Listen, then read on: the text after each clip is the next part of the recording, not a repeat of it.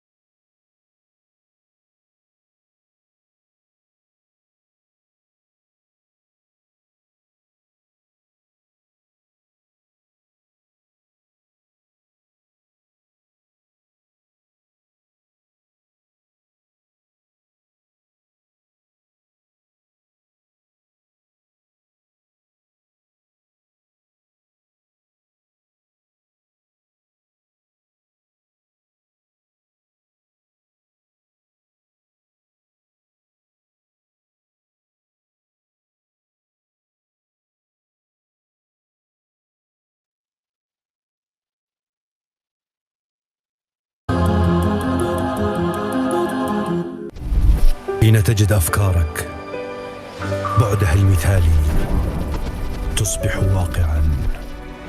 حين ترافق خطواتك أرض صلبة تحقق حلمك. حين تدعم شجاعتك فرصة تأخذك أبعد مما تتخيل. معاً نتقدم ونجعل للغد معنى. البنك الأهلي السعودي، معاً نصنع الغد.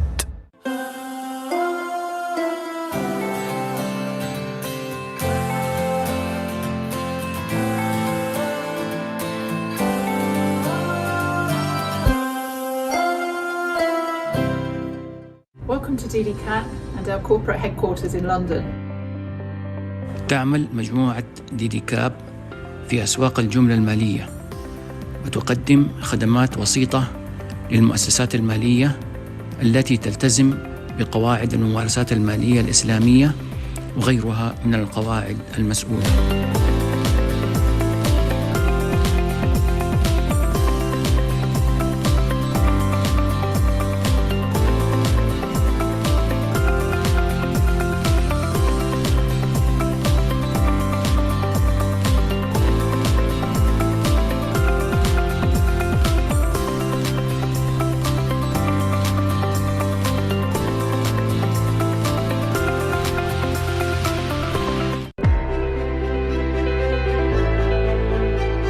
Path Solutions is helping banks transform multiple siloed banking channels into a rich, simplified, personalized, timely, consistent, seamless, and frictionless customer journey. We empower you to provide a seamless omni-channel experience for your customers across all channels, applications, and devices, to emerge into your customers' life journeys and achieve better customer interactions and stronger customer engagement.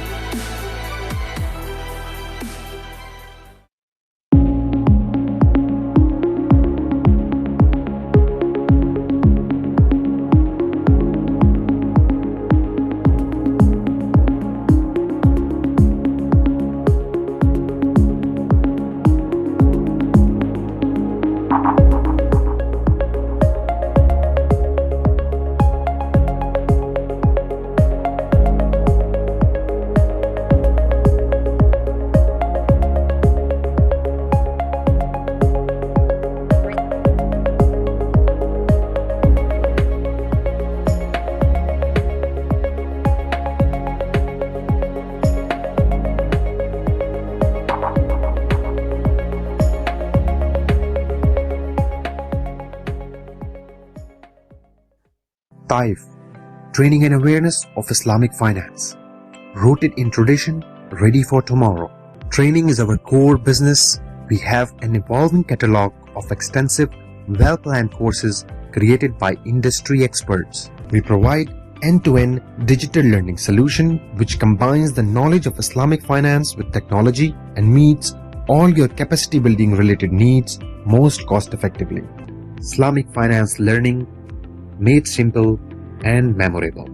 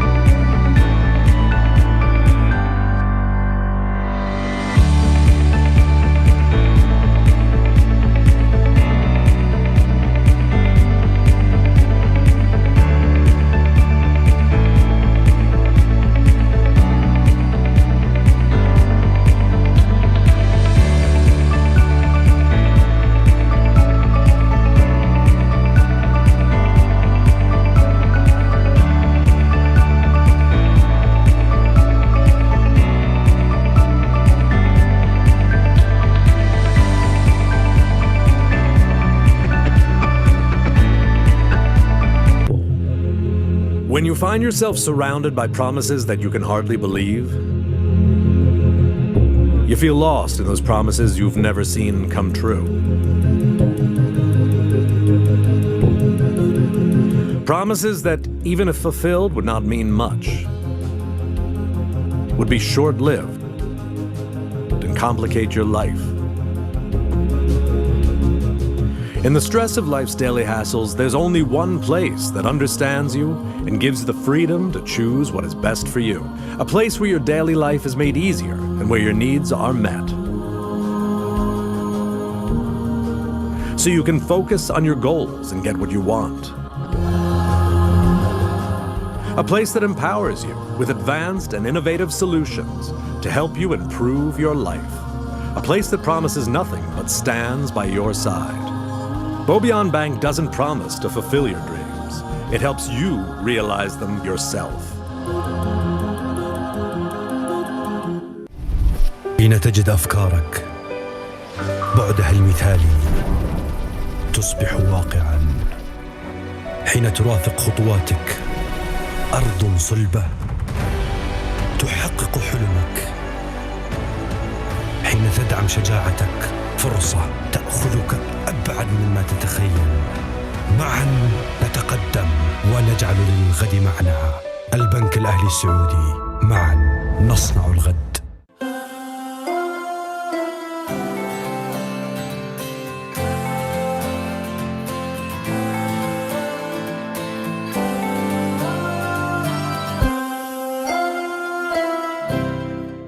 Welcome to DDCAT and our corporate headquarters in London.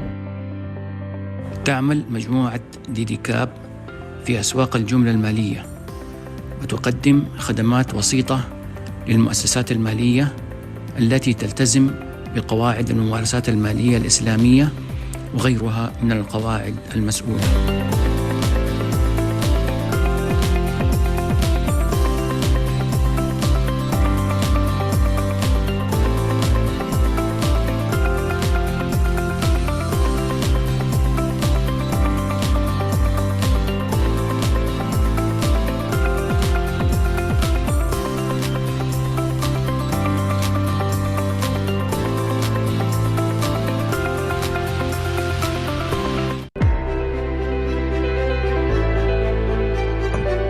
Solutions is helping banks transform multiple siloed banking channels into a rich, simplified, personalized, timely, consistent, seamless, and frictionless customer journey.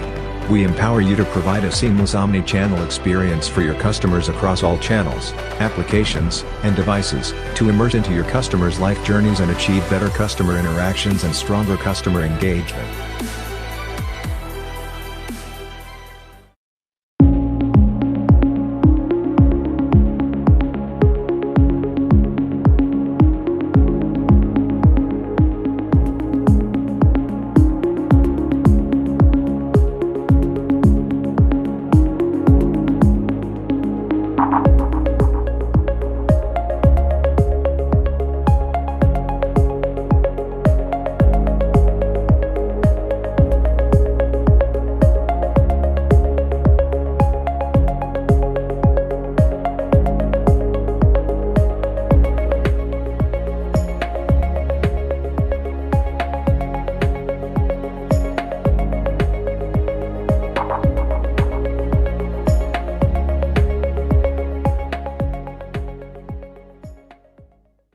TAIF, Training and Awareness of Islamic Finance. Rooted in tradition, ready for tomorrow. Training is our core business. We have an evolving catalog of extensive, well-planned courses created by industry experts. We provide end-to-end digital learning solution which combines the knowledge of Islamic finance with technology and meets all your capacity building related needs most cost effectively. Islamic finance learning made simple and memorable.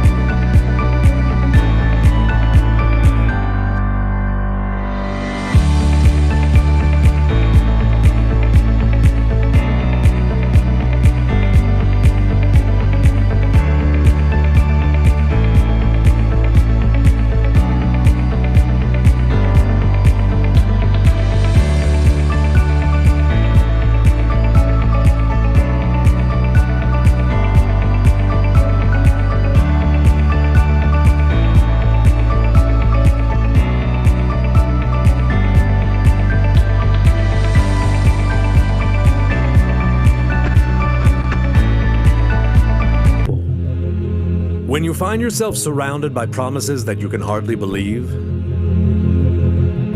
you feel lost in those promises you've never seen come true. Promises that, even if fulfilled, would not mean much, would be short-lived and complicate your life. In the stress of life's daily hassles, there's only one place that understands you and gives you the freedom to choose what is best for you. A place where your daily life is made easier and where your needs are met. So you can focus on your goals and get what you want. A place that empowers you with advanced and innovative solutions to help you improve your life. A place that promises nothing but stands by your side. Bobian Bank doesn't promise to fulfill your dreams. It helps you realize them yourself. حين تجد أفكارك بعدها المثالي تصبح واقعا. حين ترافق خطواتك أرض صلبة تحقق حلمك. حين تدعم شجاعتك فرصة تأخذك أبعد مما تتخيل. معا نتقدم ونجعل للغد معنى. البنك الأهلي السعودي، معا نصنع الغد.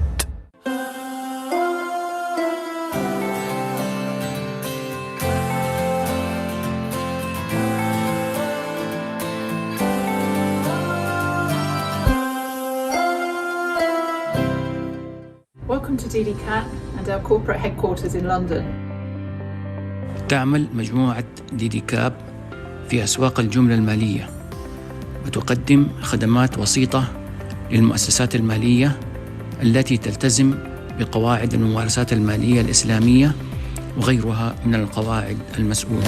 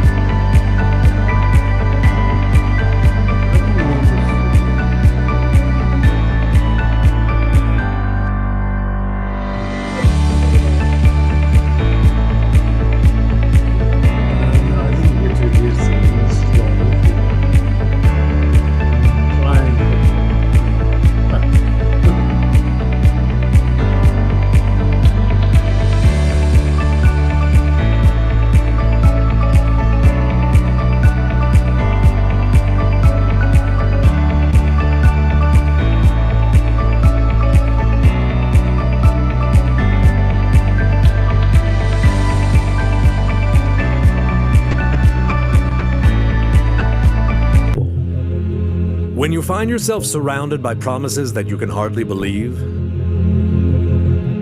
you feel lost in those promises you've never seen come true. Promises that, even if fulfilled, would not mean much, would be short-lived and complicate your life. In the stress of life's daily hassles, there's only one place that understands you and gives you the freedom to choose what is best for you. A place where your daily life is made easier and where your needs are met. So you can focus on your goals and get what you want. A place that empowers you with advanced and innovative solutions to help you improve your life.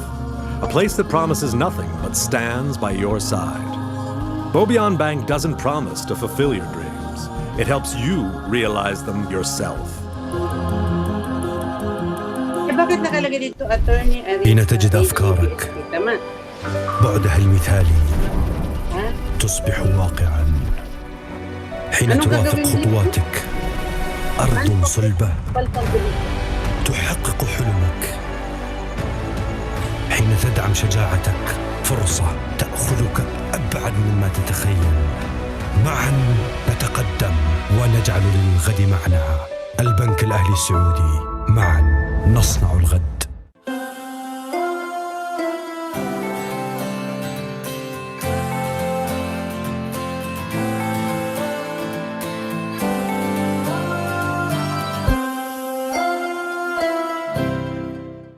Welcome to DDCAT and our corporate headquarters in London.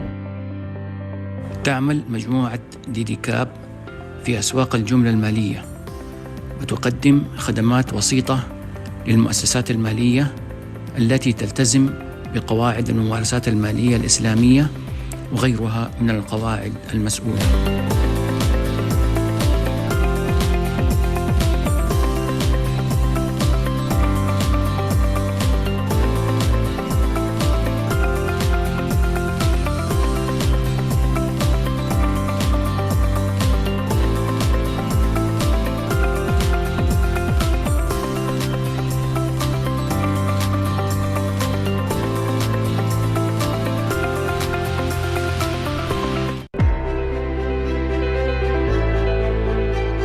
Path Solutions is helping banks transform multiple siloed banking channels into a rich, simplified, personalized, timely, consistent, seamless, and frictionless customer journey. We empower you to provide a seamless omni-channel experience for your customers across all channels, applications, and devices, to immerse into your customers' life journeys and achieve better customer interactions and stronger customer engagement.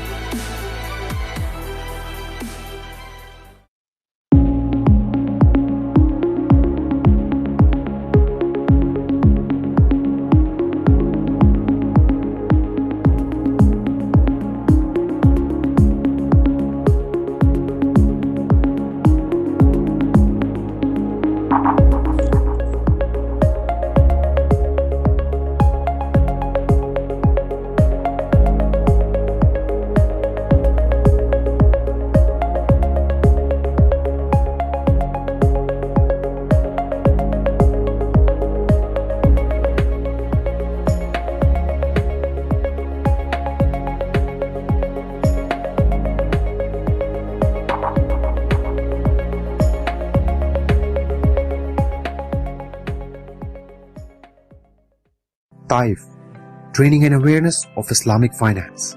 Rooted in tradition, ready for tomorrow.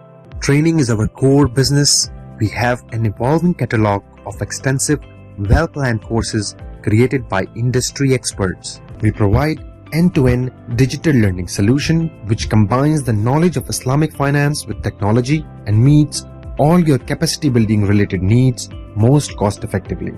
Islamic finance learning made simple and memorable.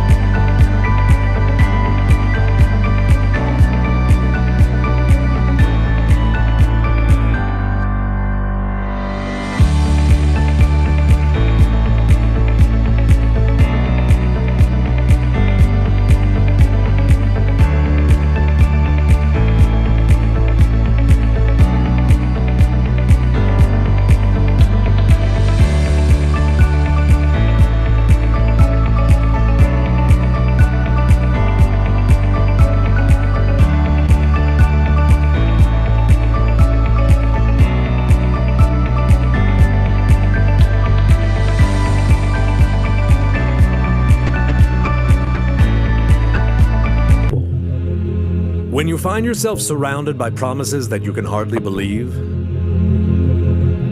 you feel lost in those promises you've never seen come true. Promises that, even if fulfilled, would not mean much, would be short-lived and complicate your life. In the stress of life's daily hassles, there's only one place that understands you and gives you the freedom to choose what is best for you. A place where your daily life is made easier and where your needs are met. So you can focus on your goals and get what you want. A place that empowers you with advanced and innovative solutions to help you improve your life. A place that promises nothing but stands by your side. Bobian Bank doesn't promise to fulfill your dreams. It helps you realize them yourself. حين تجد أفكارك بعدها المثالي تصبح واقعا. حين ترافق خطواتك أرض صلبة تحقق حلمك. حين تدعم شجاعتك فرصة تأخذك أبعد مما تتخيل.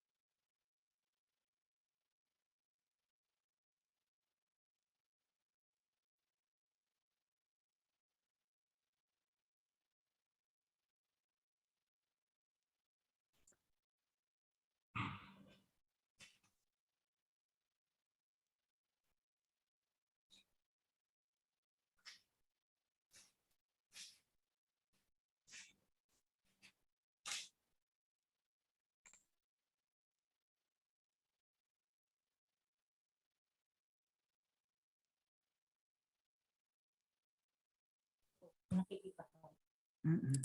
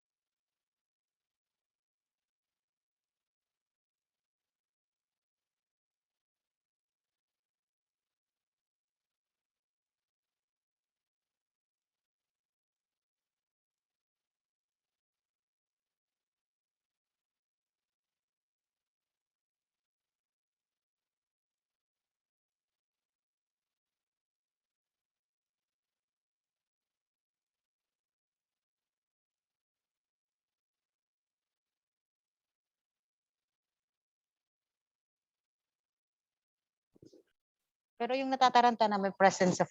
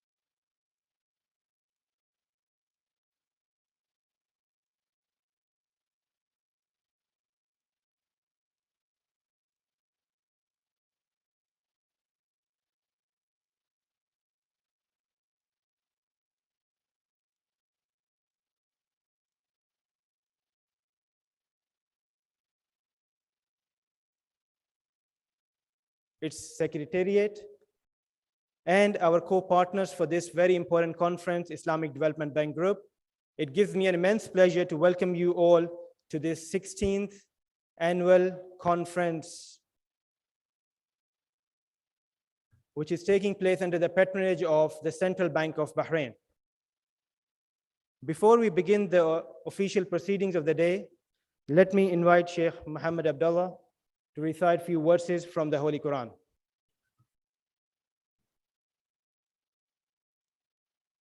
أعوذ بالله من الشيطان الرجيم.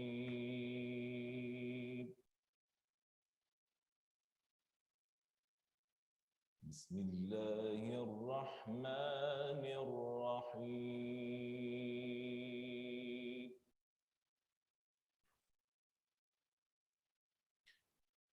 لله ما في السماوات وما في الأرض وإن تبدوا ما في أنفسكم أو تخفوه يحاسبكم به الله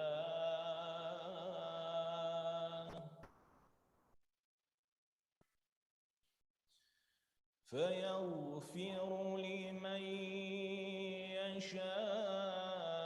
يشاء ويعذب من يشاء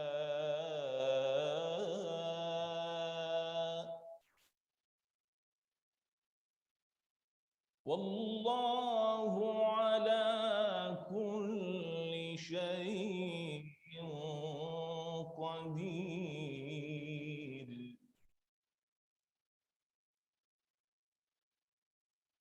آمن الرسول بما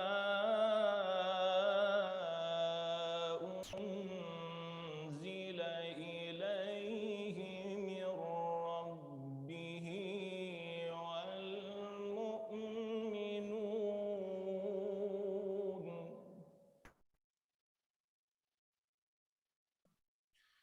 كل آمن بالله وملائكته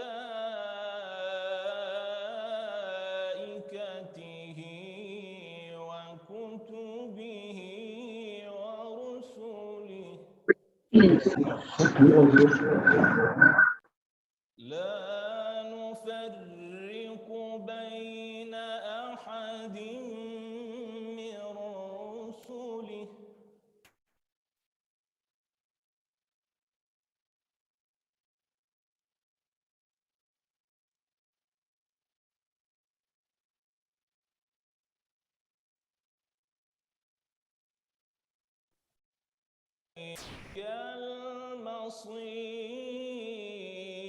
المصير.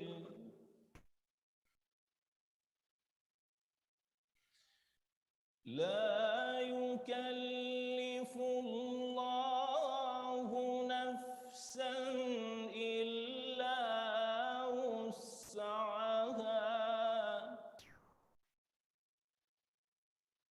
لها ما كسبت وعليها ما اكتسبت ربنا لا تؤاخذنا إن نسينا أو أخطأنا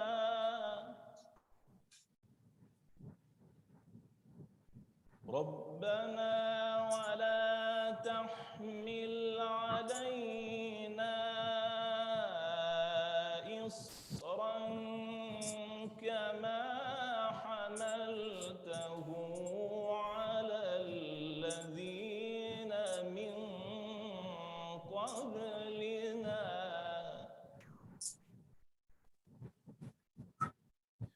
ربنا ولا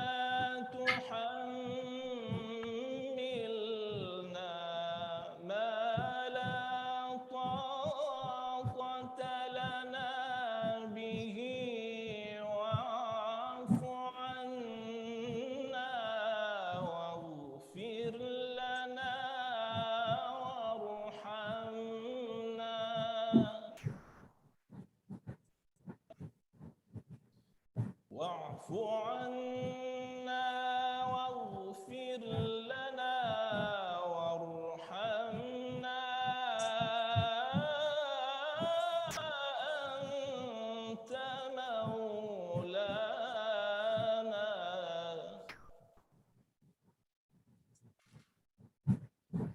واعف عنا واغفر لنا وارحمنا أنت مولانا أنت مولانا فانصرنا على القوم الكافرين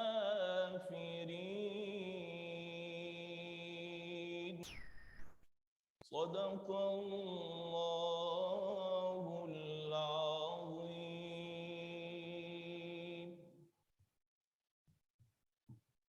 Jazakumullah khair, Sheikh. Excellencies, distinguished guests, ladies and gentlemen, the theme of this conference is solidifying the foundations of Islamic finance for the post-COVID world through the development of robust standards and regulatory frameworks. To deliberate on various topics and issues, we have more than 45 speakers joining us from different parts of the world, both physically here as well as virtually. And we have about 7 panels over the course of the next 2 days. We would like to appreciate and thank all those who have traveled far and wide to be with us here beside the travel restrictions, and all those who are joining us virtually and sharing their knowledge and experience with us through this platform. We're also thankful to all the sponsors, in particular the Central Bank of Bahrain, the Islamic Development Bank, for their unwavering support to the conference and a number of other projects of AAOIFI.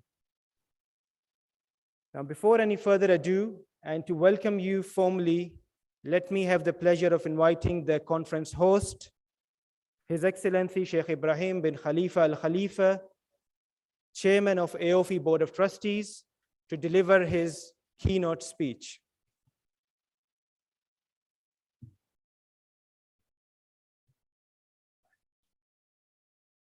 بسم الله الرحمن الرحيم الحمد لله والصلاة والسلام على رسول الله وعلى آله وصحبه وموالاه. سعادة الأستاذ رشيد محمد المعراج محافظ البنك المركزي، سعادة البروفيسور أحمد الملحم رئيس مجلس الإدارة والرئيس الإداري لهيئة أسواق المال في دولة الكويت، سعادة الدكتور سامي سويلم القائم بأعمال المدير العام في معهد البنك الإسلامي للتنمية، سعادة الأستاذ سيمون جراي المستشار الإقليمي لمنطقة أفريقيا والشرق الأوسط في صندوق النقد الدولي، ضيوف والحضرات الكرام السيدات والسادة، السلام عليكم ورحمة الله وبركاته. إنه لشرف عظيم لي أن أستهل كلمتي هذه بأن أنقل لكم أطيب تمنيات سيدي صاحب الجلالة الملك حمد بن عيسى آل خليفة ملك مملكة البحرين المفدى، وصاحب السمو الملكي الأمير سلمان بن حمد آل خليفة ولي العهد الأمين ونائب القائد الأعلى لقوة دفاع البحرين ورئيس مجلس الوزراء. كما يسعدني باسمي وبالنيابة عن مجلس أمناء أيوفي أن أرحب بكم جميعا في النسخة 16 من مؤتمر العمل المالي والمصرفي والإسلامي لأيوفي والبنك الإسلامي للتنمية. وحيث أنكم أغلبكم تتكلمون اللغة الإنجليزية، ولكن هناك من لا يتكلم اللغة العربية، ونظرا لطبيعة الموضوع فأرجو أن تأذنوا لي في أن نتكلم أكمل الكلمة باللغة الإنجليزية. Excellencies, distinguished guests, ladies and gentlemen, what makes this conference more special is that it's being held physically after a gap of 2 years. I cannot express how delighted I am to see all of you in person and wish to thank everyone for their contribution in making this conference possible.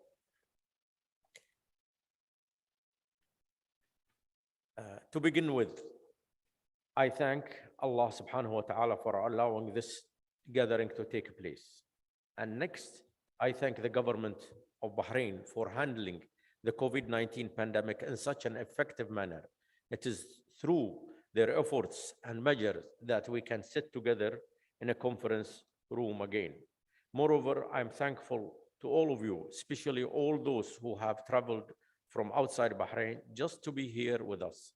Last, but I'm also grateful to the Islamic Development Bank, the Central Bank of Bahrain, and to all other persons for their continued patronage and support. Excellencies, there are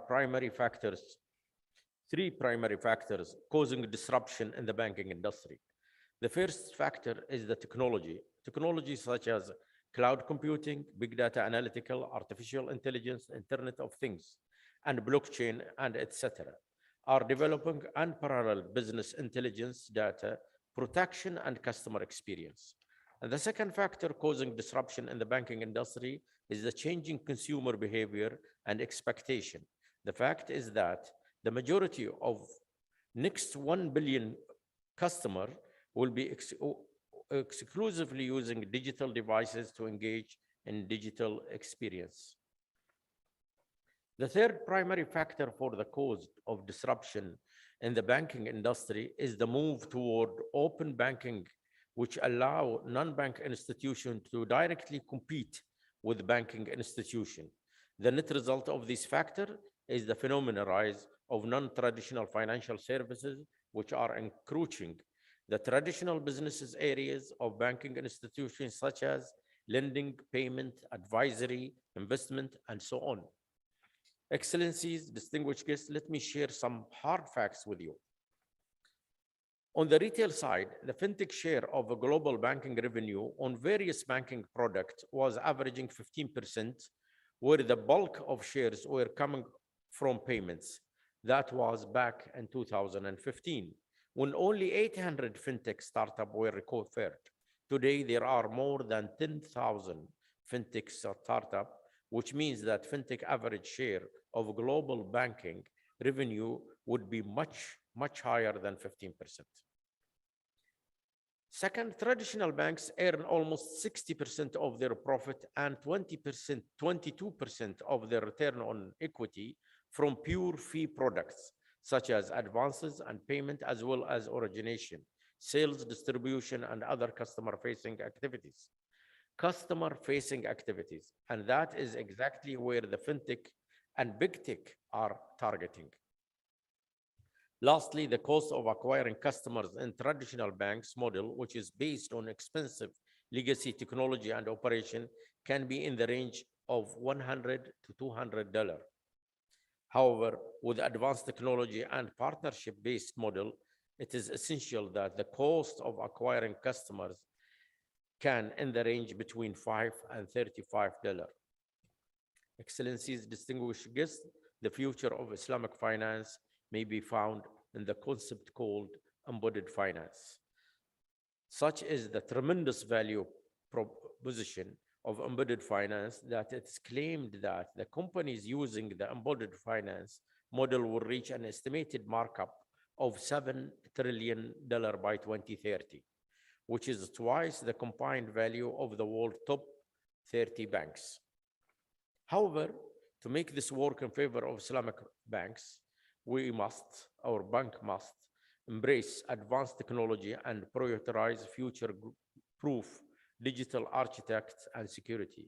And the second, to create and manage strategic and tactical partnership with different business sectors such as e-commerce, travel, retail, health, and telecom, and design creative remunerative models. Your Excellency, distinguished guests, this is a critical transformation required for traditional Islamic financial institution to remain relevant. Let me emphasize that the time to act is right now.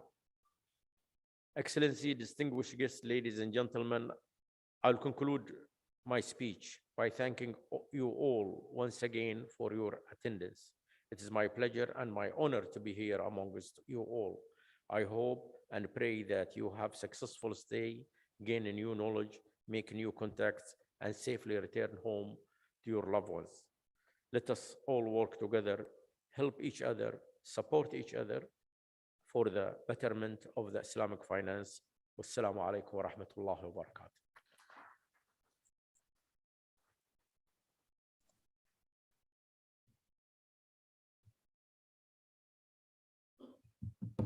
Thank you very much, Your Excellency, for formally welcoming everyone. Moving on, Excellencies, ladies and gentlemen, I must take this opportunity to appreciate the fact that the Central Bank of Bahrain is one of the strongest supporters of the cause of standardization of best practices in Islamic financial services. And it has always extended its utmost support to AAOIFI and its initiatives. I'm in particular pleased to invite His Excellency Governor Rashid Mohammed Al-Maraj, Governor Central Bank of Bahrain, to deliver his keynote address as a patron of this important conference. Your Excellency.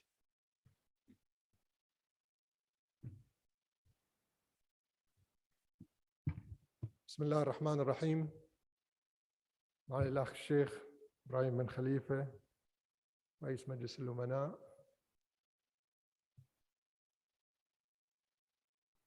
معالي الأخ الدكتور محمد عصام هزيمة محافظ مصرف سوريا المركزي، الأخوات والأخوة، بداية أحب أن أرحب فيكم جميعاً في بلدكم الثاني البحرين. أود أن أشكر جميع القائمين على تنظيم هذا المؤتمر، والذي يأتي بعد مرور 2 من الانقطاع.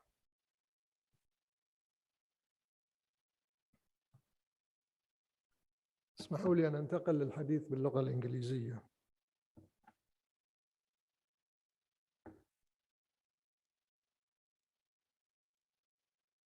The theme of this conference this year is solidifying the foundation of Islamic finance for the post-COVID world. There are some very important panel discussions scheduled during the conference. The first session is on Sharia governance, arguably the most critical area for ensuring the long-term growth of the Islamic finance industry. It is heartening to see that the two prominent standard-setting bodies, AAOIFI and IFSB, are collaborating on this important topic to come up with a comprehensive joint standard. I'm very hopeful that this standard will improve the quality of Sharia governance around the world.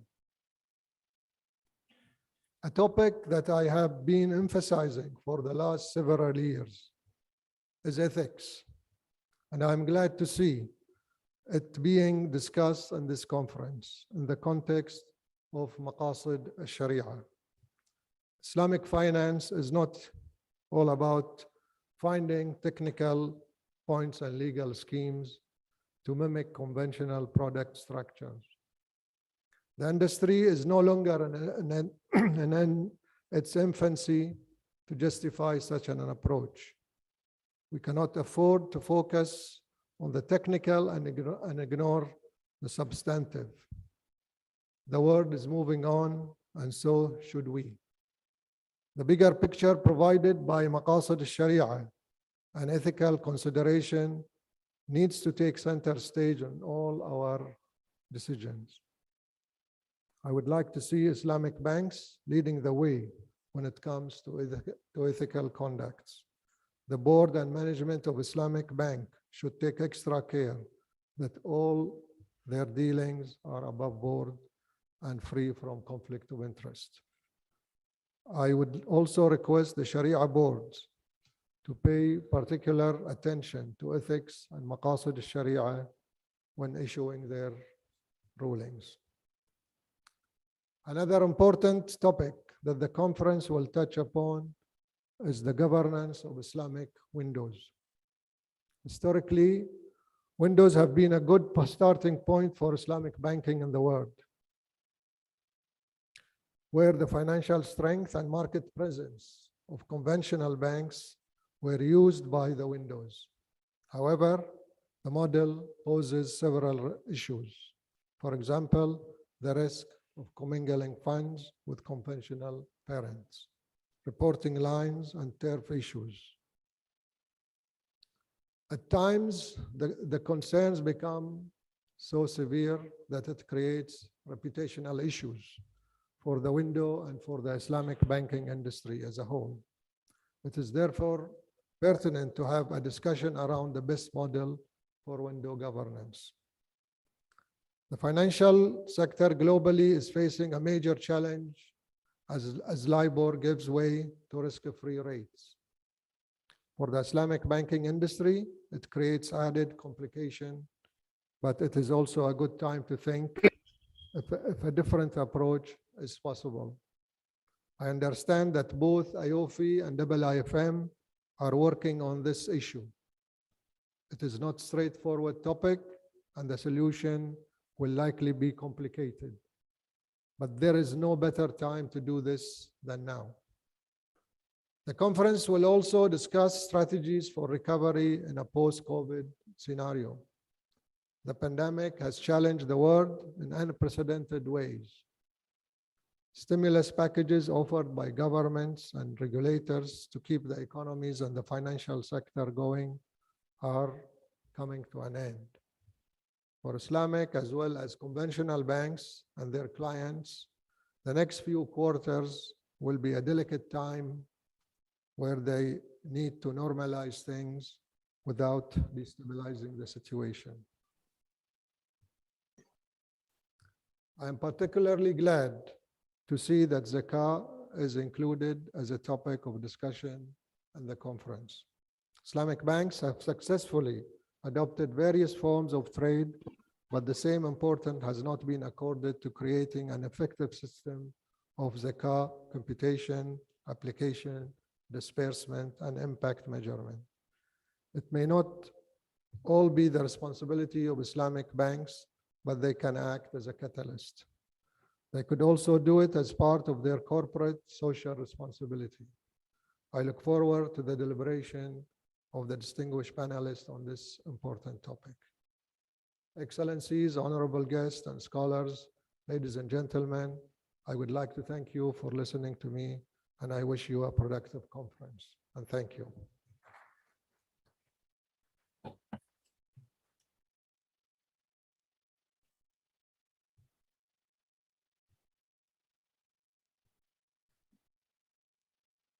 Thank you very much, Your Excellency, Governor Rashid Mohammed Al-Maraj, the Governor, Central Bank of Bahrain. Moving on, ladies and gentlemen, Islamic Development Bank is a long-standing supporter of AAOIFI and its initiatives.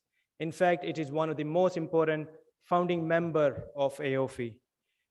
In addition to that, in 2020, IDB, together with AAOIFI, decided to co-brand this important conference to be called as AAOIFI IDB Conference going forward. We are pleased to have with us Dr. Sami Swalem, Acting Director General of Islamic Development Bank Institute, Islamic Development Bank, and I have the pleasure of inviting him to deliver his keynote remarks as a very important partner of this conference. Your Excellency.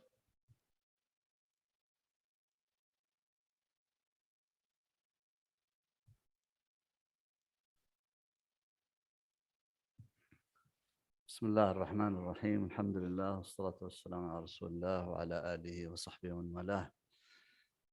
Your Excellency Sheikh Ibrahim bin Khalifa Al Khalifa, Chairman of the AAOIFI Board of Trustees, Your Excellency Mr.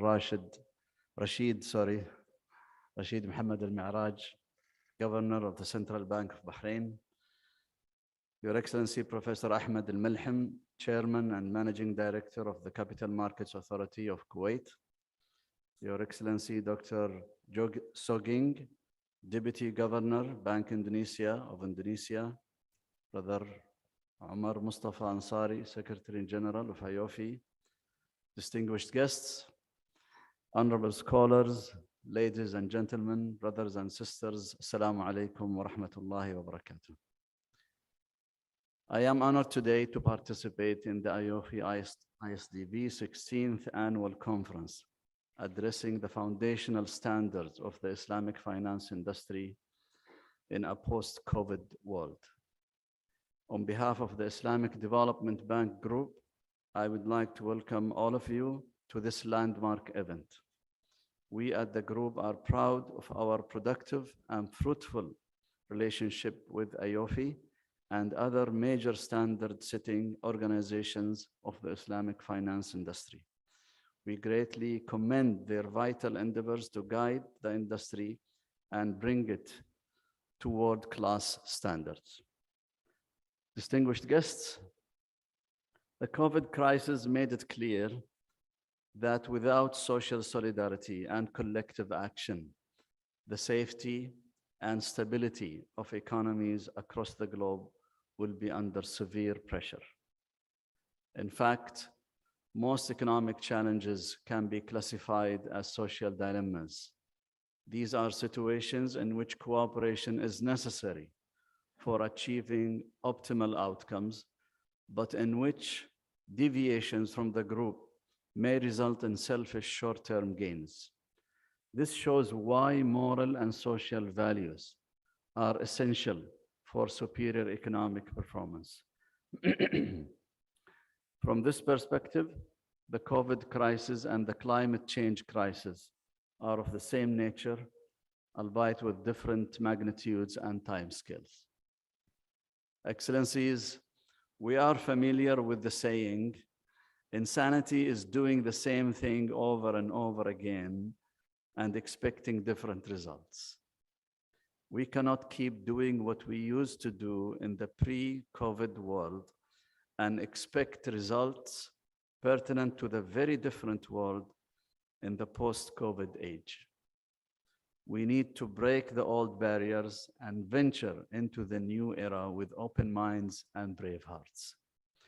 Since we are meeting today to discuss foundational standards, we need to ask, what are the standards that we need to institutionalize social values so that we can contain and minimize the chances for a similar crisis in the future? La samahallah.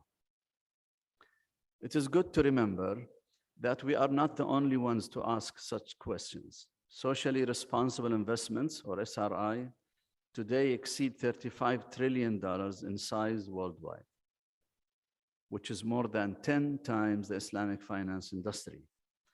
The SRI industry developed several measures to quantify and standardize social responsibility and sustainable investing, including the well-known environment, social responsibility, and governance ESG rating. ESG rating is increasingly becoming a mainstream tool for scoring corporations worldwide.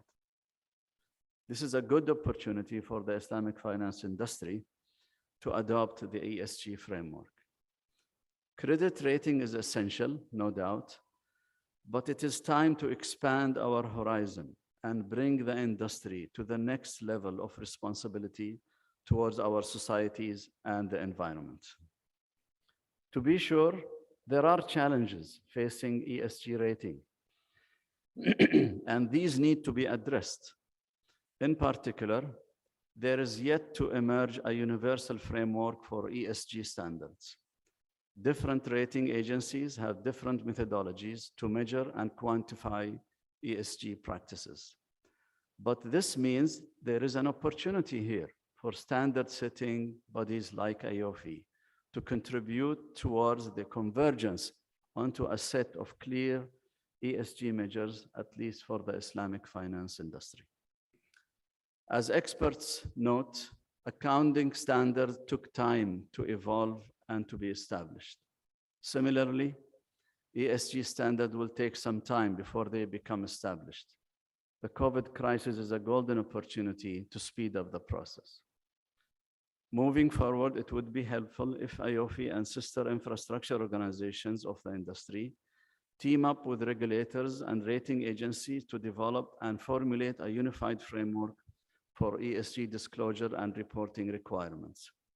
With this framework in place, Islamic finance institutions can gradually adopt ESG standards and show the world that they are committed toward the prosperity and welfare of their communities. Ladies and gentlemen, with this, I conclude my remarks today. Thank you for listening. Wassalamu alaikum wa rahmatullahi wa barakatuh.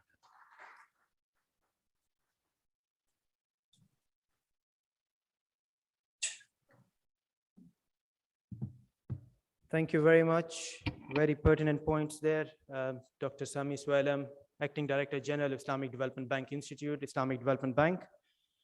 Moving on swiftly, ladies and gentlemen, the next keynote speech will be delivered by the Chairman and Managing Director of Central Capital Market Authority, Kuwait, His Excellency, Professor Ahmed Al-Malham, who is joining us virtually, and he will deliver his keynote remarks. He will be delivering his keynote remarks in Arabic. So for people in the room, please use the translation kit which is available in the room. And for people using Zoom, please use the interpretation tab that is available at the bottom of your screen. Your Excellency, Professor Ahmed. بسم الله الرحمن الرحيم. السلام عليكم ورحمة الله. Dear brothers and sisters, I would like to express my deep thanks and appreciation for AAOIFI and IsDB for holding this conference, and in such a crucial time. Also, I would like to extend my deep thanks for both association for inviting me to deliver a speech in the opening of the conference. I would like to also apologize for not being between you in person, and this is due to we have a meeting after half an hour of the CMA board meeting, and unfortunately, if I am absent, that will be no quorum for hold the meeting. So I am seeking your, permission to begin my speech in Arabic. It's originally actually, and unfortunately, it's written in Arabic, so we don't have time for translation. So in law, actually, we consider silence in some circumstances that it is acceptance. So thank you very much. بسم الله الرحمن الرحيم.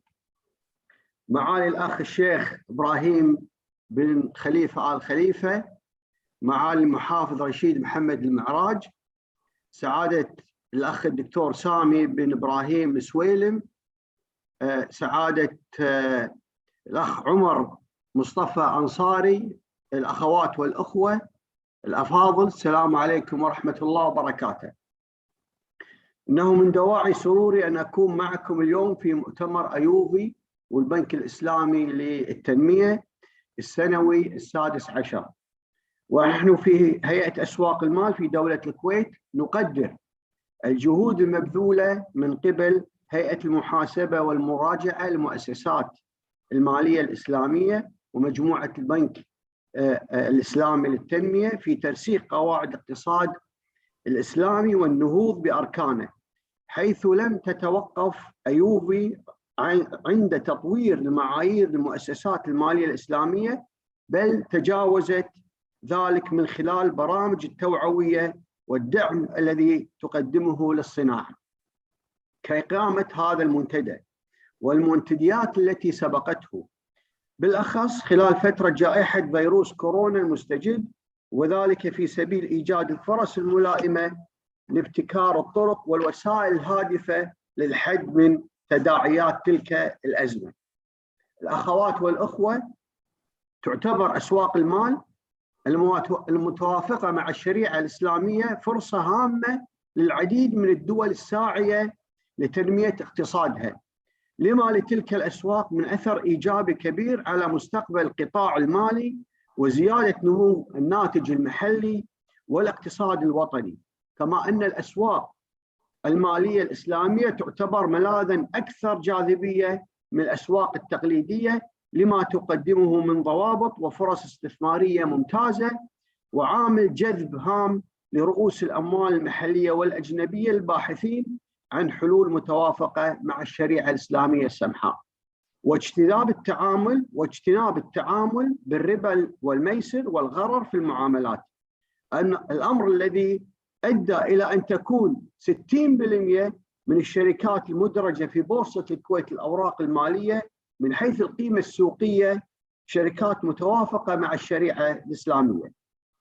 ولا يسعنا في هذا المقام إلا أن نذكر تجربة اكتتاب بورصة الكويت للأوراق المالية وشركة شمال الزور الأولى للطاقة والمياه، حيث عزف أغلبية الكويتيين على الاكتتاب في هاتين الشركتين لصدور فتاوى بعدم توافق تلك الشركتين مع الشريعة الإسلامية وقت الاكتتاب. الأمر الذي يؤكد على أن تبني إنشاء أسواق مالية إسلامية متكاملة واستحداث أدوات مالية متوافقة مع الشريعة الإسلامية مطلب لا يمكن تجاهله، وفرصة هامة للعديد من المستثمرين سواء من الأفراد أو المؤسسات. وقد سعت العديد من الدول في المنطقة وحتى من الدول الغربية إلى تطوير أسواق مالية إسلامية أو إضافة أدوات مالية إسلامية كخيار بديل عن التقليدي منها، كما بدأت تلك الدول بإطلاق استراتيجيات لتطوير أسواق المال الإسلامي كجزء من الاقتصاد الإسلامي.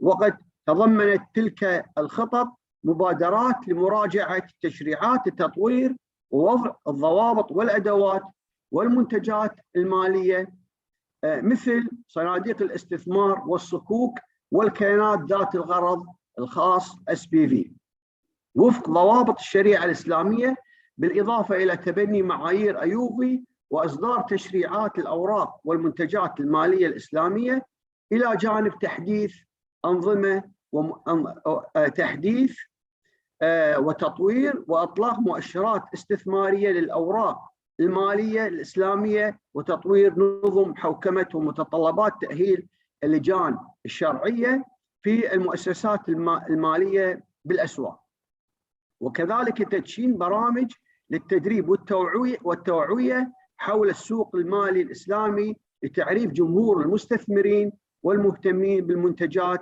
والخدمات المتوافقة مع الشريعة الإسلامية. الأخوات والأخوة، على ضوء ما تقدم فقد ضمنت هيئة أسواق المال في استراتيجيتها الحالية وبهدف تنويع الأدوات الاستثمارية في الأسواق المال مبادرة خاصة لتطوير الصناعة المالية الإسلامية قامت من خلالها الوحدات التنظيمية المختصة لدى الهيئة بعدد من الأعمال سعي لتنفيذ استراتيجية الهيئة، شمل ذلك التواصل والاطلاع على نماذج وتجارب الجهات الرقابية الأخرى ذات داخل وخارج دولة الكويت، وقيام المجلس الاستشاري للرقابة الشرعية بعدة دراسات ومقترحات لتطوير أسواق المال المتوافقة مع الشريعة الإسلامية. كما طالت هذه المبادرة الاستراتيجية فلسفة هيئة أسواق المال عند قيامها باستحداث أدوات استثمارية جديدة، حيث تسعى للعمل على توافقها مع أحكام الشريعة الإسلامية، فإن لم يكن ذلك ممكنا يتم استحداث أدوات بديلة، ومثال ذلك ما تعكف عليه الهيئة حاليا من خلال التعاون مع بنك الكويت المركزي ووزارة المالية ممثلة بإدارة الدين العام على تطوير سوق الصكوك في دولة الكويت، بدءا باستكمال المنظومة التشريعية لإصدار الصكوك الحكومية والخاصة، وصولا إلى رفع جاهزية الكيانات التحتية للسوق تمهيدا لإدراج تلك الصكوك وتداولها وفق أفضل ممارسات وأحدث التقنيات في ذلك المجال. الأخوات والأخوة، وضع المشرع للهيئة أهدافا واضحة في القانون رقم 7 لسنة 2010 بشأن إنشاء هيئة أسواق المال وتنظيم نشاط الأوراق المالية، حيث جعل الهدف الأول والذي يسبق هدف تنمية أسواق المال هدف تنظيم نشاط الأوراق المالية بما يتسم بالعدالة والتنافسية والشفافية، وعليه أدركت الهيئة منذ السنوات الأولى من تأسيسها أهمية وضع قواعد خاصة للمؤسسات المالية التي تعمل وفق أحكام الشريعة الإسلامية، حيث كان لها السبق في تنظيم عمل مكاتب التدقيق الشرعي الخارجي وإعادة هيكلة الحوكمة الشرعية لتلك المؤسسات من خلال إصدار عدة تعليمات كان آخرها في شهر سبتمبر الماضي، والتي أحدثت نقلة نوعية في تنظيم الحوكمة الشرعية على الأشخاص المرخص لهم بمزاولة أنشطة الأوراق المالية وفق أحكام الشريعة الإسلامية، وبالأخص فيما يتعلق بتوحيد المرجعية المتبعة للمعايير الشرعية، وذلك من خلال الاعتماد الضمني لمرجعية المعايير الشرعية للآيوفي ما لم تتفق هيئة الرقابة الشرعية على خلاف ذلك. الأمر الذي يتطلب العمل على بناء القدرات وتأهيل الكوادر بالتعاون مع أيوفي والمنظمات المتخصصة لتحقيق النتائج المرجوة نحو تطوير سوق مالي إسلامي والمساهمة بشكل فاعل بتطوير الاقتصاد الوطني. الأخوات والأخوة، إن هذه الأزمة الصحية التي يمر بها العالم من تفشي فيروس كورونا المستجد قد طالت كافة مجالات الحياة وتسببت بأضرار بالغة في كافة القطاعات، ونحن نرى بأنه في هكذا أزمات تولد الفرص. فواقع الصناعة المالية قبل جائحة الكورونا تمثل في جمود بعض التشريعات وقصور جوانب التحول الرقمي ومجال التقنيات المالية فينتك، وحيث نرى في هذه الأزمة كما للأزمة العالمية الاقتصادية العام 2008 تحولات غير مسبوقة في القطاع المالي، بالأخص في ارتفاع مستوى الالتزامات الرقابية من جانب، وظهور نظم تعزز اللامركزية في الخدمات المالية من جانب آخر. فإن لهذه الأزمة كذلك مزاياها الخاصة بشكل أخص في تسليطها للضوء على ضعف منظومة دعم المشاريع الصغيرة والمتوسطة، الأمر الذي يمثل فرصة سانحة للصناعة المالية الإسلامية لتقديم الحلول البديلة سواء بمنصات التمويل الجماعي التشاركية أو ما يقدمه فقه المعاملات من ثروة فكرية في عقوده المبتكرة.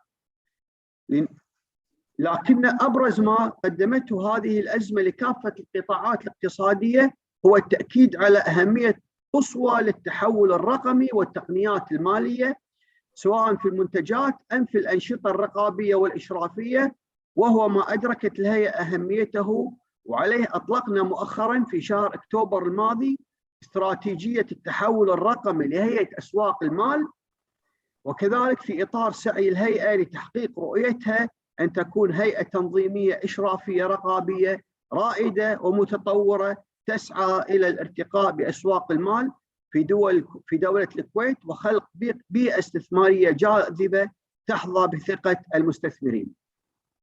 الأخوة والأخوات، ختاما أدعوكم من هذه المنصة إلى تعزيز تبادل الخبرات وتنسيق أطر التعاون من أجل العمل على ترسيخ أسس المالية الإسلامية لما بعد جائحة كورونا المستجد من خلال تطوير معايير وأطر تنظيمية متينة والإسراع في استكمال التحول الرقمي في كل ما يتعلق بالخدمات المالية الإسلامية ولزيادة تنافسيتها عبر توسيع وصولها واستكشاف آفاق جديدة والاستفادة من الفرص غير المستقلة، داعيا المولى عز وجل التوفيق والسداد للمؤتمر وجميع المشاركين فيه، والسلام عليكم ورحمة الله وبركاته.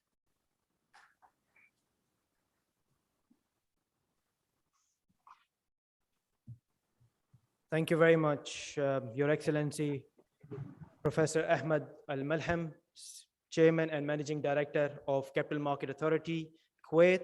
We do hope, inshallah, at the future events we can have you among us, inshallah. Excellencies, distinguished guests, we have a next keynote speech, which will be delivered by the Deputy Governor of Bank Indonesia, the Central Bank of Indonesia.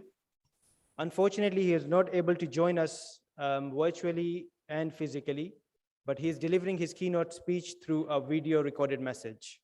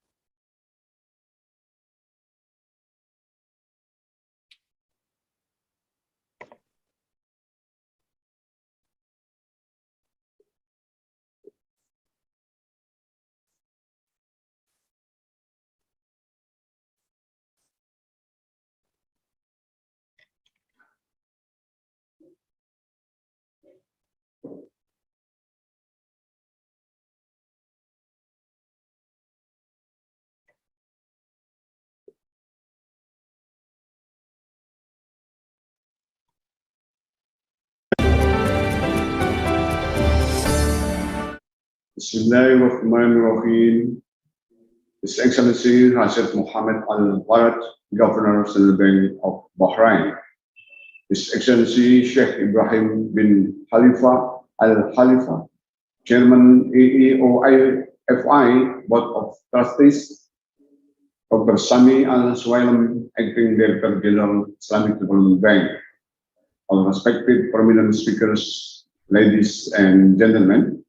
Assalamualaikum warahmatullahi wabarakatuh. Very good morning to all of you.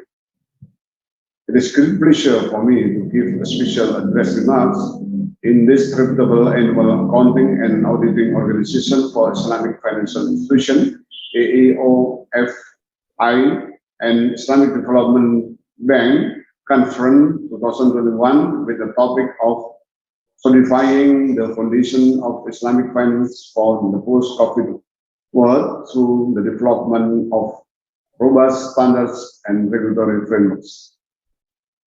I am pleased to see that the development of Islamic financial industry has been progressing very well in many frontiers, including asset choice, products and services, despite the challenging time of COVID-19 pandemic. I wish this conference would perform as a strategic platform for the relevant stakeholders to discuss and deliberate the latest emerging issues of Islamic finance in order to further improve the development of Islamic financial industry that has already performed very well. Ladies and gentlemen, in the midst of global economic recovery amid COVID-19 pandemic, the performance of Islamic financial market is delightful. Islamic capital and money markets, driven by Sukuk, grew rapidly in number of jurisdictions. According to recent International Islamic Financial Market (IIFM) Sukuk report, the global Sukuk issuance reached $174 billion in 2020. This figure increased by around 20% compared to the previous year. In line with that, Islamic Financial Services Board Stability Report 2021 revealed that the global Islamic financial industry asset also went up to $2.4 trillion by end 2020, increasing around 10.7% annually. Given promising outlook growth of the Islamic financial industry, we believe that the rapid wave of digitalization is needed to further improve the growth of Islamic financial industry and to enhance the quality of Islamic financial services as well. Digitalization is an essential enabler that could transform the Islamic financial industry in terms of products, services, technology, and business model. This transformation, in turn, could boost the volume of assets into the higher growth in the years to come. In this very good opportunity, allow me to share Indonesia's experience and the immediate upcoming plan in embracing the digitalization trend that could be beneficial for the development of Islamic financial industry in the future. First, we introduced QR Code Indonesia Standard, we call CRIS, that would be able to accelerate the digital Islamic economy and finance ecosystem transformation.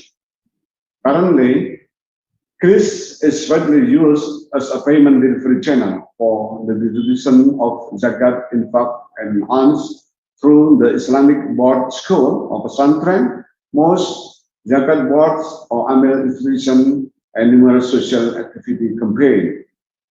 Today, CRIS payment has already been accepted in more than 120,000 donation platforms spread throughout Indonesia. Second, we experienced the successful integration of Islamic social and commercial finance through the issuance of Cash Wakaf Link Sukuk or CWLS The launch of Cash Wakaf Lemusuko back in March 2020 was a monumental achievement for Islamic social commerce finance development in Indonesia. Cash Wakaf Lemusuko is an innovative wakaf instrument that integrates three major sectors, namely Islamic social commercial finance, the fiscal sector, and the real sector. The proceeds of the first series of the sukuk were used to build health care facility in the Ahmad Wardi Eye Hospital in Serang, Banten, Indonesia, to the benefit of local communities and beyond. Most recently, the government of Indonesia also issued Cash Wakaf Lemusuko Retail Edition in April this year that could be ordered online through several Islamic banks' mobile banking activities. Alhamdulillah, this sukuk could raise funds of more than 24 billion rupiah, or equivalent to 1.6 million US dollar. And last but not least, we would launch BI fast payment in the upcoming months. BI fast payment is a regional-driven policy to create a consolidation of payment system industry that are integrated, interoperable, and interconnected. BI fast payment would perform 24/7, real-time, secure, and efficient retail payment services. With those quality of services, BI fast payment would transform the payment infrastructure of the world banking industry, including Islamic banking, that in turn would bring positive implications for the development of Islamic finance sector. Ladies and gentlemen, based on the Indonesia's experience, we of the view that international standard setting body for Islamic finance should consider seriously the digitalization trend and incorporate it into their mandates. In this regard, I put my hope in international Islamic finance standard setting bodies such as AAOIFI and IFSB to start aiding the development of Islamic banking, Islamic capital market, and takaful standardization with nuanced digitalization.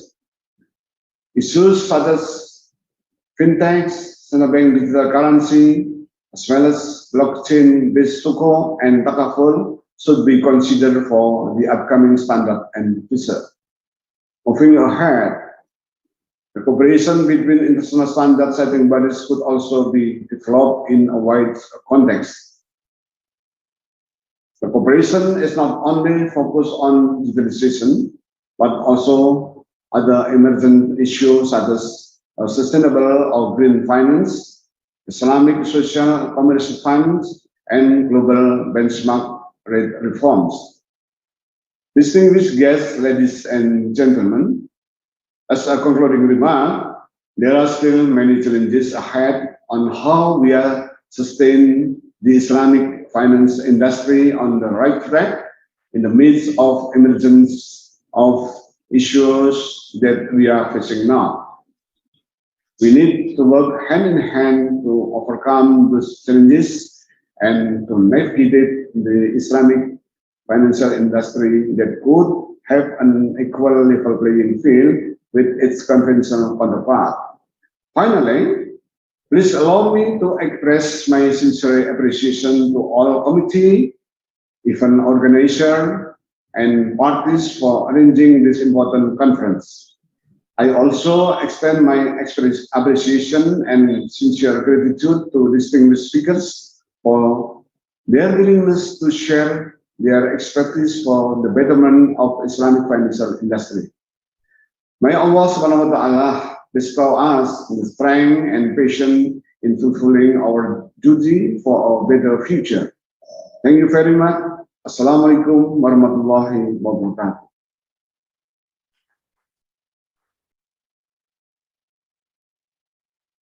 Thank you very much, Your Excellency, Dr. Sugeng. Moving on, ladies and gentlemen, the next keynote speech will be delivered by Mr. Simon Gray, Regional Advisor at International Monetary Fund, who is joining us live virtually here. Over to you, Simon. Okay, thank you and good morning. I hope you can hear me clearly. I can, yes. Excellent. So thank you for the opportunity of joining you, unfortunately from a distance, but I hope the time will come soon when we will be able to travel more freely. It's been interesting listening this morning and hearing a number of the speakers talking about the importance of good governance and the importance of ethics in finance and the importance of fairness in the way that the market develops. And that, I think, chimes very much with some of the themes that I will touch on briefly in a few points that I think are facing the Islamic financial sector as it develops, but also the global financial sector. And I think one of the key concepts is clarity of contract. And in terms of fairness in dealing with customers, not just clarity of contract, but where possible, simplicity of contract. I think we have to recognize that however expert the assembled audience may be and the financial institutions may be, most customers are not. And if contracts and products are too complicated, they won't understand them. And it's difficult for them to be delivered in an ethical and fair way. So clarity of contract, I think, is crucial as the market develops. And in that, the work of AAOIFI and the IFSB clearly in helping to develop clear international agreed standards is crucial. So let me just mention 4 points briefly that I think need to be addressed as we move forward. The first is, as we hopefully exit from the COVID period, at least the most intense part of the COVID period, and the emergency response that started in March, April last year, as there is an unwinding of regulatory flexibility and fiscal support, inevitably, financial intermediaries and their customers will have to recognize that there have been losses. Some companies which appeared profitable 2 years ago may no longer be viable. Some may not have been able to sustain their business through the protracted period of COVID pressures. There will be losses. And it's important as those losses are recognized, as financial firms start to take provisions and write off loans in some cases, that there's clarity as to who should bear the losses. And this may be particularly important for some aspects of Islamic finance, where rather than the conventional markets where you might get a deposit in the bank matched by a bank loan, you have more of an investment and a loss sharing concept. So clarity as to who will bear the losses will be important as losses are inevitably recognized across the world. Two other areas where I think clarity will become important as the products develop are the areas of digitalization and climate change products. On digitalization, certainly in the conventional markets, there is a proliferation of new providers and new products, but there's also a lot of uncertainty and lack of clarity as to what products actually are. Everyone, I guess, these days is familiar with the crypto assets that are being widely used for payments. But it's striking that probably 90% of the crypto assets used globally actually have no assets. They have no balance sheet. And even of the 10% that have assets, the so-called stable coins, in fact, they are not fully stable and they are not money. They're much more like mutual funds in which investors do actually take a real risk. But those products are sometimes marketed in a way that people think what they're receiving is a stable form of currency. So in that area, and to the extent those products are marketed in the Islamic world, I think clarity to users as to what they are actually buying into is crucial. Otherwise, when losses occur, people will be unclear who should be bearing the losses. Or for that matter, if profits arise, who should share from the profits. Similarly with climate change products, we're now seeing a growth of green and blue financing, and that's both in the conventional and the Islamic world. But here too, there is thus far lack of a clear and internationally agreed system for essentially saying, what is a green product? How green does a bond have to be to count as green? How blue does it have to be to count as blue? And what are the risks involved? Some of the risks will be very uncertain because as climate change affects the financial sector as much as all people on the globe, we don't know what climate change will bring. We don't know what losses and profits might be borne by the green and the blue bonds. So clarity in contract and clarity to investors when they take these products to know what risks they're taking and how they'll be managed and how they're communicated will be really important. And finally, I think a challenge for the Islamic financial world, and one area where it can certainly differ from the conventional banking sphere, is comes from the idea of investors participating in the use of the cash rather than simply depositors in a bank. In an increasingly uncertain world, many investments may function better if they're done on a risk-sharing basis. Rather than bonds, we have an equity format. And it may be that for many investments that are crucial for economic development, they will happen more effectively and more equitably if they are done on a risk-sharing basis. Now again, clarity of contract in those products is important, but this is an opportunity, I think, for both Islamic finance and conventional finance to move to a more equitable sharing of risks. So with those, let me stop here and wish you well with the rest of the conference. Thank you.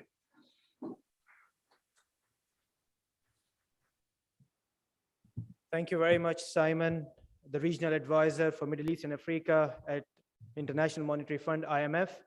In particular, I'm thankful personally because this is actually 2 a.m. in Washington, D.C., and he kindly joined us then.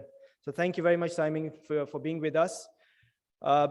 Moving on swiftly, ladies and gentlemen, just the last speech of the opening session. I have the honor of inviting the Secretary General of AAOIFI, Brother Umar Mustafa Ansari, to deliver his welcome remarks.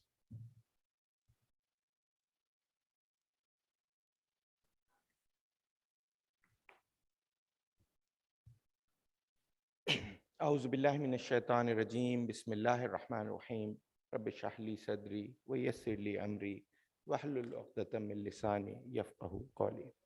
Your Excellency, Mr. Rashid Mohammed Al Miraj, Governor Central Bank of Bahrain, Your Excellency Ahmed Al Mahlam, Chairman and the Managing Director, Capital Market Authority, Kuwait, Your Excellency Dr. Sami Salam, Acting Director General, IDB Institute, Your Excellency Sheikh Ibrahim bin Khalifa Al Khalifa, Chairman, AAOIFI Board of Trustees, and distinguished guests, ladies and gentlemen, Assalamu alaikum wa rahmatullahi wa barakatuh.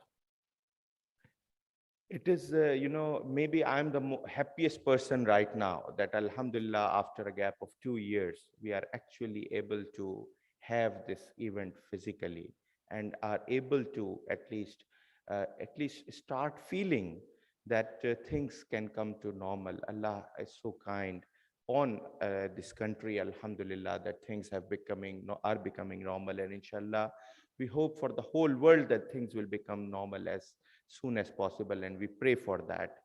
And we express our gratitude to Allah's kindness at this occasion, and we pray for further mercy on the whole mankind. With regard to this conference, there is one thing important. We are not doing a formal celebration or anything, but I think we need to do something. Alhamdulillah, AAOIFI is completing or has completed 30 years of its existence. And this is something, and I can see some faces here, some people here.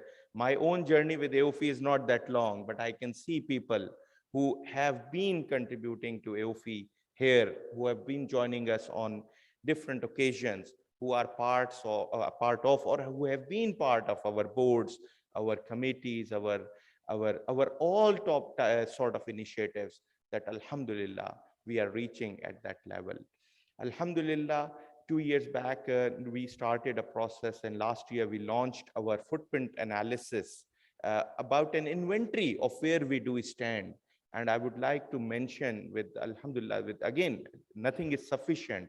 Wherever we have reached is maybe not even midway, but at least Alhamdulillah, the level of adoption of AAOIFI standards, the level of collaboration of AAOIFI with the industry across the globe, the level of collaboration with the regulators around the globe, the level of confidence, Alhamdulillah, that regulators are posing on AAOIFI, Alhamdulillah, is great. I would particularly like to thank the Governor, Central Bank of Bahrain, because Bahrain is the first country in the world that actually made our Sharia standards part of law, not only regulations.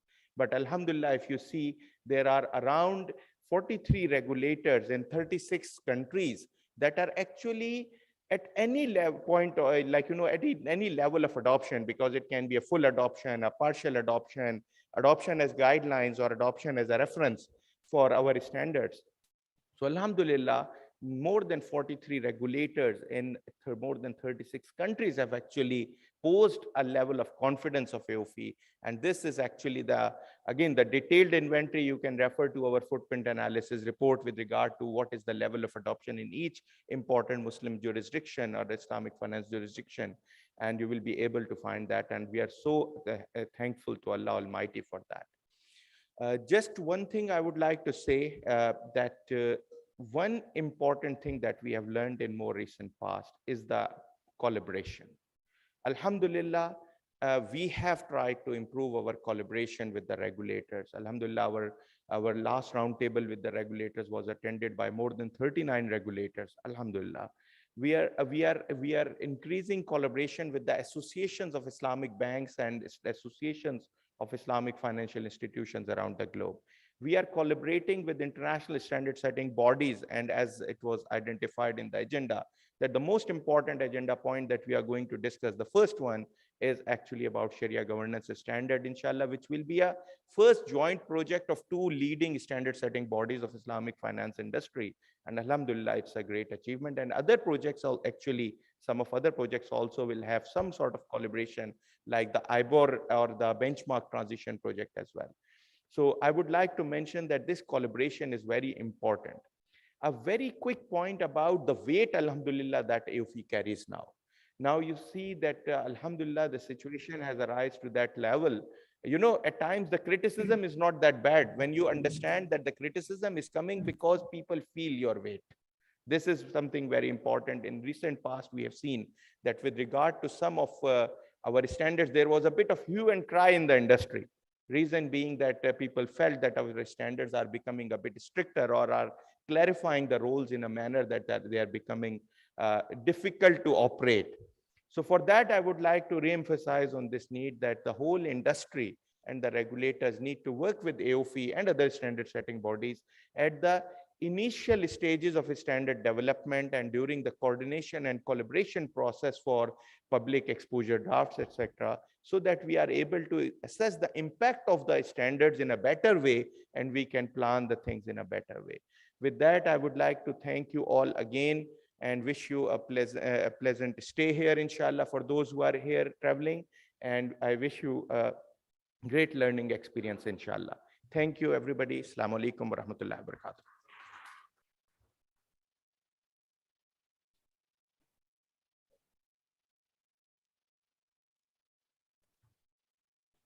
Thank you, Secretary General, Mr. Umar Mustafa Ansari, for sharing your insights on the work that AAOIFI has been doing and the impact it has been making for the global Islamic banking and finance industry.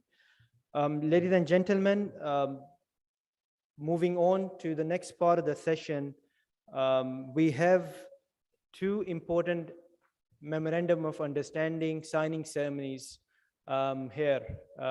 Unfortunately, the signing bodies between AAOIFI and the two authorities, two regulatory authorities in particular, unfortunately, both have not been able to join us here physically, but they are joining us virtually live now. The MOU signing ceremony is to collaborate in various areas of standards development, capacity building, and advocacy and awareness programs, as well as on the standards implementation exercise.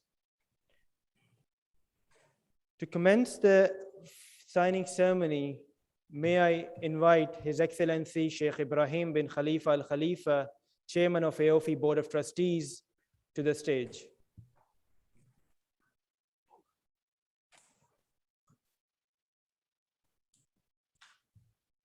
The first signing ceremony is between AAOIFI and Qatar Financial Center Regulatory Authority. I'm going to put on the camera. I've got control of the screen.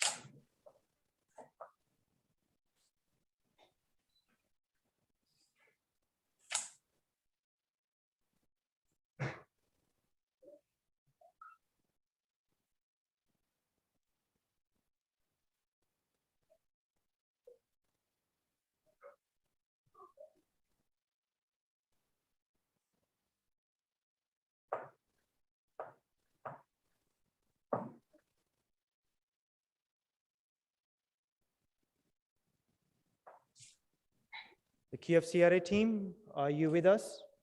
Yes, we are here.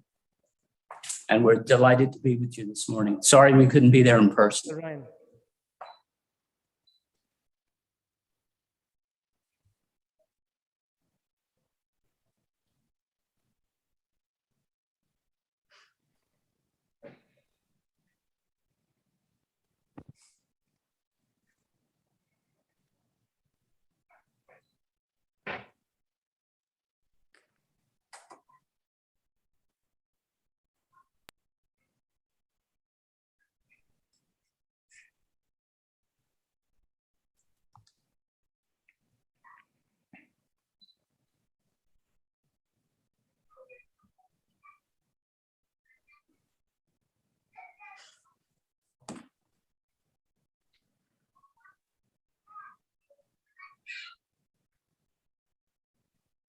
Excellent. Sorry if the technology plays around with us a little bit.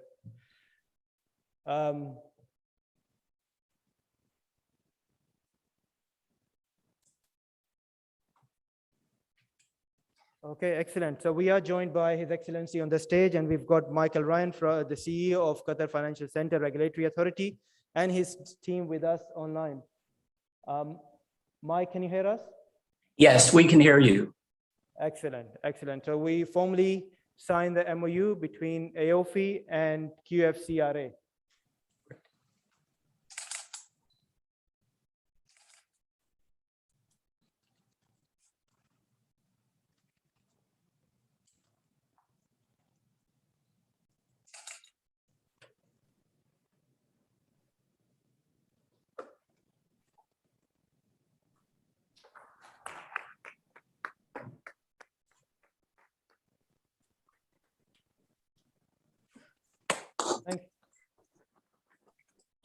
Thank you very much. Unfortunately, technology doesn't allow us to shake hands, but hopefully virtually we are shaking hands. Yes, we will look forward to that on our next trip. Excellent. Thank you very much. Thank you. Mike, I can see other colleagues as well. Thank you for joining us. Thank you, Printer. And look forward to working with QFCRA, definitely. Likewise, we highly value the relationship with AAOIFI and we look forward to broadening and deepening it with this MOU. Excellent. Thank you. Now, moving on, Excellencies, distinguished guests, the second MOU is being signed between AAOIFI and Central Bank of Philippines. And we have with us the Deputy Governor, Ms. Chushi Fonashiar, as well as the Assistant Governor, Attorney AAOIFI. Your Excellencies, are we visible and audible? Yes, we can hear you. Excellent. So we formally signed the MOU now.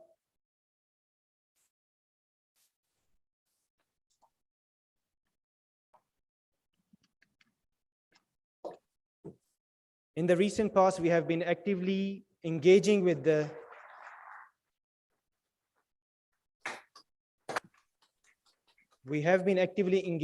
Central Bank of Philippines. They are opening up again to Islamic finance. It was interesting for me personally to find out one of the first commercial Islamic bank, which is still to be the only Islamic bank in the country, was set up in Philippines in 1975, which was very interesting for me personally. We hope together we can help and develop the Islamic banking and finance industry in Philippines. We are actively engaging with them, and this MOU signing ceremony is just a notice for this engagement, and hopefully we are moving on swiftly to cooperate and collaborate in higher objectives, inshallah. Thank you very much, Your Excellencies, for joining us virtually here. Hopefully we will see you around at the next conference here in Bahrain. Can we have a Yes, thank you. photo Thank you very much. Thank you. Thank you, Deputy Governor, Ms. Shushi Gfonashir. Thank you. We look forward to this partnership with AOP. Definitely. Thank you very much. Thank you, Assistant Governor, Attorney AAOIFI as well. Thank you. Thank you very much. Thank you very much. Moving on, ladies and gentlemen, we are very mindful of the time. We would definitely like to pay our respect and honor of some of the supporters of this conference by presenting them a token of appreciation. And we begin the memento distribution with this. We already have Sheikh Ibrahim on the stage. First, I would like to invite His Excellency Governor Rashid Mohammed Al Miraj, Governor Central Bank of Bahrain, the patron of this conference, to receive his memento from His Excellency Sheikh Ibrahim bin Khalifa Al Khalifa.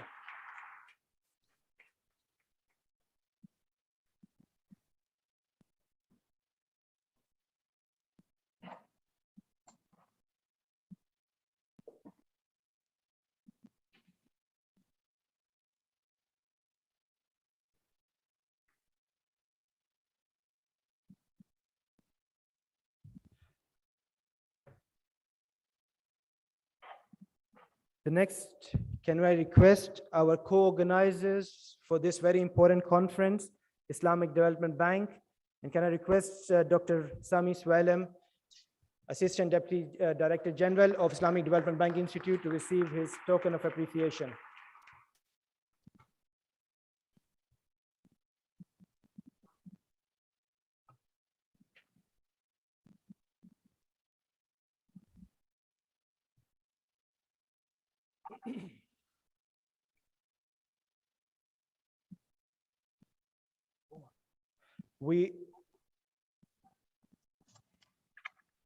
Thank you, Dr. Sami. We are indeed pleased to have with us the Governor of the Central Bank of Syria, His Excellency Muhammad Isam Hamiza. Can I please invite Your Excellencies to come on the stage? We are indeed pleased to have you here in Bahrain. Thank you very much.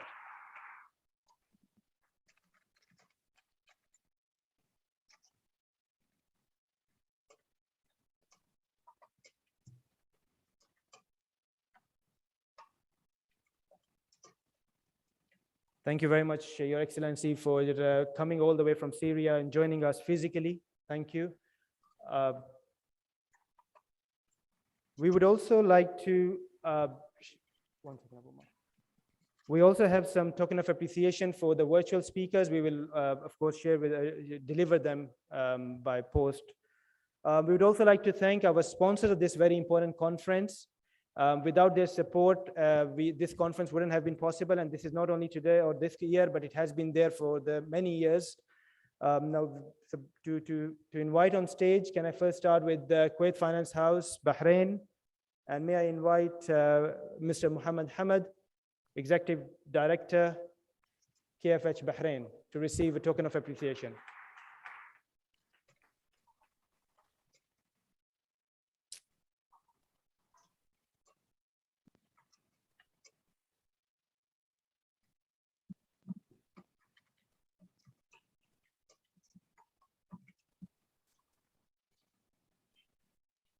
The next award will be presented to Khaliji Commercial Bank. May I invite Mr. Muhammad Abdullah Saleh, AGM, Legal and Compliance at Khaliji Commercial Bank. Oh, is it not?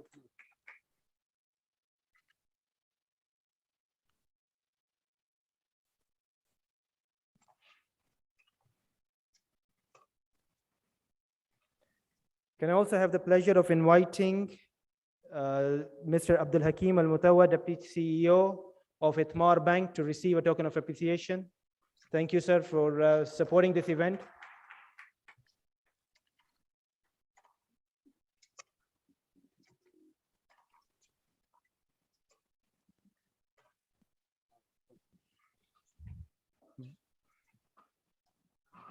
Ladies and gentlemen, the next token of appreciation will be presented to DD Cap Group, who recently opened an office in Bahrain. May I invite Rod Hawks, the head of the Bahrain office, to receive a token of appreciation.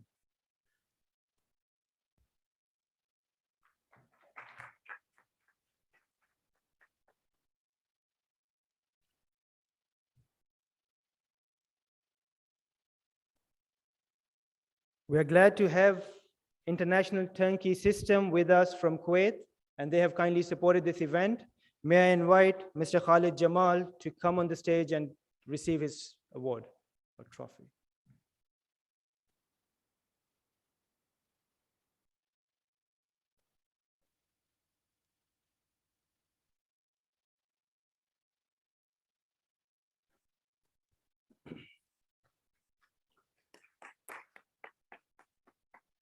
We are also joined by National Bond from UAE, Sukuk Al Watniya, who has kindly supported this event. And to receive the memento, can I invite Ms. Rehab Lutha, the Deputy CEO of National Bonds.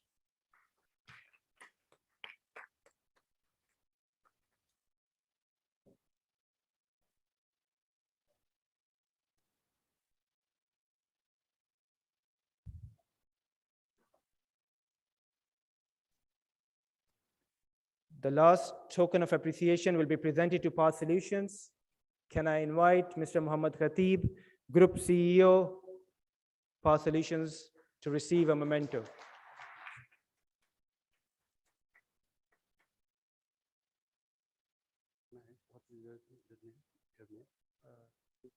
Rehab.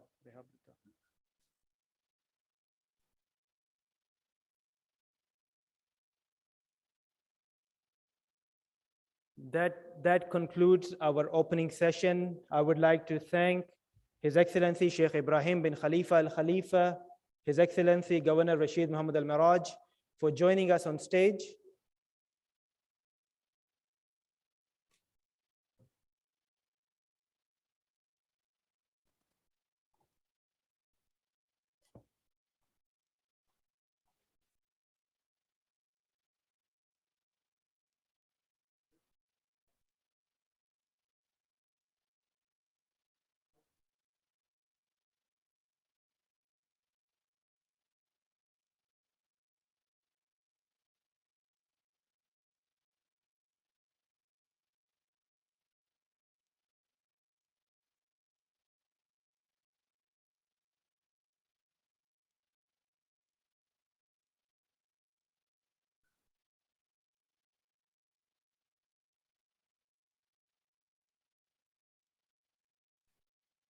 Ladies and gentlemen, we are pulling back the coffee break a little bit. We will start the exhibition now. So we will break now for the exhibition and opening, and we will start the session 1 in about 15 minutes time.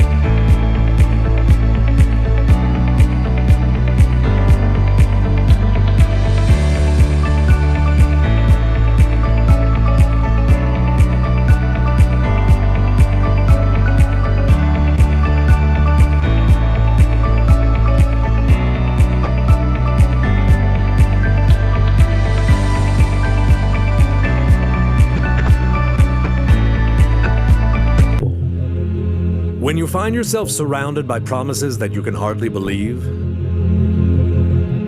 you feel lost in those promises you've never seen come true.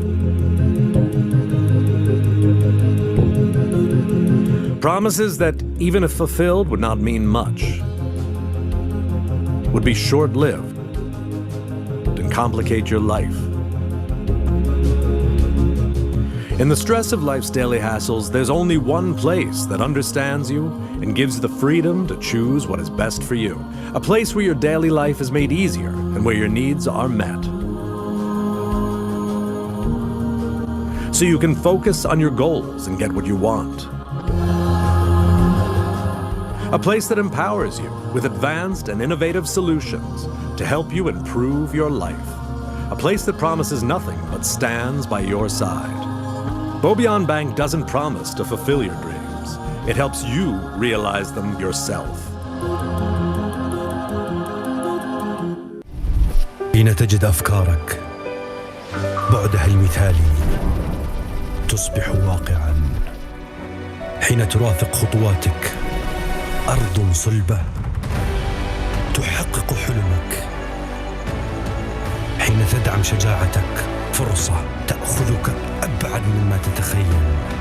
معا نتقدم ونجعل للغد معنى. البنك الأهلي السعودي، معا نصنع الغد.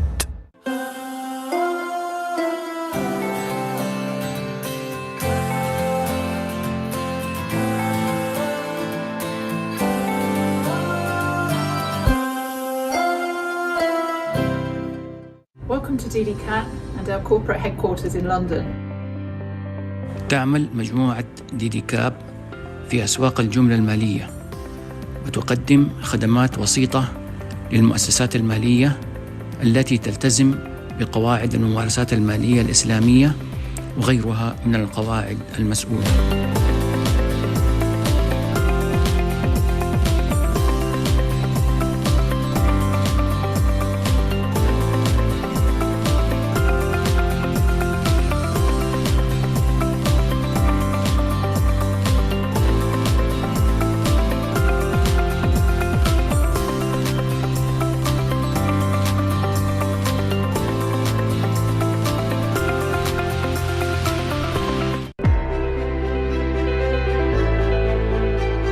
Path Solutions is helping banks transform multiple siloed banking channels into a rich, simplified, personalized, timely, consistent, seamless, and frictionless customer journey. We empower you to provide a seamless omni-channel experience for your customers across all channels, applications, and devices, to immerse into your customers' life journeys and achieve better customer interactions and stronger customer engagement.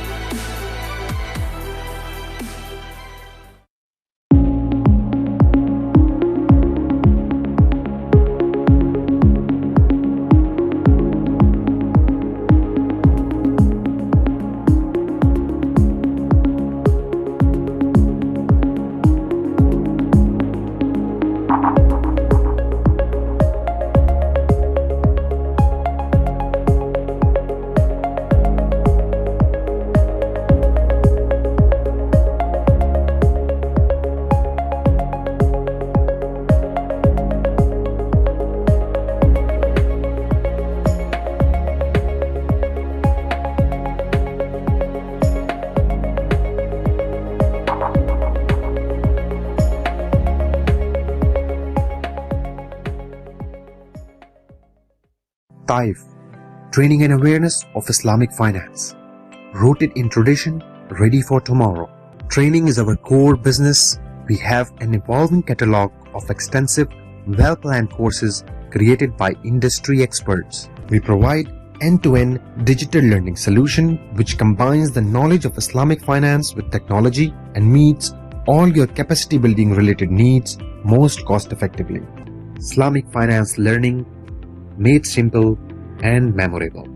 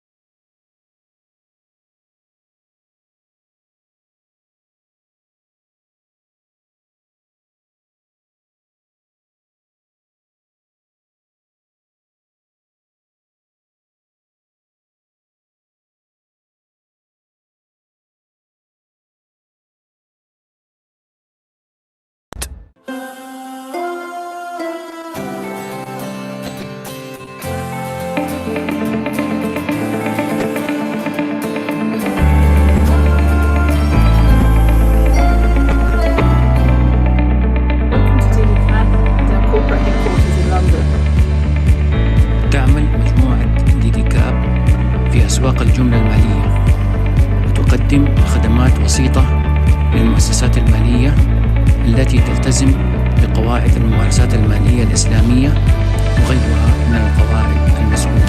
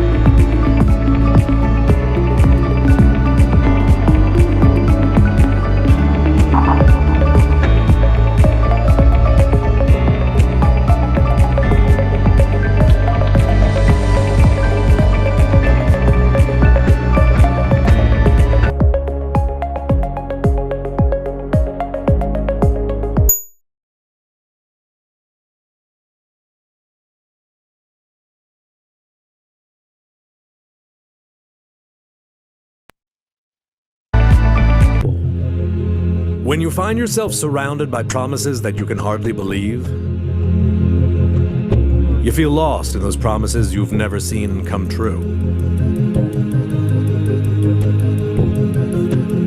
Promises that, even if fulfilled, would not mean much,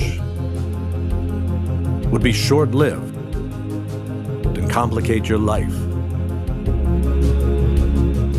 In the stress of life's daily hassles, there's only one place that understands you and gives you the freedom to choose what is best for you. A place where your daily life is made easier and where your needs are met. So you can focus on your goals and get what you want. A place that empowers you with advanced and innovative solutions to help you improve your life. A place that promises nothing but stands by your side. Bobian Bank doesn't promise to fulfill your dreams. It helps you realize them yourself. حين تجد أفكارك بعدها المثالي تصبح واقعا. حين ترافق خطواتك أرض صلبة تحقق حلمك. حين تدعم شجاعتك فرصة تأخذك أبعد مما تتخيل. معا نتقدم ونجعل للغد معنى. البنك الأهلي السعودي، معا نصنع الغد.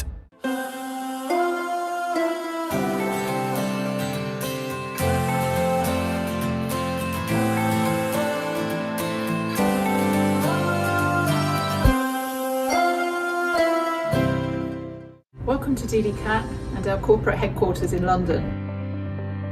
تعمل مجموعة ديديكاب في أسواق الجملة المالية وتقدم خدمات وسيطة للمؤسسات المالية التي تلتزم بقواعد الممارسات المالية الإسلامية وغيرها من القواعد المسؤولة.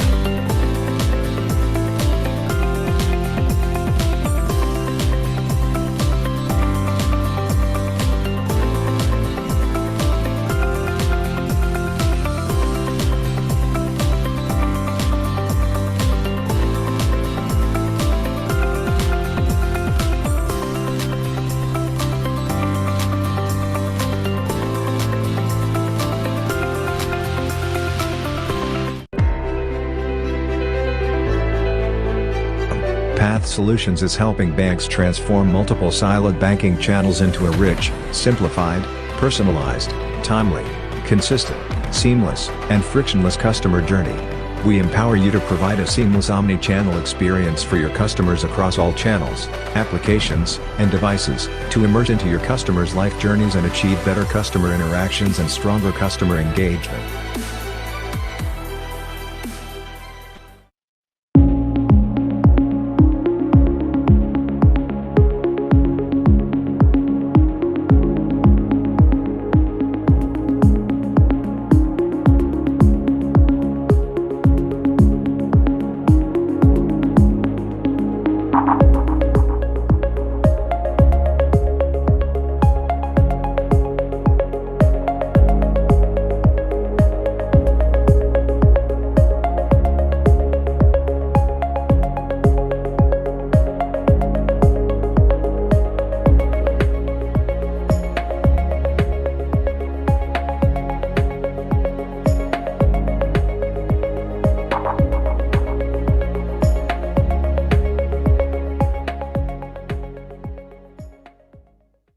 TAIF, Training and Awareness of Islamic Finance. Rooted in tradition, ready for tomorrow. Training is our core business. We have an evolving catalog of extensive, well-planned courses created by industry experts. We provide end-to-end digital learning solution which combines the knowledge of Islamic finance with technology and meets all your capacity building related needs most cost effectively. Islamic finance learning made simple and memorable.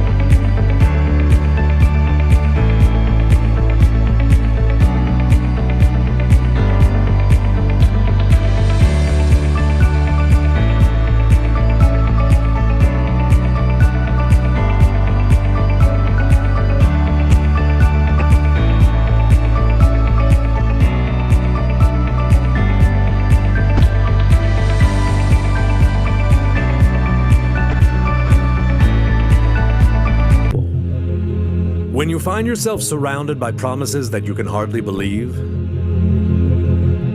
you feel lost in those promises you've never seen come true. Promises that, even if fulfilled, would not mean much, would be short-lived and complicate your life. In the stress of life's daily hassles, there's only one place that understands you and gives you the freedom to choose what is best for you. A place where your daily life is made easier and where your needs are met. So you can focus on your goals and get what you want.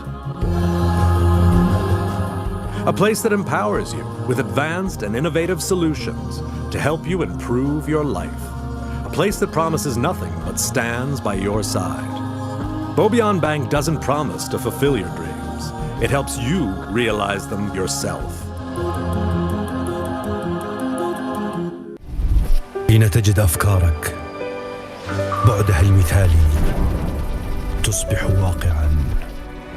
حين ترافق خطواتك أرض صلبة تحقق حلمك. حين تدعم شجاعتك فرصة تأخذك أبعد مما تتخيل. معا نتقدم ونجعل للغد معنى. البنك الأهلي السعودي، معا نصنع الغد.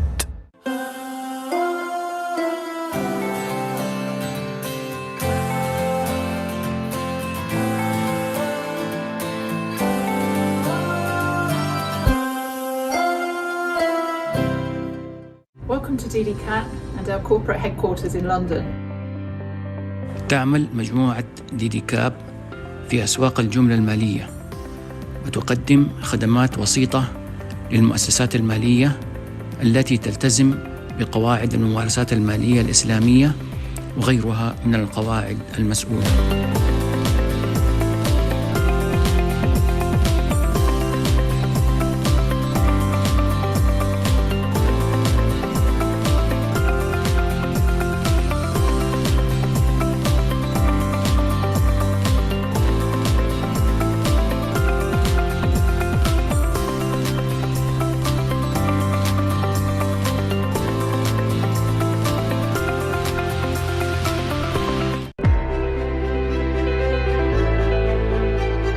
Path Solutions is helping banks transform multiple siloed banking channels into a rich, simplified, personalized, timely, consistent, seamless, and frictionless customer journey. We empower you to provide a seamless omni-channel experience for your customers across all channels, applications, and devices, to immerse into your customers' life journeys and achieve better customer interactions and stronger customer engagement.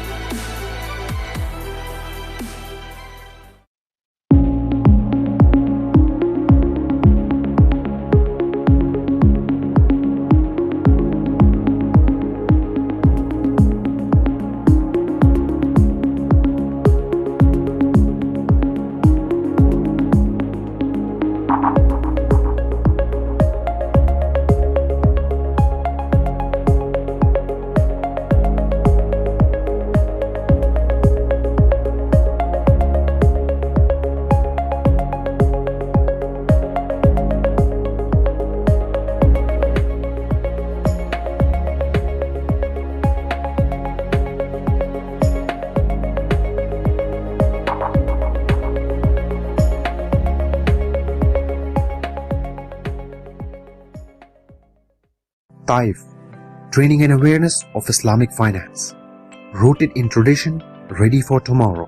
Training is our core business. We have an evolving catalog of extensive, well-planned courses created by industry experts. We provide end-to-end digital learning solution which combines the knowledge of Islamic finance with technology and meets all your capacity building related needs most cost effectively. Islamic finance learning made simple and memorable.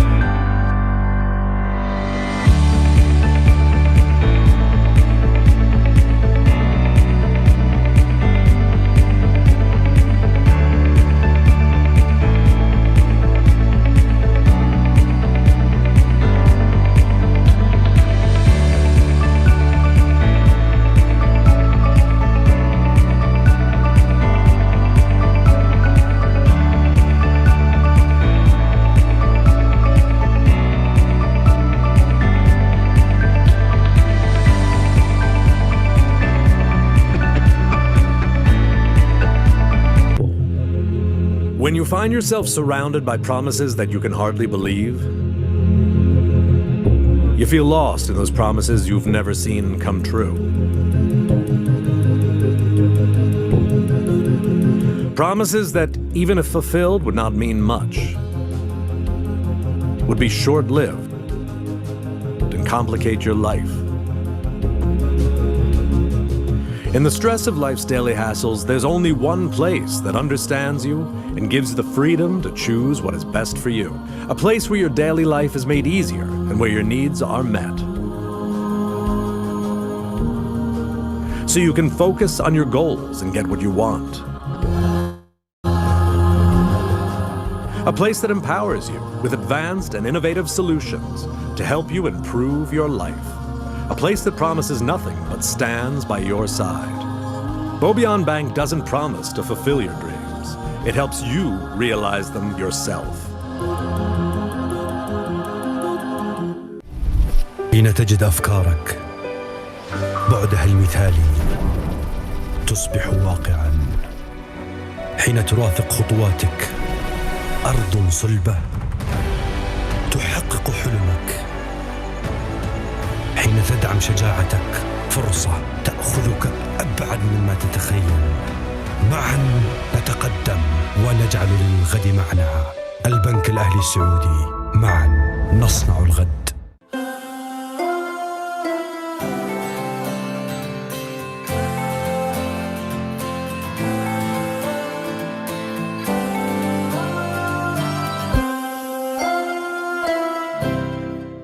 Welcome to DDCAT and our corporate headquarters in London. تعمل مجموعة ديدي كاب في أسواق الجملة المالية وتقدم خدمات وسيطة للمؤسسات المالية التي تلتزم بقواعد الممارسات المالية الإسلامية وغيرها من القواعد المسؤولة.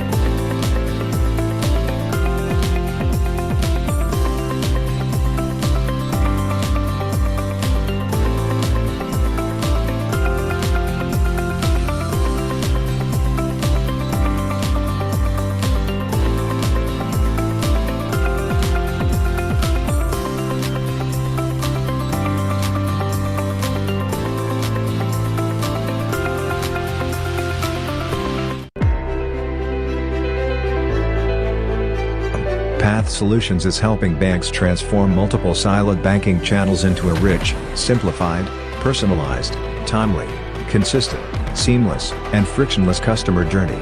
We empower you to provide a seamless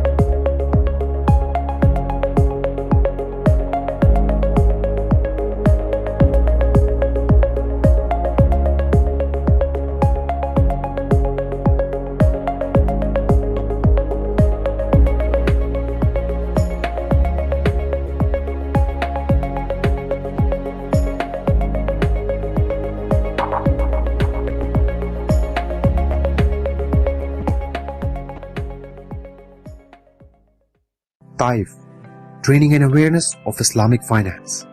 Rooted in tradition, ready for tomorrow. Training is our core business. We have an evolving catalog of extensive, well-planned courses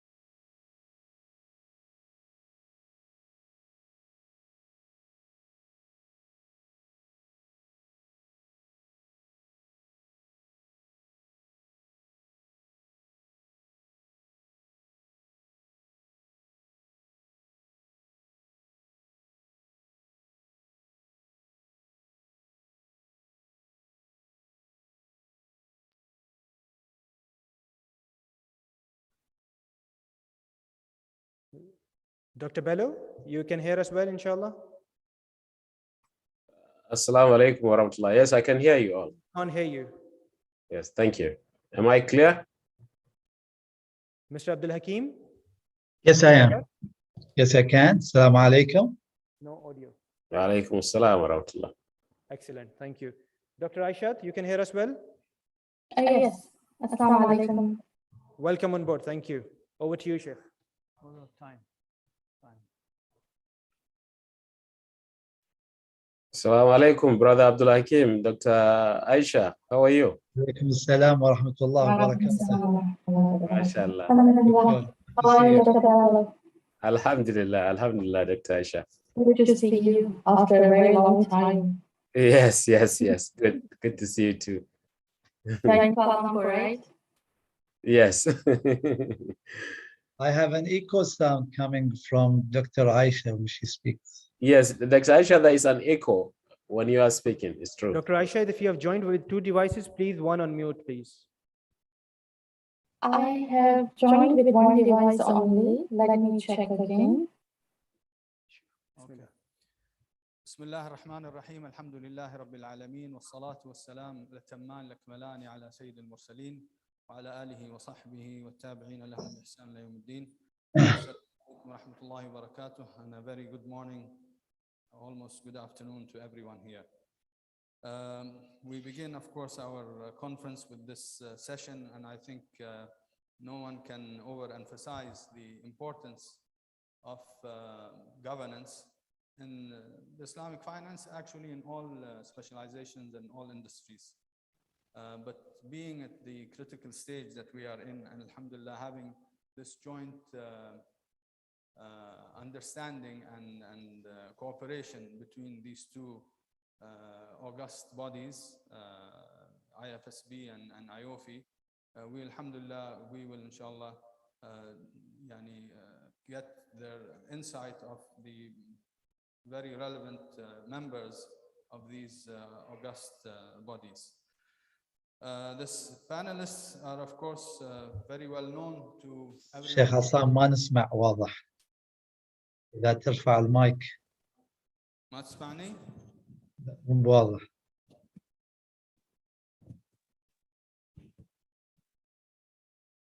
Clear now?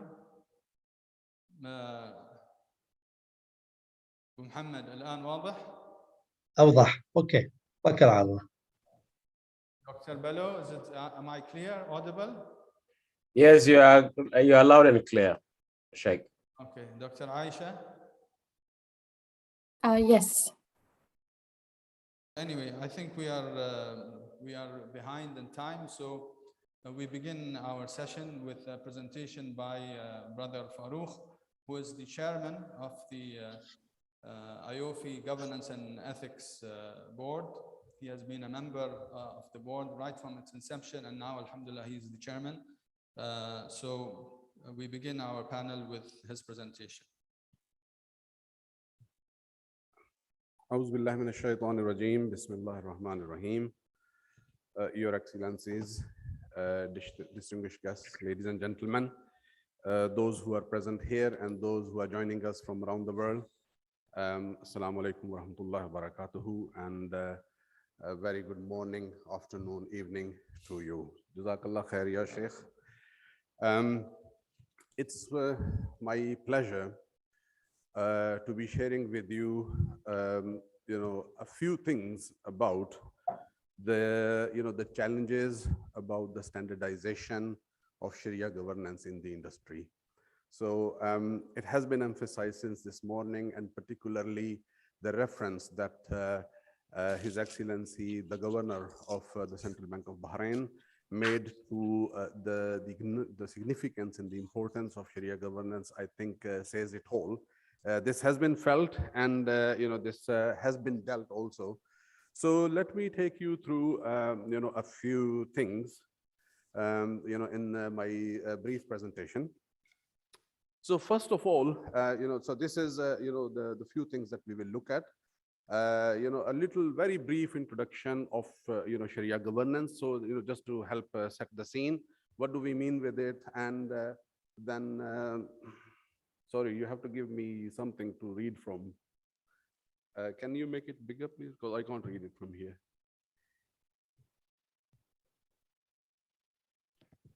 Okay, yeah, maybe. So this is, these are the contents that we are going to cover today.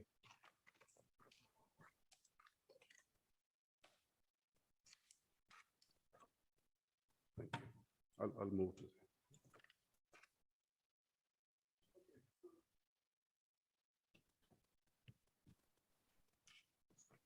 Can you hear me now? Sorry about this, yeah. So Sharia governance, the current industry approach towards the standardization, the need for a revised Sharia governance framework, the objectives of this revised Sharia governance framework, the list of principles that it will be covering, the challenges that we face during the process of development of this framework, and then the timeline for the steps that are coming. So first of all,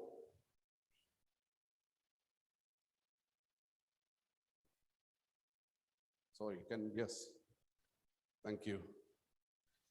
Okay, so as I said, just a brief background of Sharia governance. What do we mean by it? So, Islamic financial institutions, they are subject to the same corporate governance requirements as have been set out or defined by the OECD for conventional financial institutions. However, there is an additional layer. So, the Sharia governance framework is an additional layer. It's not a substitute or something different, but it's actually something that comes and adds on to the corporate governance that they will be complying to in any way. So the Sharia governance framework is a set of organizational arrangements through which the Islamic financial institutions ensure, and this is the key word here, and that's they have been highlighted here, effective oversight, responsibility, and accountability of those charged with governance. And who will be included in those? That will include board of directors, management, and the Sharia committee or the Sharia boards. Of course, there will be other people as well, but these are the people who are carrying the overall responsibility of Sharia governance within any Islamic financial institution. This framework will be critical for Islamic financial institutions because this is directly related to risk management. And when I say risk management, that means institutional risk, and it also means systemic risk. So it's critical for the management of the financial institution, but also the regulator to keep a very close eye on Sharia governance, because that is something that can eventually lead to the breaches of Sharia compliance that may result into losses, different types of issues, reputational damage, financial losses, etc. That may create issues of consumer protection, for example. Again, another major concern for the regulators. It may put a dent in the public confidence, of the management and the business operations, and it may even hamper the sustainability of the financial institution. So that's why it's absolutely critical that we treat Sharia governance as one of the most important what should we say functions within a financial institution. So the components of the Sharia governance model, now this is not the framework, this is the model that needs to be looked at. And first of all, it's, as I said, the general corporate governance. So that will apply to any Islamic financial institution, because this is safeguarding the interests of the shareholders, right? Now, because of the very nature of Islamic financial institutions that are different and that are carrying additional fiduciary responsibilities. For example, the investment accounts, for example, the underlying contracts, and so on and so forth. And there are certain challenges that are directly related to Islamic financial institutions, like profit allocation and so on and so forth. So they have to look after the interests of other stakeholders as well. And then finally, Sharia compliance is a religious obligation, of course. So when a financial institution is claiming to be Islamic, then they have to what we say walk the talk, and they have to prove that they are truly Sharia compliant. But there is also an implication for the larger society, This is, one of the fundamental, concepts of Sharia, that it's not only to do with the shareholders or with the, the account holders of the financial institution, but also includes the wider society, the environment, and so on and so forth. So all of this has to be, put in a framework that balances the interests of all these stakeholders. It also helps the financial institution and its management and its, shareholders to comply and to fulfill, the requirements of Sharia, but then also, discharging their duty towards each other and, the wider society. So Sharia governance gives legitimacy to Islamic financial institutions, and it enhances public confidence and reduces, the risk, mainly the reputational risk for the financial institution and the industry at large. Now, until now, the current industry approach has been, there are standards, of course, but those standards have been issued both by AAOIFI and IFSB. So let's have a look. We have about, I think, a dozen, different governance standards issued by AAOIFI over the, the 30 years that we are completing today. MashaAllah, as you can see, there were almost like 5-6, standards that were issued, in the beginning, in the yesteryears, and then there is a whole range of new standards that has been issued over the last few years. So they are addressing, different key areas of concern from a governance point of view. And then, of course, there is IFSB that has also issued 4 sets of guiding principles, to do with corporate governance of Islamic banks, with the collective investment schemes, takaful, and, the Islamic financial institutions. So what was happening? There was actually, an overlap. Sometimes, not always, but there was sometimes an overlap. And there were also some collective gaps. So when you put all of these standards together, we felt as industry practitioners and people who were working in, in and for the standardization bodies of the industry, that there were still some gaps. And there was a little bit of confusion in the industry that who is doing what, and what do they need to do, to which standard they comply, and so on and so forth. So hence, there was a need for a revised Sharia governance framework, also not only to address these gaps and these overlaps, but also the industry is changing fast, and things have changed, I think, dramatically over the last 2 years since the arrival of COVID, and it requires, and also, of course, the industry developments. We had a lot of references made to fintech, this morning. So technology has also changed a lot of things, and we have, of course, have to deal with those, new emerging technologies and the challenges that they're coming with. And then also, to cater for these growing needs. So the revised Sharia governance framework that we have worked upon is actually a collaboration between AAOIFI and IFSB. So first of all, addressing this key confusion in the industry, that these are 2 different industry bodies. Of course they are, but they're not competing with each other. They're complementing each other. They have their own areas of, specialty, and they are addressing those, different types of concerns. Of course, there will be some, link, and of course there will be, some overlap. But what we have tried to do actually is to remove, this confusion, streamline everything, bring it together, and to unify the, the Sharia governance framework for the entire industry. So instead of having it in fragments, where financial institutions and the management is struggling actually to understand what actually they need to do, and where will they find it adequately, we have put everything together, and we have tried to address this issue. So what did we do? This revised Sharia governance framework, or what we call RSGF, has been actually, it's an amalgamation of the existing AAOIFI and IFSB governance standards. Now, it does not mean that, it's just, the old things that have been mixed up. No, not at all. Of course, there are certain things that we have taken from the existing standards, but a lot of new additions have been made as well by the joint working group that was formed, and we'll talk about that in a bit. So the new Sharia governance framework will actually come, hopefully, inshallah, sometime soon. And once it's approved, it will actually supersede the existing AAOIFI and IFSB governance standards. So some of them will no longer exist, and the others will be amended to serve as a complement to the RSGF, because obviously RSGF is very, comprehensive. It covers a wide range of, areas, but it cannot technically go into too much depth. So some depth somewhere is required, and that will be complemented by certain standards that will be kept and that will be amended to work as, the guidelines and to work as, the detailed, frameworks for, certain areas. So how did this collaboration happen, between IFSB and AAOIFI?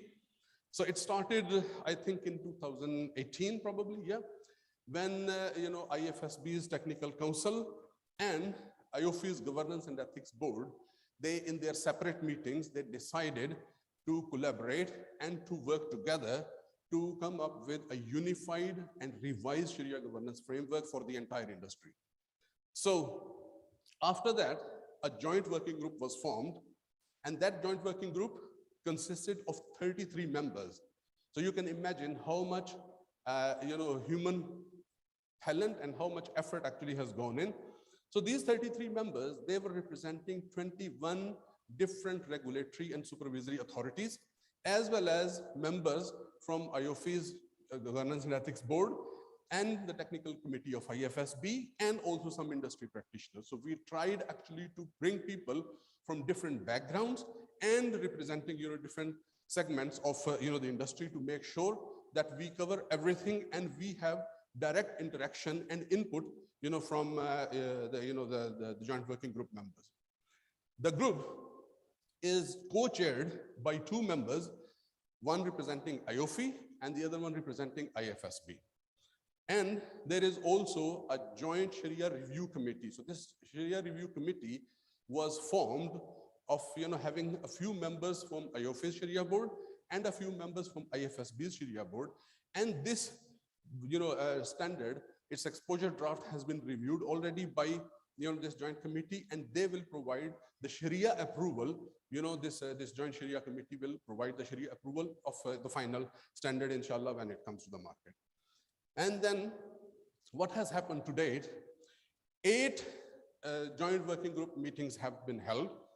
And let me tell you, it has been actually very challenging because the work started just before COVID. And then, we had to struggle a lot actually to make things happen and, to keep the momentum and so on. And I have to praise, after Allah, the joint working group members who have worked very tirelessly, and the support that was kindly provided by the Secretariat of IFSB and also AAOIFI for all this time, for almost a couple of years now. I say 8 meetings, each meeting has actually taken over a certain number of days. So I remember one particular meeting actually lasted for 5 continuous days. This is just to go through different discussions and so on and so forth. Similarly, when the exposure draft, the first draft was ready, it was reviewed by IFSB's technical committee. So one meeting was held by that committee. The same draft was also reviewed by the AAOIFI's Governance and Ethics Board. And we had one meeting that also lasted 5 days because the group, the members of the board, they very actively reviewed word by word, and we had a lot of discussion because we understand the criticality and the significance of this standard and the consequences that it may have. So it was actually a very long and tedious work. And then finally, there was a review by the Joint Sharia Committee. And now, alhamdulillah, ladies and gentlemen, I can tell you that the exposure draft is almost ready. It will be hopefully soon, exposure draft will be issued, but it still takes some time to continue through the process until it really comes to the market for adoption. So what this RSGF is trying to do, so the objectives are to improve the quality of Sharia governance by providing comprehensive guidance on minimum and best practices for various elements of Sharia governance. So we have tried to make it very comprehensive to help the regulatory and supervisory authorities and the Islamic financial institutions fulfill their fiduciary responsibilities towards the various stakeholders regarding Sharia compliance and governance, to provide greater harmonization of Sharia governance structures and practices across jurisdictions, because there are so many things happening around the world. Different jurisdictions have been ensuring, their Sharia governance in different ways and forms. We have tried actually to streamline everything to make it easier for everyone. And, because there is the number of jurisdictions that are adopting Islamic finance is increasing. We just saw, Philippines signing up, to Islamic finance today. Alhamdulillah, this MOU between AAOIFI and the Central Bank of Philippines is great step. But then, of course, it means that, now we have to take into account the dynamics of Philippines as well, which are very different from a country like Bahrain, for example. Also, to provide a higher level of transparency in Sharia compliance of financial institution by standardizing and streamlining the process of issuance, implementation, and audit of Sharia rulings, to enhance public confidence in Sharia compliance of Islamic financial institutions and reduce reputational risk of Sharia non-compliance through improved governance structure, greater transparency, and more effective accountability, right? And then finally, to complement the other standards issued by IFSB and AAOIFI. So the objective of this RSGF will be to actually help implement other standards as well, issued by both standard setting bodies. So let me share now a skeleton of this revised Sharia governance framework. It's actually based on 14 principles, right? So what we have covered in this, the Sharia governance framework itself, first of all, so establishing its need, its scope, and why is it important, and all that.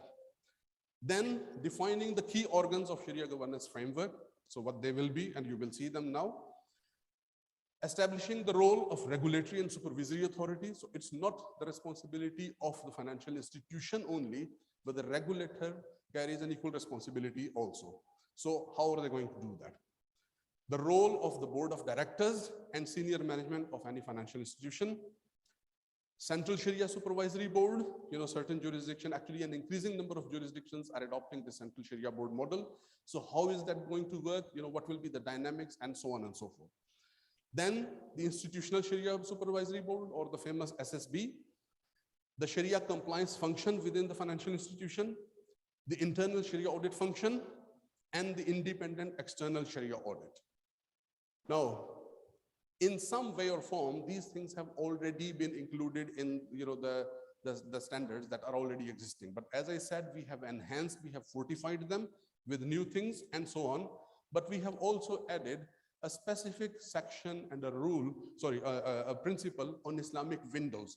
So again, His Excellency, the Central Bank Governor this morning, he mentioned windows. So windows are important for any Islamic finance market, especially those that are relatively new in the Islamic finance. Then we have to tell them how to do the Islamic windows and so on. Then Islamic subsidiaries as well. We have also provided, for other considerations, the cases of exception and so on and so forth, how they will be dealt with. Also the applicability of the RSGF to different sectors. So for example, what it will mean to the banking sector, what it will mean to takaful and microfinance and so on and so forth. And then finally, the disclosure and transparency. So all these 14 areas have been covered in a very reasonable depth, I would say.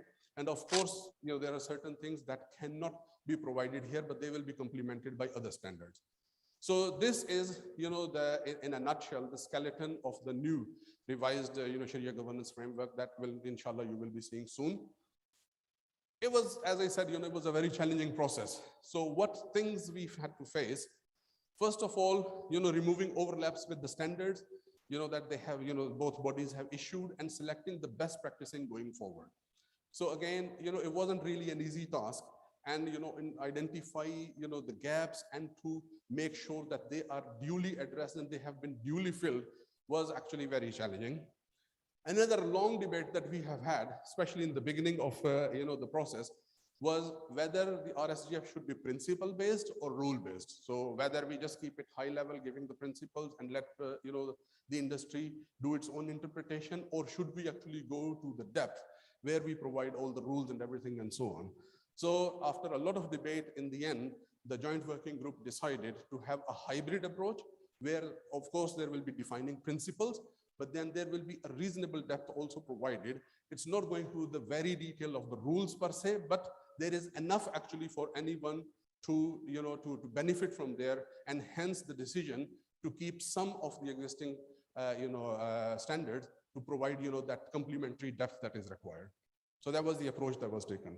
Then also, developing a comprehensive framework. So how comprehensive it should be, what do we include, what do we leave out, and so on.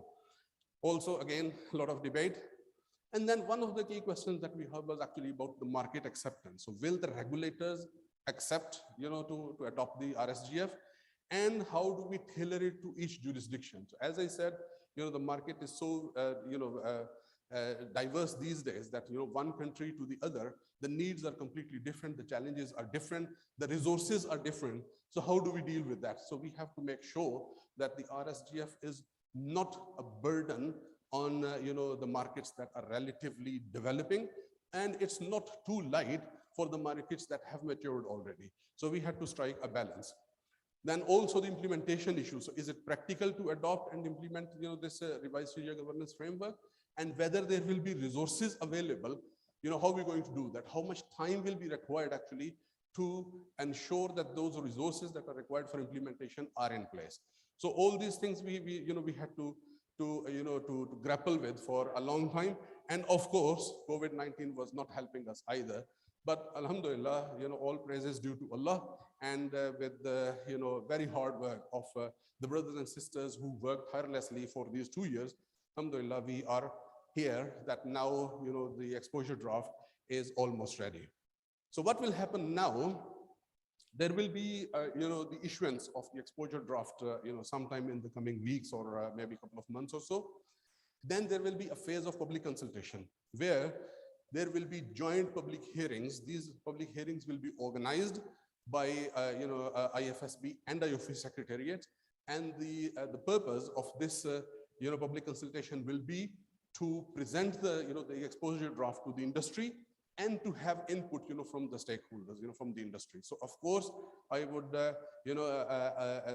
encourage all of you to read the exposure draft and to share your feedback with us, either by writing or by attending some of these public hearings. There will be quite a few of them, around different time zones and around different locations as well. Then once we have passed that phase and all that feedback has been collected, then it will be incorporated by the joint working group, and there will be a final review by the group of the final of the final draft. Then there will be a joint Sharia committee final review. Then there will be 2 final reviews by the technical committee of IFSB and the IOFI Governance and Ethics Board. And then finally the the new standard will be approved, and it will be inshallah launched in the market with a reasonable time for adoption. And that will become the the new and the unified Sharia governance framework for Islamic financial industry, inshallah. With this, I have finished my presentation. Thank you very much, and I'm happy to take any questions later. May Allah keep us all protected, and may Allah keep us committed to serve the noble cause of Islamic finance in its true spirit. Jazakallah. Jazakallah khair.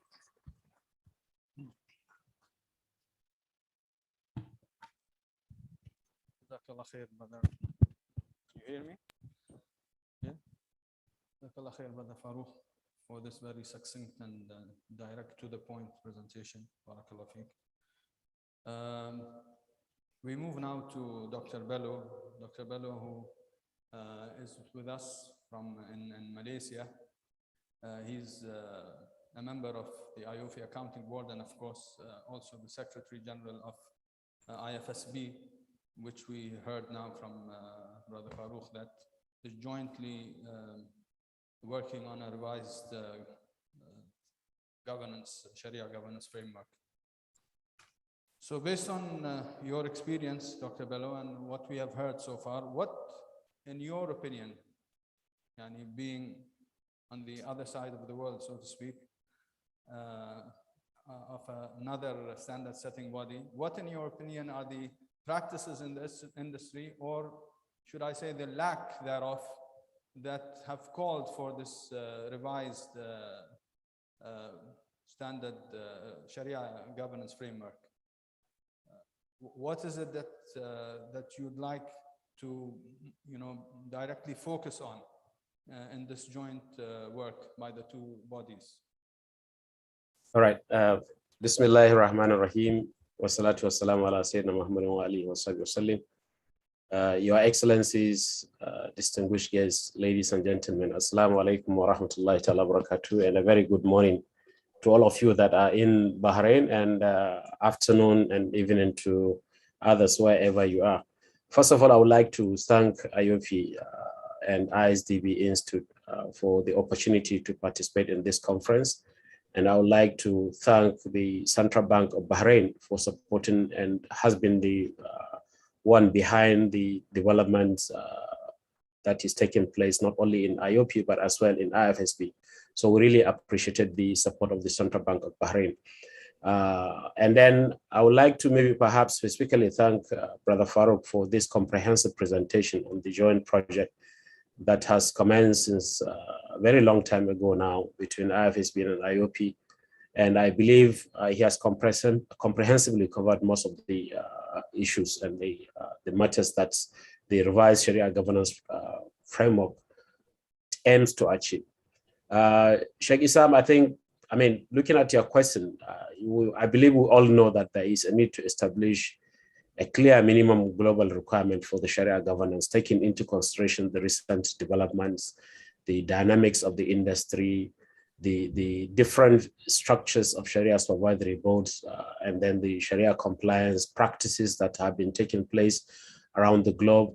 The requirement for internal Sharia audits has changed in many jurisdictions.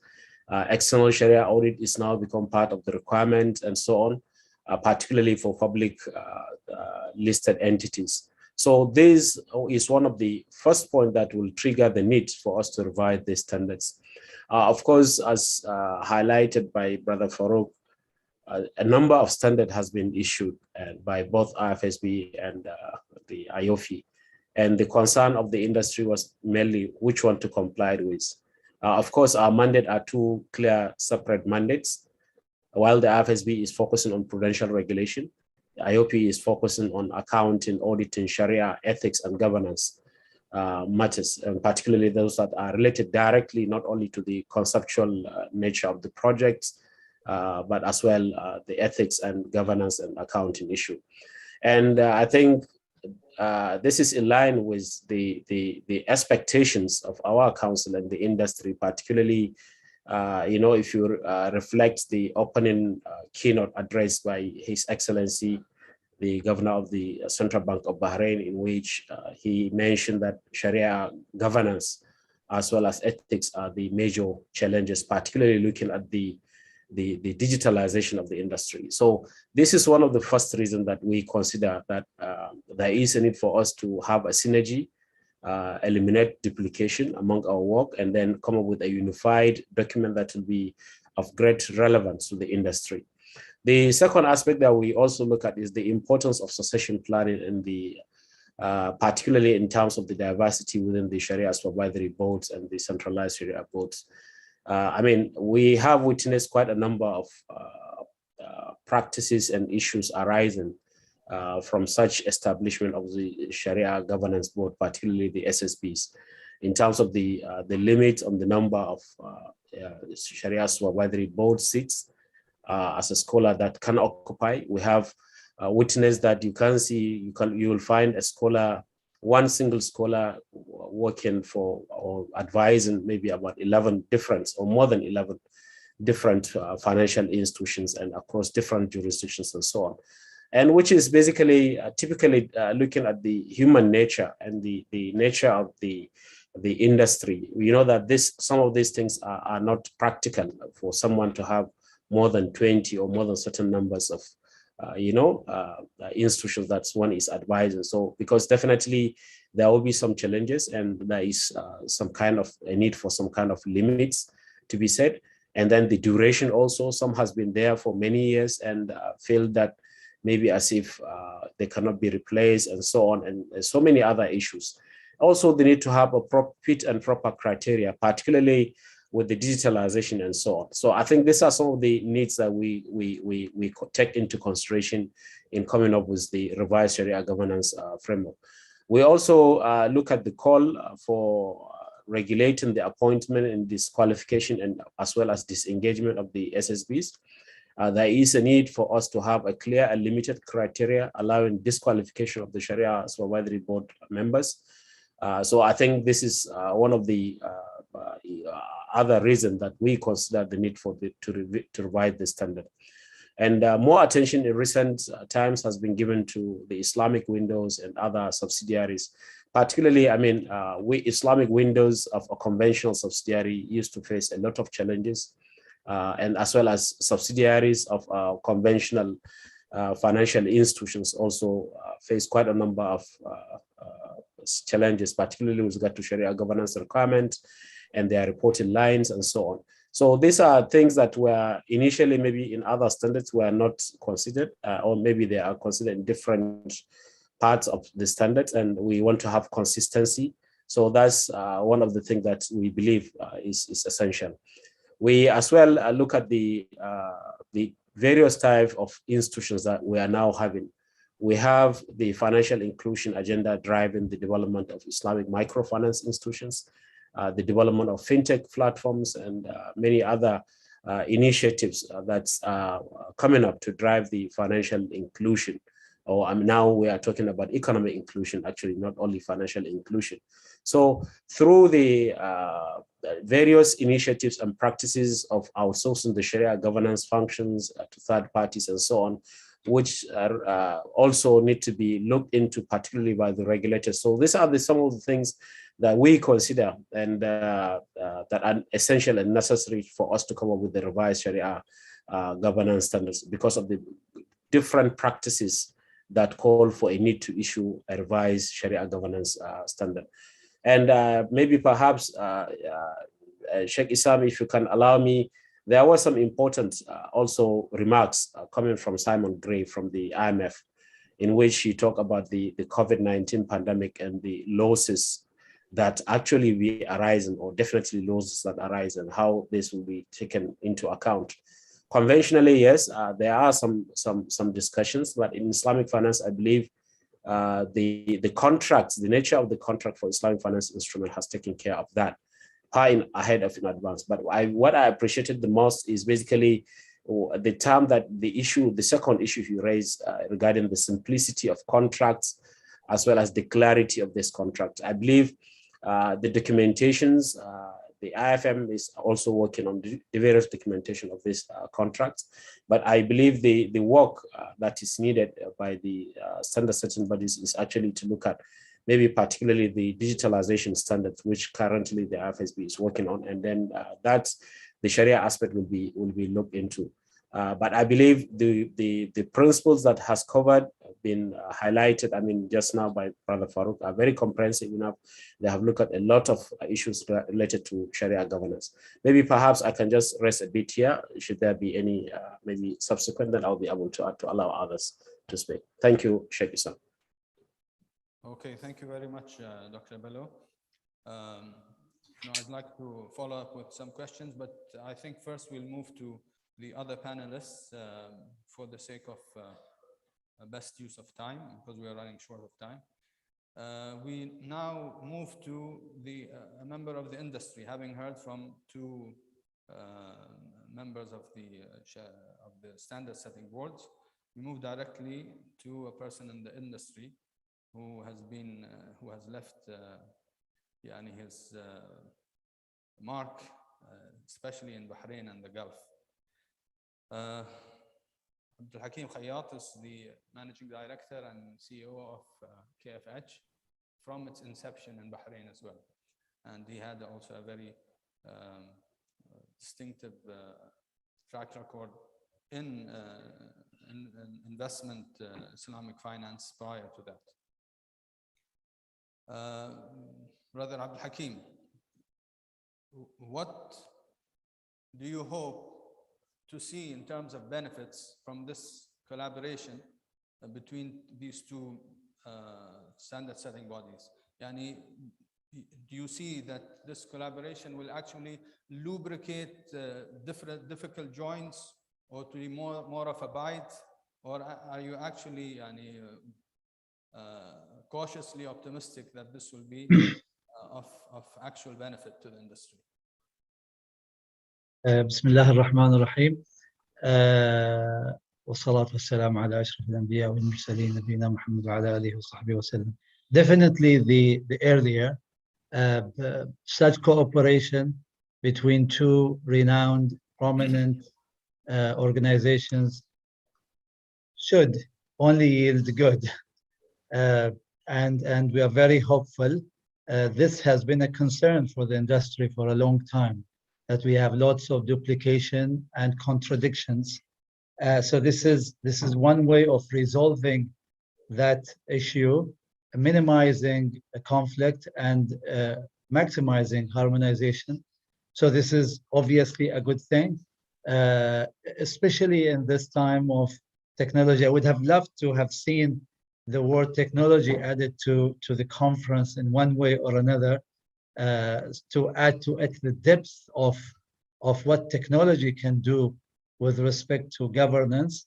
And I'm sure people at the two organizations are going to do something about that as well, because that's important to have very effective governance framework and then standards. But this is not going to go without lots of benefits. The benefits that everybody knows when you harmonize what happens, and when you bring two bodies that have got experiences in their own different fields, but they share lots of common grounds on certain fields that they both are involved in, the results will be immense, and we are waiting for that. Now, the things that we need to also pay attention to is that we cannot go in contradiction with the regulators, because the regulators have made it clear that in the hierarchy, they come first. Then comes AAOIFI or IFSB or whoever. Their Sharia award also comes first. So we need to be careful when drafting this, that we take into account all the member states of AAOIFI and IFSB, and include a language where if you were to have a contradiction and follow the regulator, there won't be a qualification in terms of your compliance with these standards that will be issued. That's very important. The last thing we want to have is that the regulator says something and then the new standard says something else, and then back again to the same, the same earlier issues. So we need to be very careful about that. We know for sure that there will not be a complete harmonization between this new standard and the regulators everywhere in the Muslim world. So for that, we need a common language that protects against, as I said, any qualification with respect to third-party reports. But as I said, this is going to be very helpful. And if it were for me to suggest, I would say we need something that grows this, and the cooperation between the IFSB and the AAOIFI should go into any area where they intersect, directly or indirectly. Even where there are indirect intersections, we need to have them cooperate. So on prudential issues, we have also things that are, directly address issues that relates to prudential issues, like as we have said, and as we have seen happening in the past on FAS 30, lots of things about credit losses and impairment and stuff. They need to really harmonize with IFSB so that we have less conflict on that crucial area as well. Now, as I said, if it were to me as well, I would say we need something on similar to the OECD in terms of,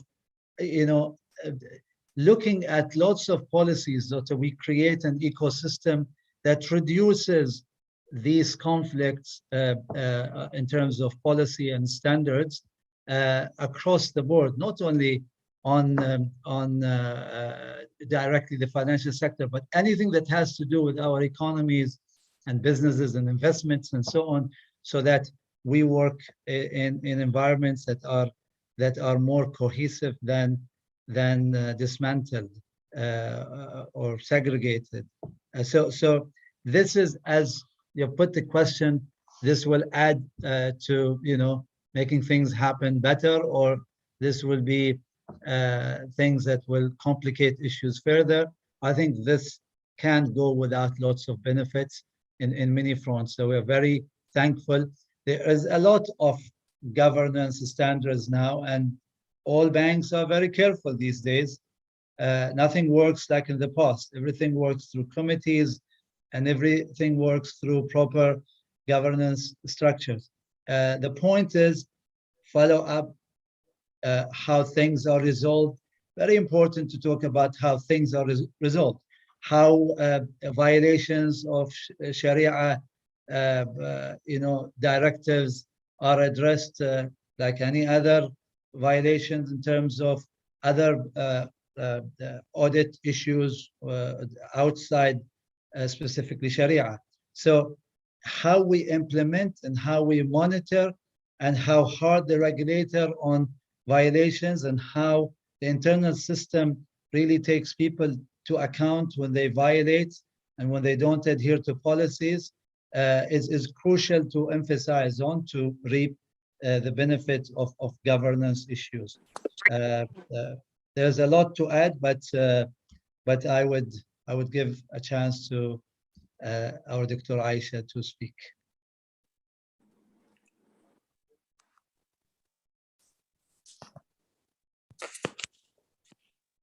Jazakallah khair, Brother Hakim. Barakallah feek for your insights and sharing your thoughts. We move now to Dr. Aisha Muniza. Before I continue, where are you now, Dr. Aisha? Are you in Malaysia or in Maldives? I'm in Turkey right now. Okay, neither. Yes.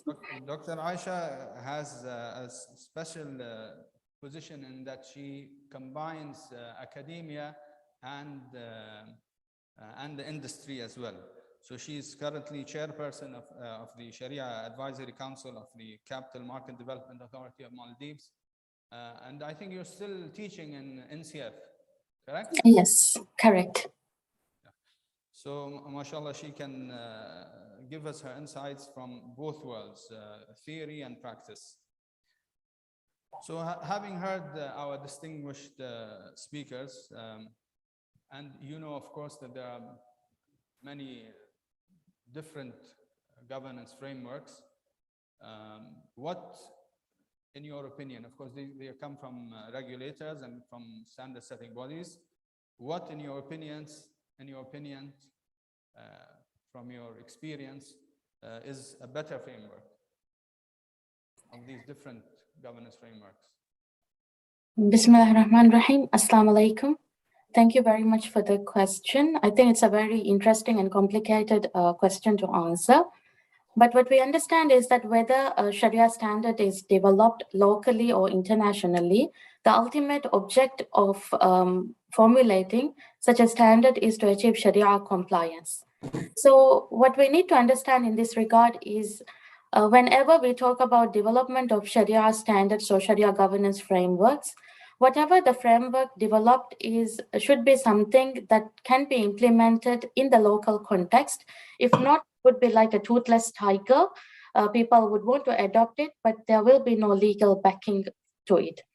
So in order to have the most comprehensive or most adaptable Sharia governance framework for a particular country, we need to understand the local context. Local context here refers to the regulatory laws, substantive laws, as well as the adjective laws applicable to the Islamic financial institutions or the Islamic finance fraternity.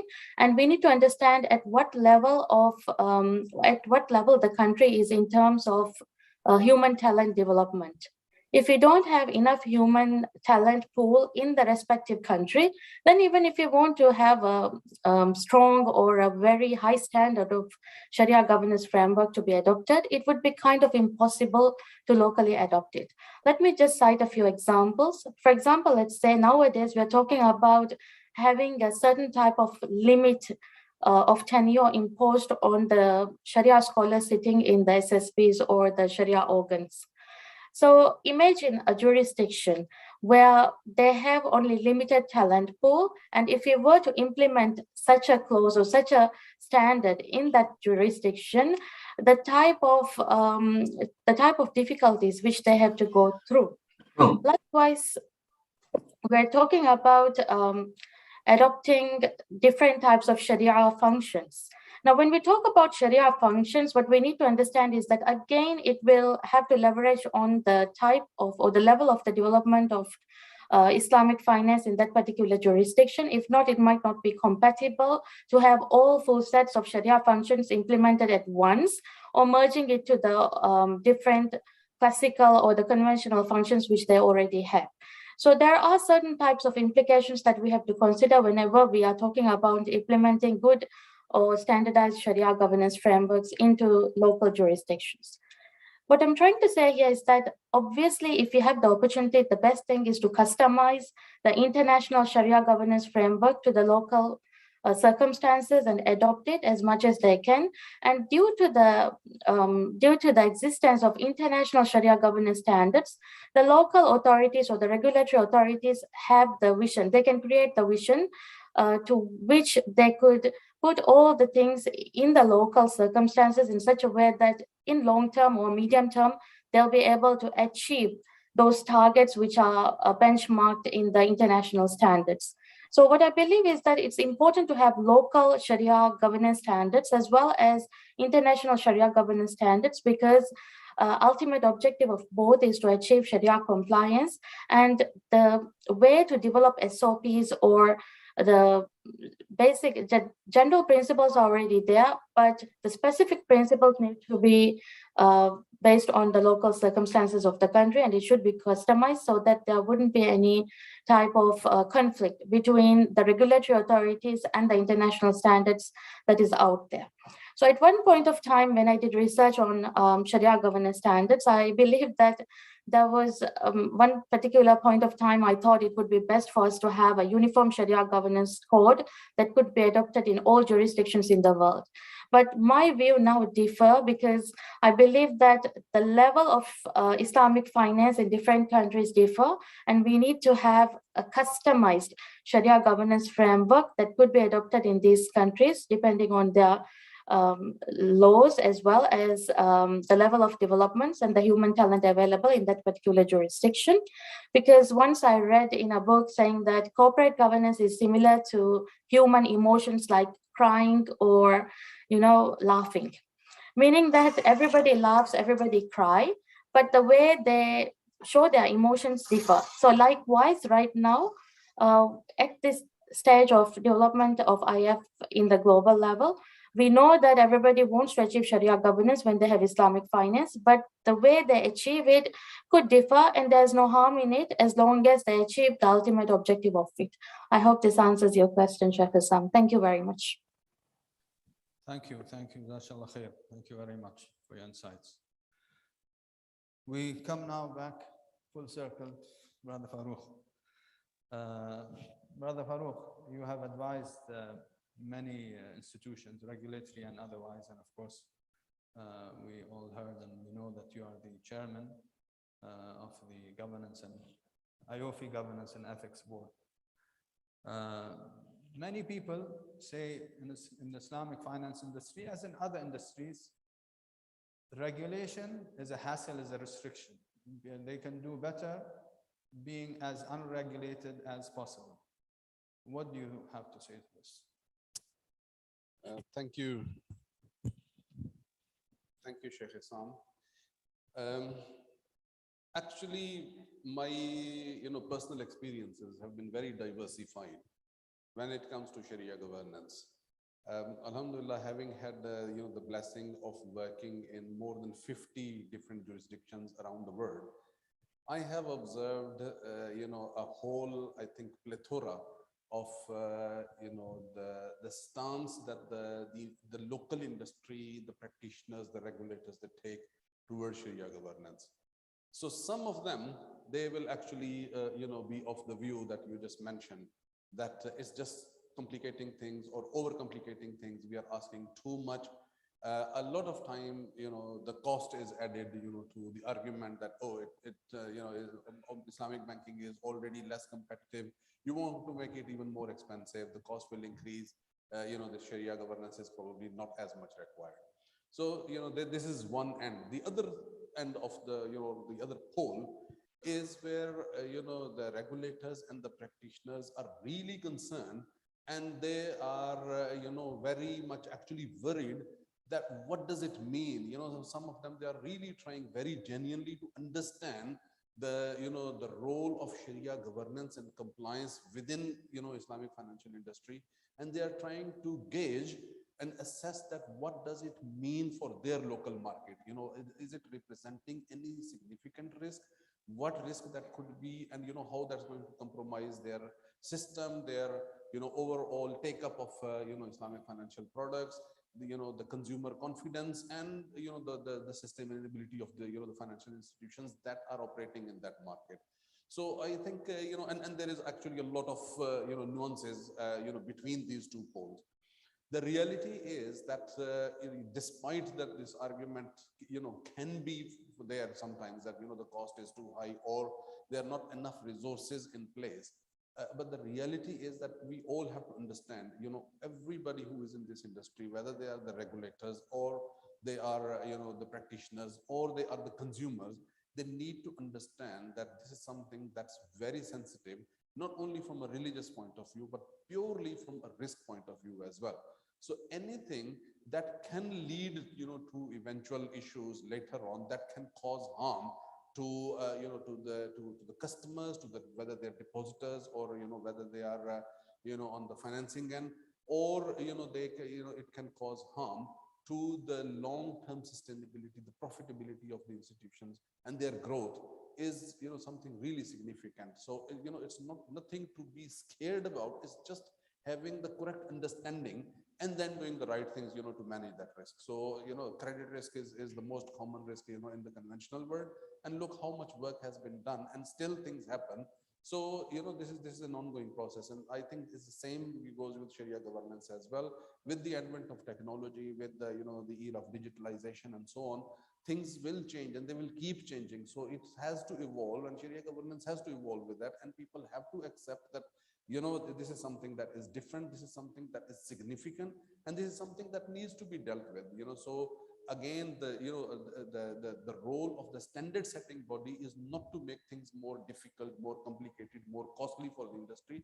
It's actually the opposite. It's to help the industry operate in a better way, to streamline their operation, to give them the guidance, which resources to develop, how to develop, how the systems will will improve over time, and how the operation can be more what should I say, protected from the risk, and it can be more sustainable, and it can be more beneficial for all the stakeholders, whether it's generating fiscal revenue to the government, or whether it's contributing to the real economic development of the country, or the well-being, or the social well-being of of the people, and so on. So I think it has to be seen from this perspective. There are certain jurisdictions that have understood this, and they are really working on this premise, but there are others who are still struggling, and they are still I think grappling with the idea that where do they need to put Sharia governance as in the overall picture. But I think inshallah, with the unified standard, things will become better over time, and that is the objective. So it's actually to help the industry, inshallah, to be better, more Sharia compliant, and to be more sustainable. Okay, Jazakallah khair. Dr. Bello, in addition to what we've heard from Dr. Farouk, what would you like to say to the regulators in terms of making the adoption of this revised framework more attractive, more palatable, more acceptable to them? How would you like to advise them? Thank you. I think before we advise, I think on what next to do by the regulators, perhaps they need to understand what is coming that is different in the revised existing or the framework. I believe this is the first comprehensive, all-encompassing international standard on the Sharia governance that we are coming up with. It combines, as highlighted by Brother Farouk, both rule and principles to allow for flexibility. The working group that worked on this are actually not only comprising from 21 regulators, but they come from 17 jurisdictions actually, plus international organizations, in addition to the number of market players that participated in developing this standard. The standard tried to provide the best Sharia governance practices from the IFSB, IOP, and other jurisdictions' practices. We do not look at only our own standard, we look at the common practices in other jurisdictions. We try to rely on a survey input from 34 regulators, 77 market players, and 51 Sharia scholars. And I think the regulators should be able to understand that Sharia compliance with or compliance with Sharia is often what attracts customers to Islamic finance. So I mean, everyone agrees that this is the fundamental principle for even the existence of. Then perhaps there is some interference that Sheikh Dr. Yusuf. Yes. And then the major incidents of Sharia non-compliance that can result in financial institutions, reputational laws is also may affect the particular jurisdictions. So, and then the standard aims to provide also the global best practices in terms of Sharia governance. So having this at the back of our minds, what we will recommend always for the regulatory authorities to do is to ensure that they incorporate into their own regulatory framework the revised principles that has been enhanced, and they also try to establish a policy on areas of discretion in order to enable them implement the standards more easily. They need to perhaps also look at how they can support domestic educational efforts to ensure local talent pools meets the fit and proper criteria. I mean, this is I would like to use this opportunity to address Dr. Aisha's comments that there are shortages of Sharia scholars. I think we need to realize that that should not be an excuse for us to allow what is not humanly practical for a particular Sharia scholar to be supervising or advising maybe 50 or 30 number of institutions. There is a need for a succession planning. There is a need for us to come up with Sharia mentorship program. Now, if I can ask the question, or if you can ask the question in this platform, or all the Sharia scholars that are here, how many Sharia scholars individually have their own mentorship program to say that, yes, I'm a scholar, I need to mentor maybe like 10 or other people to be better than me or to be just like me, in addition to whatever the universities and the program that we will come up with. So this is some of the things that we believe that it is, unless we put some limits, then the mentorship program, the thoughts for having some alternative to have a better succession planning will be triggered. And then definitely for the regulators also to be able to implement this standard, they need to establish an engagement programs with the Islamic financial services institutions to instill a culture of Sharia governance. This is very, very important. Letting the Islamic financial institutions to just establish their SSBs without having some periodic communication or dialogue or engagement sessions to discuss what is their own Sharia challenges, what are the issues that they are facing, may not be sufficient without doing that. So I think there is a need to have more engagement, there is a need to have more discussion. The standards are quite, that is coming out is very comprehensive, and we believe implementation, it allows flexibility in terms of implementation because proportionality has also been considered to take care of the non-financial institutions, or maybe certain institutions like the Islamic microfinance that I have mentioned. And we try to also bear into consideration the cost of implementation. So there is no much divergence from the existing standards issued by IFSB and IOP, but there is a lot of enhancement to promote a greater transparency, stronger Sharia governance framework across member jurisdictions. So I believe the implementation will not be of a greater challenge, but I think the need for the regulators to come together and have their own individual implementation plan is quite essential. As mentioned by Brother Farouk, the standards will be exposed for public consultation, and we welcome more comments and feedback from the industry. And I believe we have a very dedicated, high committed joint working group members that will be able to look at most of these comments and to ensure that the standard is implemented, and I believe it will be distant. And I thank Brother Hakim for encouraging more collaboration. Actually, IFSB and IOFI, we are committed to have more collaborations. Currently, we sit in each other's working groups. We will be having a joint activities, joint events. Even after this, in this month, we'll be having another workshop on risk management. We have quite a number of series of activities. And under the umbrella of and the support and the initiative, I can say, of Islamic Development Bank, which established a consultative group for all the infrastructure institutions.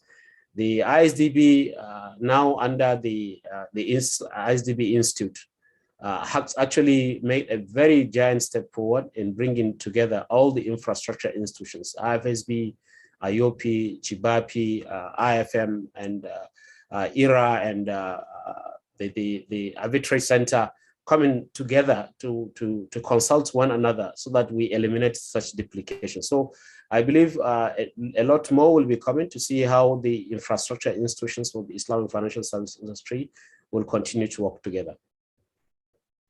Thank you very much, Dr. Bali. Moving now to Muhammad Al-Hakim.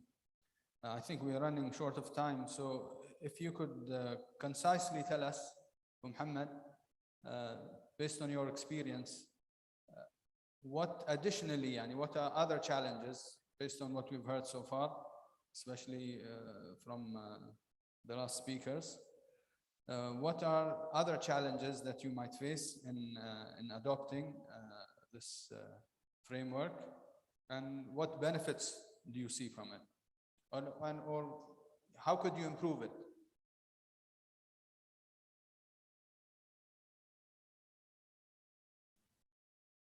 Can you hear us? First, of course, we need to see the details of what's coming soon, inshallah. We haven't seen anything yet in its a pre-draft form, so we can't really judge that yet. But there will be certain things that would come with this for sure. We'll have to go through certain changes. We'll have to put new probably systems, so there will be some costs and so on and so forth. But that's foreseeing, inshallah, that the benefits would be tremendous and harmonization will be much greater.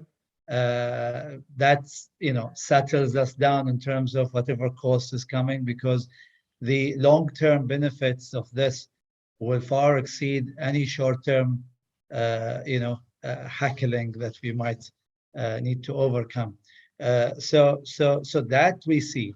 What we are probably going to focus on is how hybrid this will be, because we need this to be practical. Once this is approved, it will be difficult to change it as frequently as every one entity wants it to change. So this hybrid approach that the doctor has emphasized on earlier is crucial. And today, sometimes we struggle with a conflicting direction from AOFI and the central bank with respect to minor issues, like who should hire the internal auditor, for example, and is it ultimately with NRC or with the audit committee, or is it with the Sharia supervisory board? I mean the Sharia internal auditor. This is a very small issue. I mean, both are acceptable. There isn't a great risk by having one over the other. That should be left to the bank to decide on, or both should be accepted as recognized by the standard setting body. If we don't have a third option, that is. So these things we need to either stay away from, leave them to the organizations so that we avoid issues with the central bank, or give only what could be thought of or what could be acceptable from a segregations of duties point of view, or from good internal control structure, and so on and so forth. So we need to really be very very thoughtful and very careful about this hybrid approach. We want this to sustain itself over a much longer time without the need for frequent changes. The future will tell whether we will need lots of changes as we go on, changes that are mandated by the international community that we have to adapt, that we will have to do on a regular basis, but changes that we have to do because we miss things will reveal the quality of the original work. So but we are praying, we are hoping, and we are full of confidence in our brothers and sisters to come up with a fantastic document.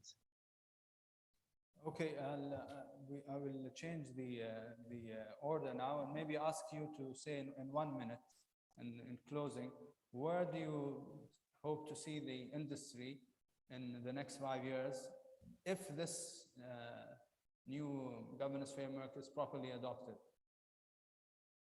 Question is to me? To you, yeah. Yeah, okay. Well, I see the industry, the Islamic banking industry is progressing anyway. There are, the ethical standards from within the financial institutions, Islamic financial institutions. 1 minute, Hakim, 1 minute. Okay, so from within there is this urge of ensuring that we are governing ourselves really properly. There is nobody that takes this lightly. Whether there is these enhancements that will come from these collaborations or not, I think we have matured as Islamic banks by now, and I see more advancements towards the right thing in the coming 5 years, nothing less. Dr. Aisha, same question to you, but maybe before you address that, what, in your opinion, is the responsibility or the role of regulators, you being the chairperson of the Sharia Council and the Capital Development Authority in Maldives? What, in your opinion, is the role and responsibility of different regulators or authorities in pushing forward the implementation of a solid governance framework? And then you may close with, where do you expect to see the market in the next 5 years if this is properly adopted, if the framework is properly adopted? Yes. To answer the first question, I have 3 minutes. Yes, inshallah, within 3 minutes. So my answer to your first question is the regulatory authorities need to direct what needs to be done in the local industries. And it's very important to develop the strategies in terms of adopting the Sharia governance standards in the local circumstances. For example, if the talent development is not something which is there right now, within the next 5 years, how to achieve it, the strategic action plans in this regard needs to be developed by the regulatory authorities so that the IFIs would be ready to follow the Sharia governance standards, which is required them to follow. So I'm happy to note that at least now we have the benchmark to be followed, and at least there will be no compromise in that regard. And also, it's very important for the regulatory authorities to come up with the statutory implications of Sharia non-compliance within their local jurisdictions so that nobody will breach the Sharia governance standards that ought to be followed in the particular jurisdictions. And to answer your last question, I think because of adoption, if this Sharia governance framework or the standard can be adopted by all the countries which are having Islamic finance, then definitely we will have a high level of Sharia governance standard which is followed across the world uniformly, and there wouldn't be any discrepancies on the Sharia compliance levels which we are having right now in terms of harmonizing certain types of things that we find in the standards. So what I believe is that it's very important for us to have a uniform standard, a set of benchmark that we follow, so that at least there will be no deviation from those benchmarks, saying that sometimes too much customization is also not good. So at least we know where to lead ourselves, and in long term, where ourselves should be is now given direction from the standard setting bodies, which is a very good thing. Thank you very much. Thank you. Jazakallah khair. Dr. Farouk, also, finally, what is your opinion regarding how the industry will advance, inshallah, forward after adopting this jointly developed framework in the next coming few years? Thank you, Sheikh. My vision is very clear. On the 5-year horizon that you're asking me, I am really hopeful, inshallah, and very confident that if this revised Sharia governance framework is adopted and enforced, implemented correctly and enforced, it will, inshallah, become the foundation, the basis of Islamic financial industry being more Sharia compliant, more inclusive, more efficient, more competitive, and more productive as a driver of economy and well-being of the people. Jazakallah khair, barakallah feek. Dr. Bello, we conclude and close with you, as we say in Arabic, Miskhul Khitam, barakallah feek. Your opinion. Thank you.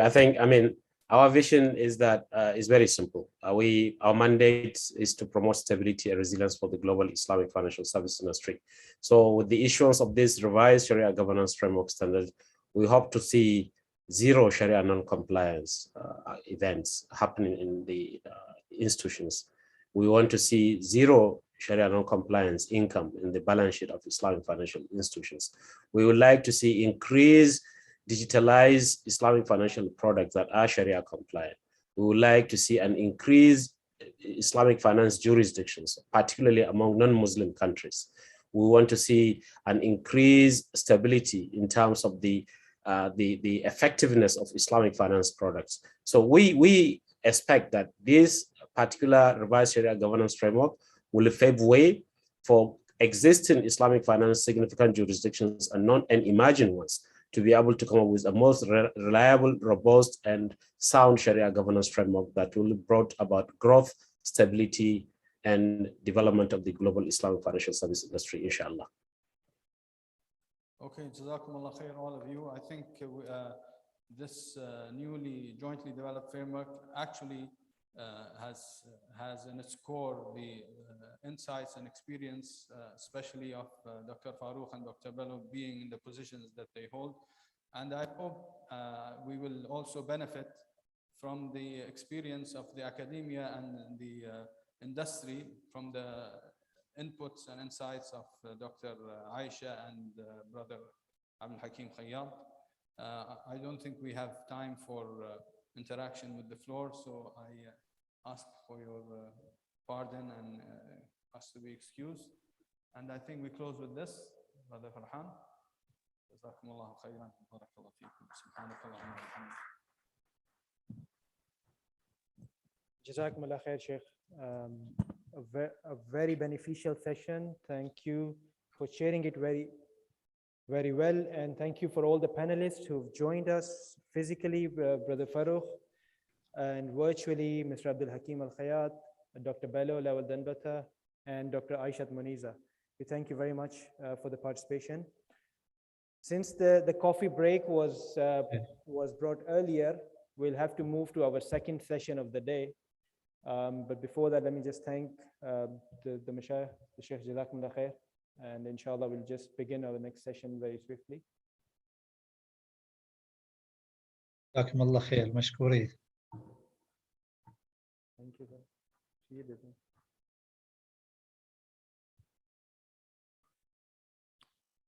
So the next session of the day is equally important, and it's on a very important topic, and that is impact of Maqasid al-Sharia and ethics on the governance process.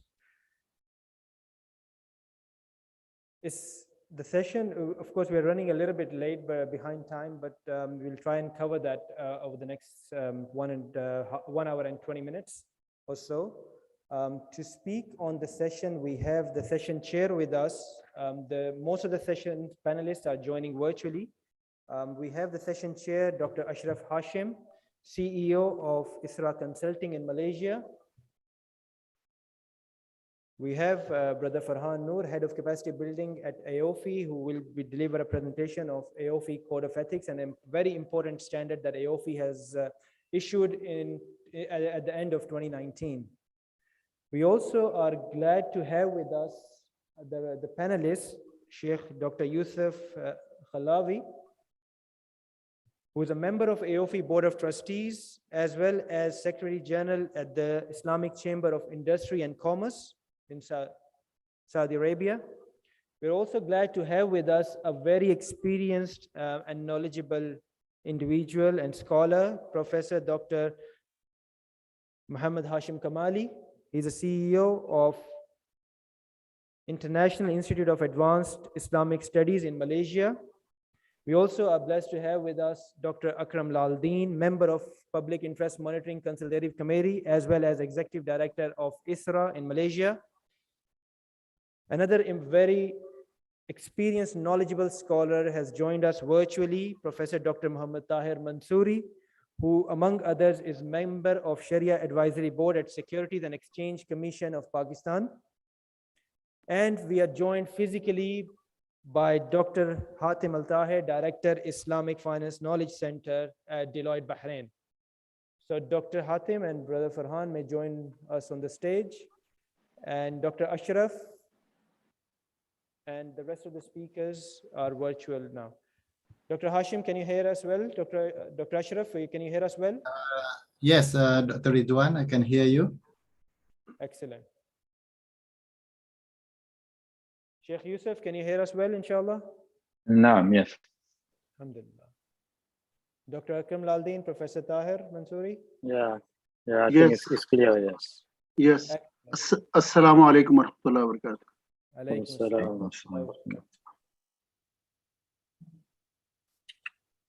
So over to you, Professor Ashraf.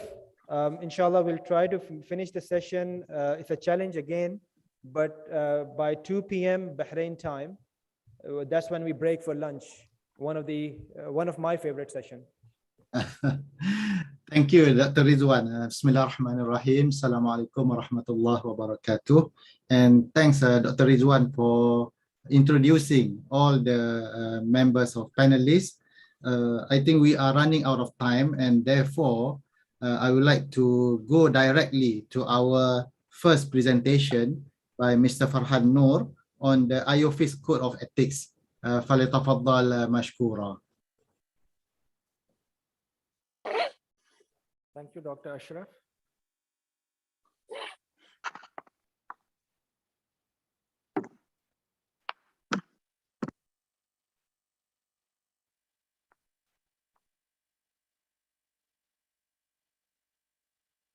Within the next 10 minutes or so, which is definitely going to be challenging. But nevertheless, to begin with,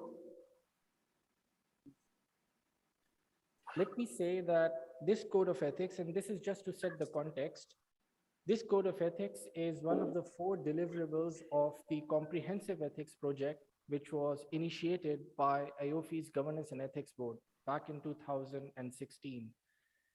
And this code is meant to be voluntarily adopted by Islamic finance professionals in their personal capacities. Now, I'm sure you might be asking this question, why should I adopt this code? So as Islamic finance professionals, you'll definitely find yourselves in different situations throughout your career. Some of those situations will be very easy and simple to handle. But The other situations might be a bit complicated and complex, and that's when you would need some guidance as to what exactly you should do in that given situation. And that's where the code of ethics come into play. The code of ethics will help you understand how to read a situation and how to respond to it accordingly so that you can conduct yourself in an ethical manner. So let me give you some examples. So we have Mr. X here, and he's in a situation. He's in possession of some knowledge, and he wants to use that knowledge or use that information to benefit himself, to make a profit for himself. But the implication is that he fears that it might lead to insider trading. So he wants to be sure that it doesn't lead to insider trading. So how can he do that? So what he can do is he can refer to the code of ethics and see what the code has to say about this. So from the code, you'll find that if you find yourself in this situation, you have to think about three things. Number one, is the information public information or non-public information? Is the information material or non-material? Is the information or the source of information an insider or an outsider? So the answers to these questions will help Mr. X rationally conclude whether this situation is giving birth to insider trading or not. This is a simple, straightforward example, and I'm sure you're able to relate with it as well, because we all are in possession of information. Let me give you another example. For example, you are a part of HR department at an Islamic financial institution. As a result of which, you have access to the medical records of all the employees. Okay, so can you share this information with the rest of the employees? The answer is a simple, resounding no. But this is a simple situation. Let me give you a more complex, complicated situation. Let's assume you are in a possession of information that the management of the institution is going to make your best friend redundant within the next 6 months or so. Okay. And then you also know that your best friend is just at the verge of signing for auto financing or house financing. Now there's an ethical dilemma. If you divulge the information that the management is going to make you redundant in order to stop him from proceeding with the financing, you are in breach of confidentiality. But if you don't divulge the information, then your best friend, who by the way has a family of 5, will incur severe financial losses for the years to come. So what do you do? A big question mark. Anyway, let me give you another example. Next slide, please. It's not working. Okay. So Mr. X is in a different situation altogether. He is the CTO of an Islamic financial institution. And in one of the discussions with the local regulator, the topic of financial accounting standards came into play. Okay. And he made this comment that compared to the conventional counterpart, financial accounting standards of AAOIFI doesn't really add much value. Now, the question is Mr. X justified in making such a comment? Again, you refer to the code of ethics and see what the code has to say about this. So from the code, we find that in such a situation, you have to look at the person, and to be more specific, the qualifications and the credentials of the person who's making such a statement. If the person is a subject matter expert, then yes, he's entitled to his opinion. But if he's not a subject matter expert, and clearly you can see in this example that he is a technology expert, not an accounting expert. So making a comment on a topic which is not your field of expertise is, according to the code of ethics, not permissible. It's an ethics violation. And again, it's a simple, straightforward example. You can relate with it.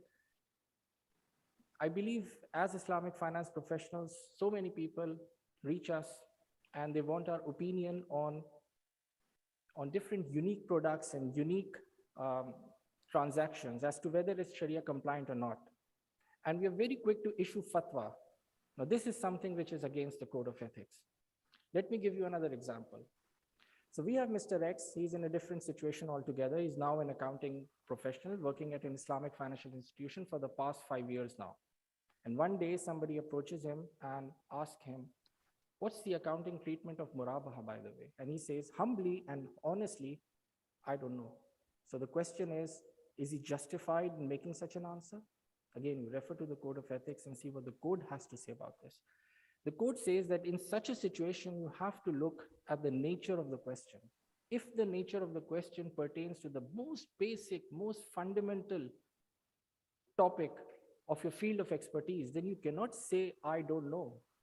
If you say, I don't know, it means you're incompetent. You're not fit for the job. So in this situation, Mr. X is clearly incompetent and not fit for the job. And incompetency is an ethics violation. So all in all, what I'm trying to say is that you can use the code of ethics to help you read the situation and respond to it in an ethical manner. So this is how the code of ethics is useful, practical, and relevant for you. And that's why you should adopt it. Now, very quickly, I just want to give you a bird's eye view of what the code is all about, how it's structured, and what it actually says. And I think I'll finish within the next 5 minutes or so. So regarding the structure, we have the code of ethics made up of 3 parts, part A, part B, and part C. Part A is the conceptual framework, helps you understand how to think about ethics, okay? And part B provides you with a list of violations which you must avoid. And part C provides you with a list of ideas which you must pursue. So I'm only going to focus on part A for the next remaining minutes. 3 of the most important concepts used in the code of ethics, which actually serve as the basis or the foundation on which the entire code of ethics has been built, are these 3 concepts: adl, zulm, and ihsan. Adl means justice. So putting something or someone in its rightful place and position. Zulm is the complete opposite of adl, which means not putting something in its rightful place and position. And ihsan means excellence, doing something in a manner which in available resources and given constraints cannot be done better. So point number 1, which is the big question, what is ethics? So ethics is all about achieving adl. And I want to be very simple. I don't want to get into the details of the matter. Ethics is, in the simplest words, in the simplest terms, is all about achieving adl in whatever you're doing. So if you're required to make a decision, that decision should be based on adl. If you're tasked with a responsibility, and it could be as simple as arriving on time or as complex as running a financial simulation, irrespective, you must do adl with the task. This is the minimum requirement in order for you to be ethical. That's point number 1. Point number 2, how can you achieve adl? So the code is given a formula. If you uphold all these 4 elements of the equation, you have achieved adl. If you fail to uphold even one of the elements of the equation, then you have failed to achieve adl. And just quickly mention, without getting into the details, these 4 elements are: you need to have the right intention and the right mindset. You must do the right thing. You must do that right thing in the right manner as well. And you must engage with others positively. I'll have to skip this slide, unfortunately. And I'll leave you with 4 questions. And these 4 questions are based on 4 situations which you'll definitely find yourself one day or the other throughout your life. And these have been answered by the ethics protocol, the last component of the conceptual framework. So question number 1, what if you are involved in an ethics violation and nobody in the world knows about it? Okay, so maybe you stole something from someone, you said something wrong, you lied, you cheated, you deceived somebody, whatever. How do you respond to that situation? Question number 2, what if you are ethical in your own personal capacity, but those who are reporting to you, they are involved in unethical activities? So will you be held liable and accountable for the unethical actions of those who are reporting to you? Question number 2. Question number 3, what if you are expected to make an important decision? How can you make sure that that decision is an ethically defensible one? Question number 3. Question number 4 is, what if you are a witness to an ethics violation? How do you respond to that situation? So these are the 4 questions answered by the ethics protocol. The copy of the code is available on our website, AAOIFI.com, free of cost. You can download it and get hold of the answers to these questions. Last slide. And this is just to inform everybody that AAOIFI has designed and developed a professional ethics program. And this is tailored designed to meet the specific needs and requirements of different stakeholders of Islamic finance, both at the leadership level, management level, and staff level. And we strongly encourage Islamic financial institutions and regulators to make this program available for their employees for 2 reasons. Number 1, so that the employees understand what ethics is. And number 2, they should know what are the requirements in terms of ethics. That's it from my side. Thank you so much for listening to me. Assalamu alaikum wa rahmatullahi wa barakatuh. Walaikum assalam wa rahmatullahi wa barakatuh. Thank you very much, Mr. Farhan. I think we would like to congratulate IOFI for issuing this. I've gone through the 60 pages of document on ethics. It is a very good document. All of us need to read. It is not only theory, good in theory, but also in practice. It is an applied document, inshallah. So I think without further ado, I would like to welcome Prof. Datuk Dr. Muhammad Hashim Kamali. I believe that you have a very limited time, Prof, because you are traveling. So therefore, I would like to open the discussion on this maqasid and also the ethics by asking you on general overview about the relationship between the two. The floor is yours, Prof. Bismillah ar-Rahman ar-Rahim. I will be addressing the question as I was posed to me earlier, the extent of engagement of Islamic banking in finance with the maqasid. How to evaluate whether we are applying the maqasid, are we engaging meaningfully or not? And there is so far a great deal of show of interest. And the direct and indirect so far, and some initiatives were taken, but there is no method and strategy articulated as to how the maqasid can be implemented into Islamic banking and finance. Of the several initiatives we can name, for example, we started in recent times Sharia governance framework, for example, in 2011. Sharia governance framework started with Sharia advisory, Sharia review, Sharia audit, Sharia research. You see from these naming that the interest mainly is with the established traditional fiqh, Sharia as is come down to us. There is no reference as such to maqasid in particular. We then had the VBI, value-based intermediation. This comes a bit closer to the maqasid in the sense that it has 4 or 5 components: sustainability, economy, society, environment, and profit. These are the kind of headings that the VBI consists of. You can say that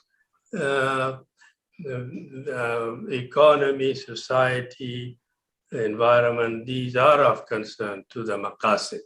And if they are translated into Islamic banking and finance, that is a level of engagement.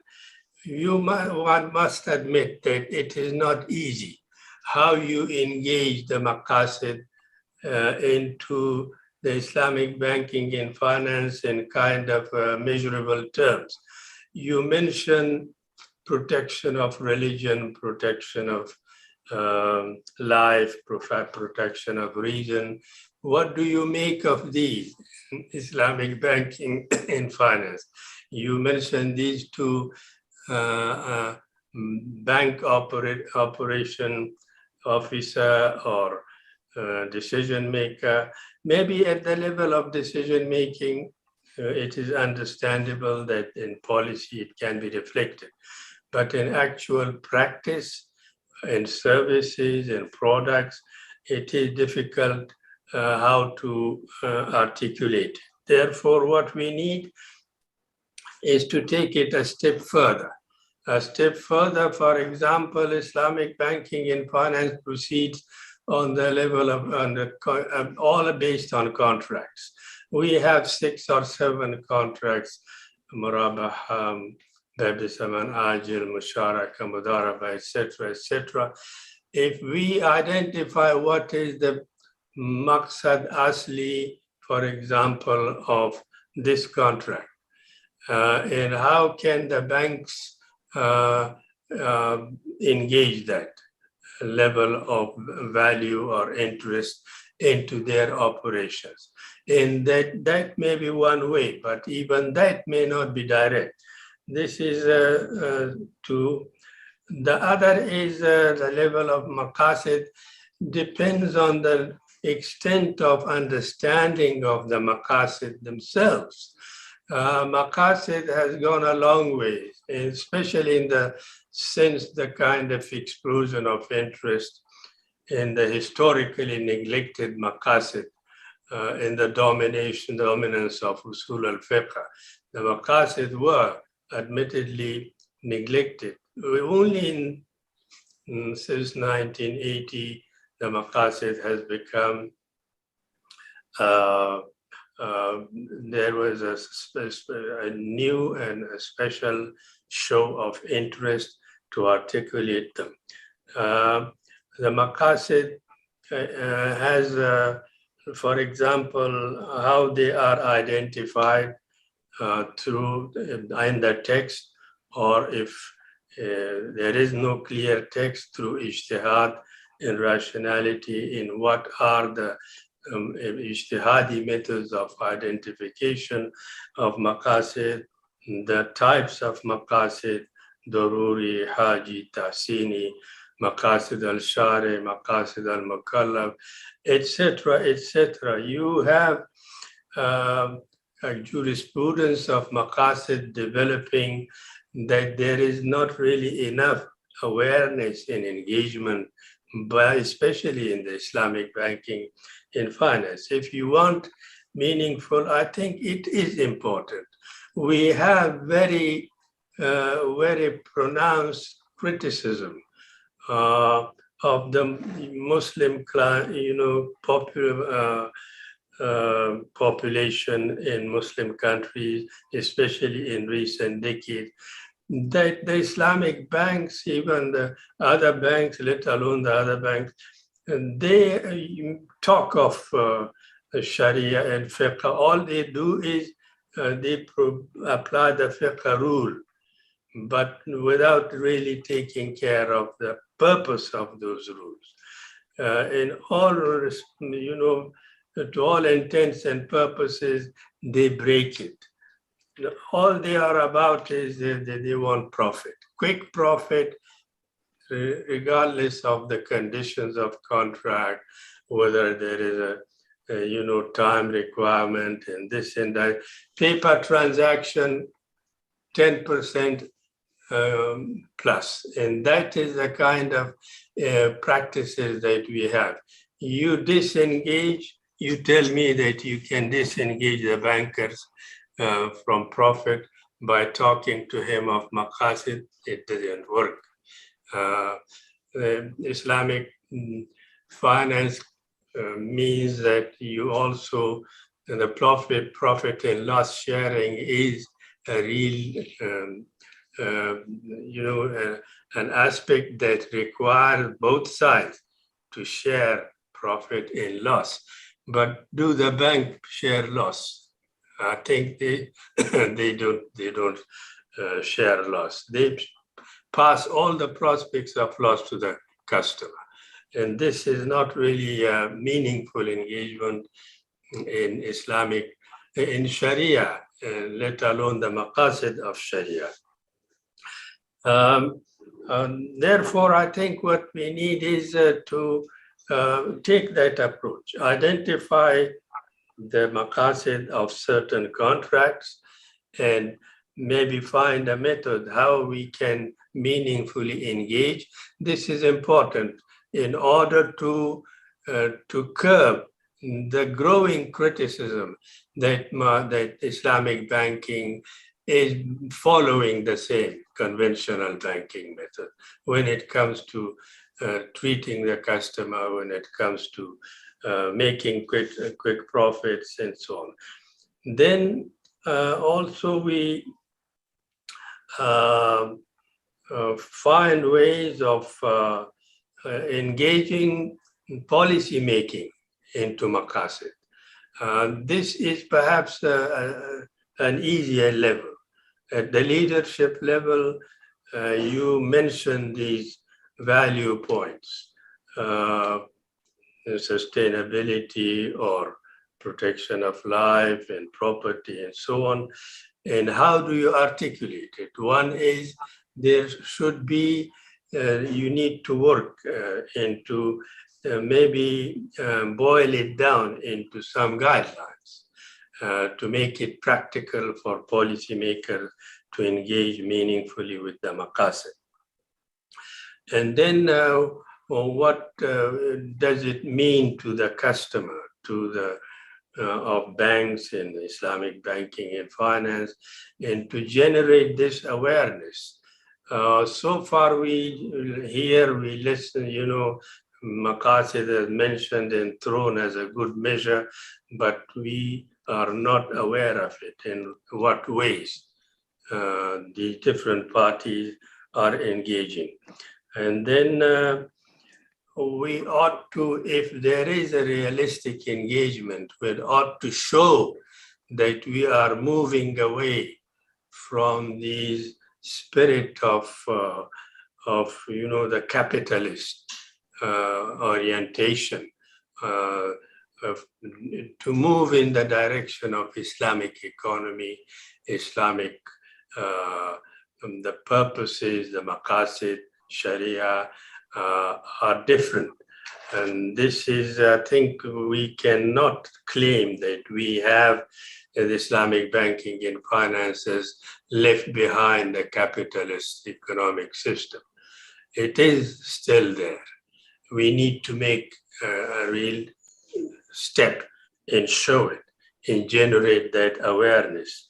I think that we have been talking, and there is it's very clearly stated that it is important that ijtihad moves along with the maqasid. There has been traditionally engagement with the maqasid has not been a part of the theory of ijtihad. We have neglected it. The fuqaha have neglected it. The fuqaha are interested in the interpretation of the text, the literalist meaning in this and that.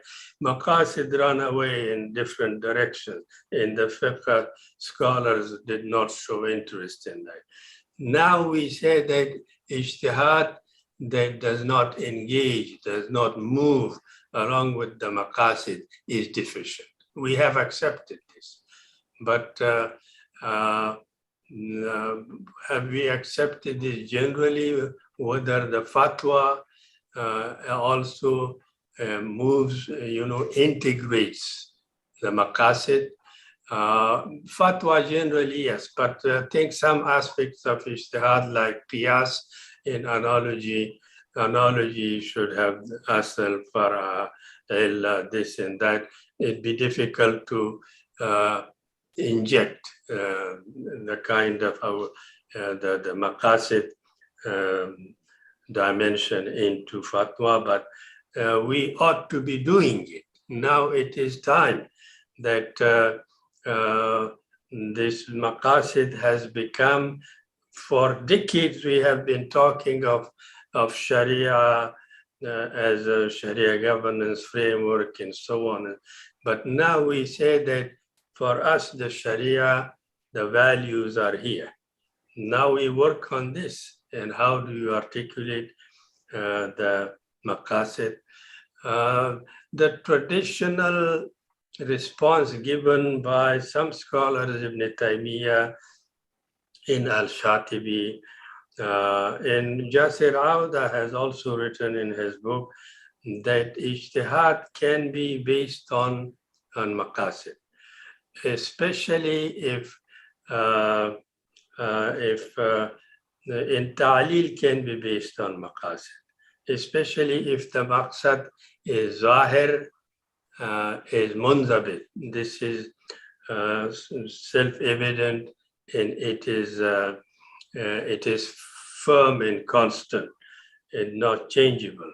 Like when maqsad is given the clear text in the Quran, in Sunnah, we can base ijtihad in ta'lil on it. And this is something that a new dimension in our understanding, perhaps, of fatwa and ijtihad. I think that maybe I should stop here before the chairman stops me. Okay, thank you very much for your attention. Thank you very much, Prof. Hashim. I think quite enlightening issues raised by Prof. Hashim. I do not need to summarize them, but I think the challenge that has been raised by Prof. Hashim is on how to translate those maqasid into a working document or living document. The code of ethics will be one of the excellent effort, but how to have how to apply it in a measurable term, if I may borrow your words, Prof. So it is very challenging, and in my experience, I hear there are some effort, there are some balance scorecard developed by some parties, but we are yet to see it introduced at global level. So I think quite a long way to go ahead of us. Anyway, thank you very much, Prof, and have a safe journey, inshallah. If you can stay, it will be very good until the end of the session, if you can. So we go to Sheikh Dr. Yusuf Al-Halawi. I think being a member of the Board of Trustees of IOFI, and you are also the Secretary General of the Islamic Chamber of Industry and Commerce in Saudi Arabia, and also you are a lecturer. So you combine in your good self, experiences from different angles. Maybe you can enlighten us on the role of ethics in Islamic finance vis-a-vis the IOFI Code of Conduct or Code of Ethics for Islamic Finance Professional. Maybe you want to elaborate further on this. فليتفضل شيخ دكتور يوسف. شكرا دكتور أشرف. السلام عليكم ورحمة الله وبركاته.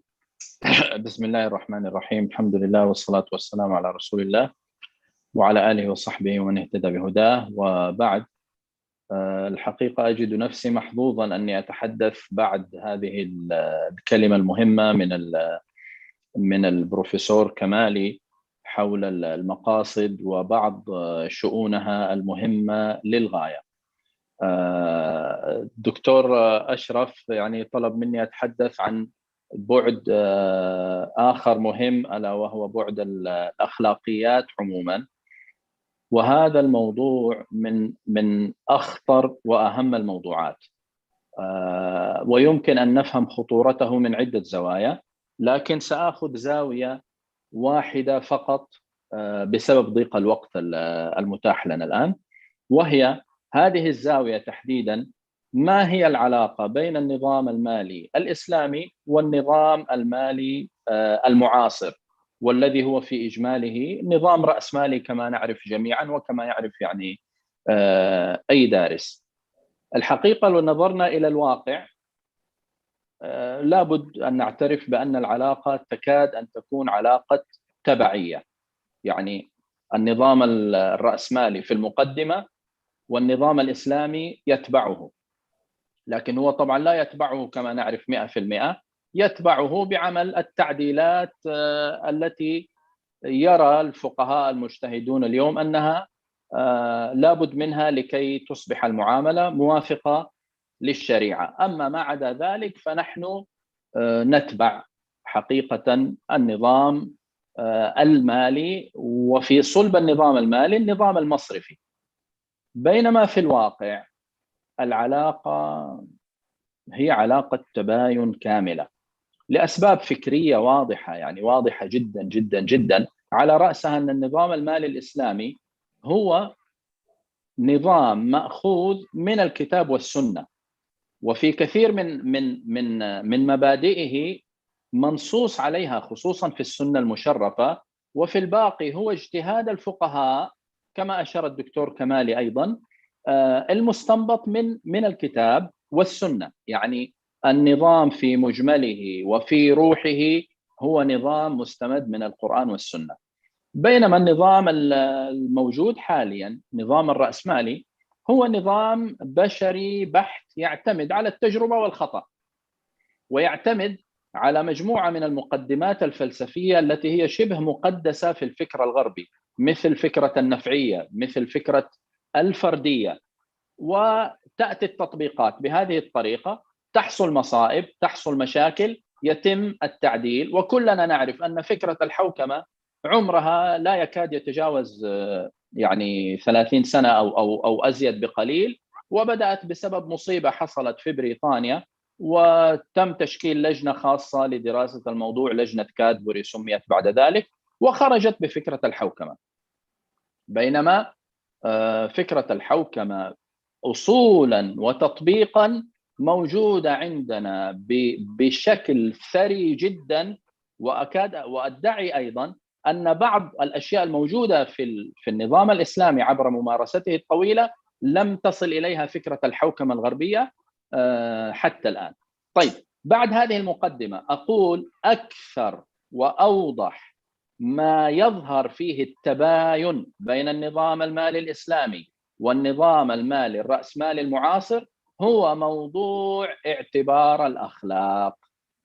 الأخلاق في الإسلام أساس، إنما بعثت لأتمم صالح الأخلاق. يعني النبي صلى الله عليه وسلم حتى يبين للمسلمين أهمية الأخلاق جعلها كأنها الغرض الرئيس من الرسالة، إنما البعثة النبوية كأن الغرض منها هو إكمال هذه الأخلاق الفاضلة والصالحة. يعني لا يوجد تشخيص لقيمة الأخلاق في أي نظام، في أي دين، في أي فكر، في أي فلسفة أقوى بل بقوة هذا التشخيص.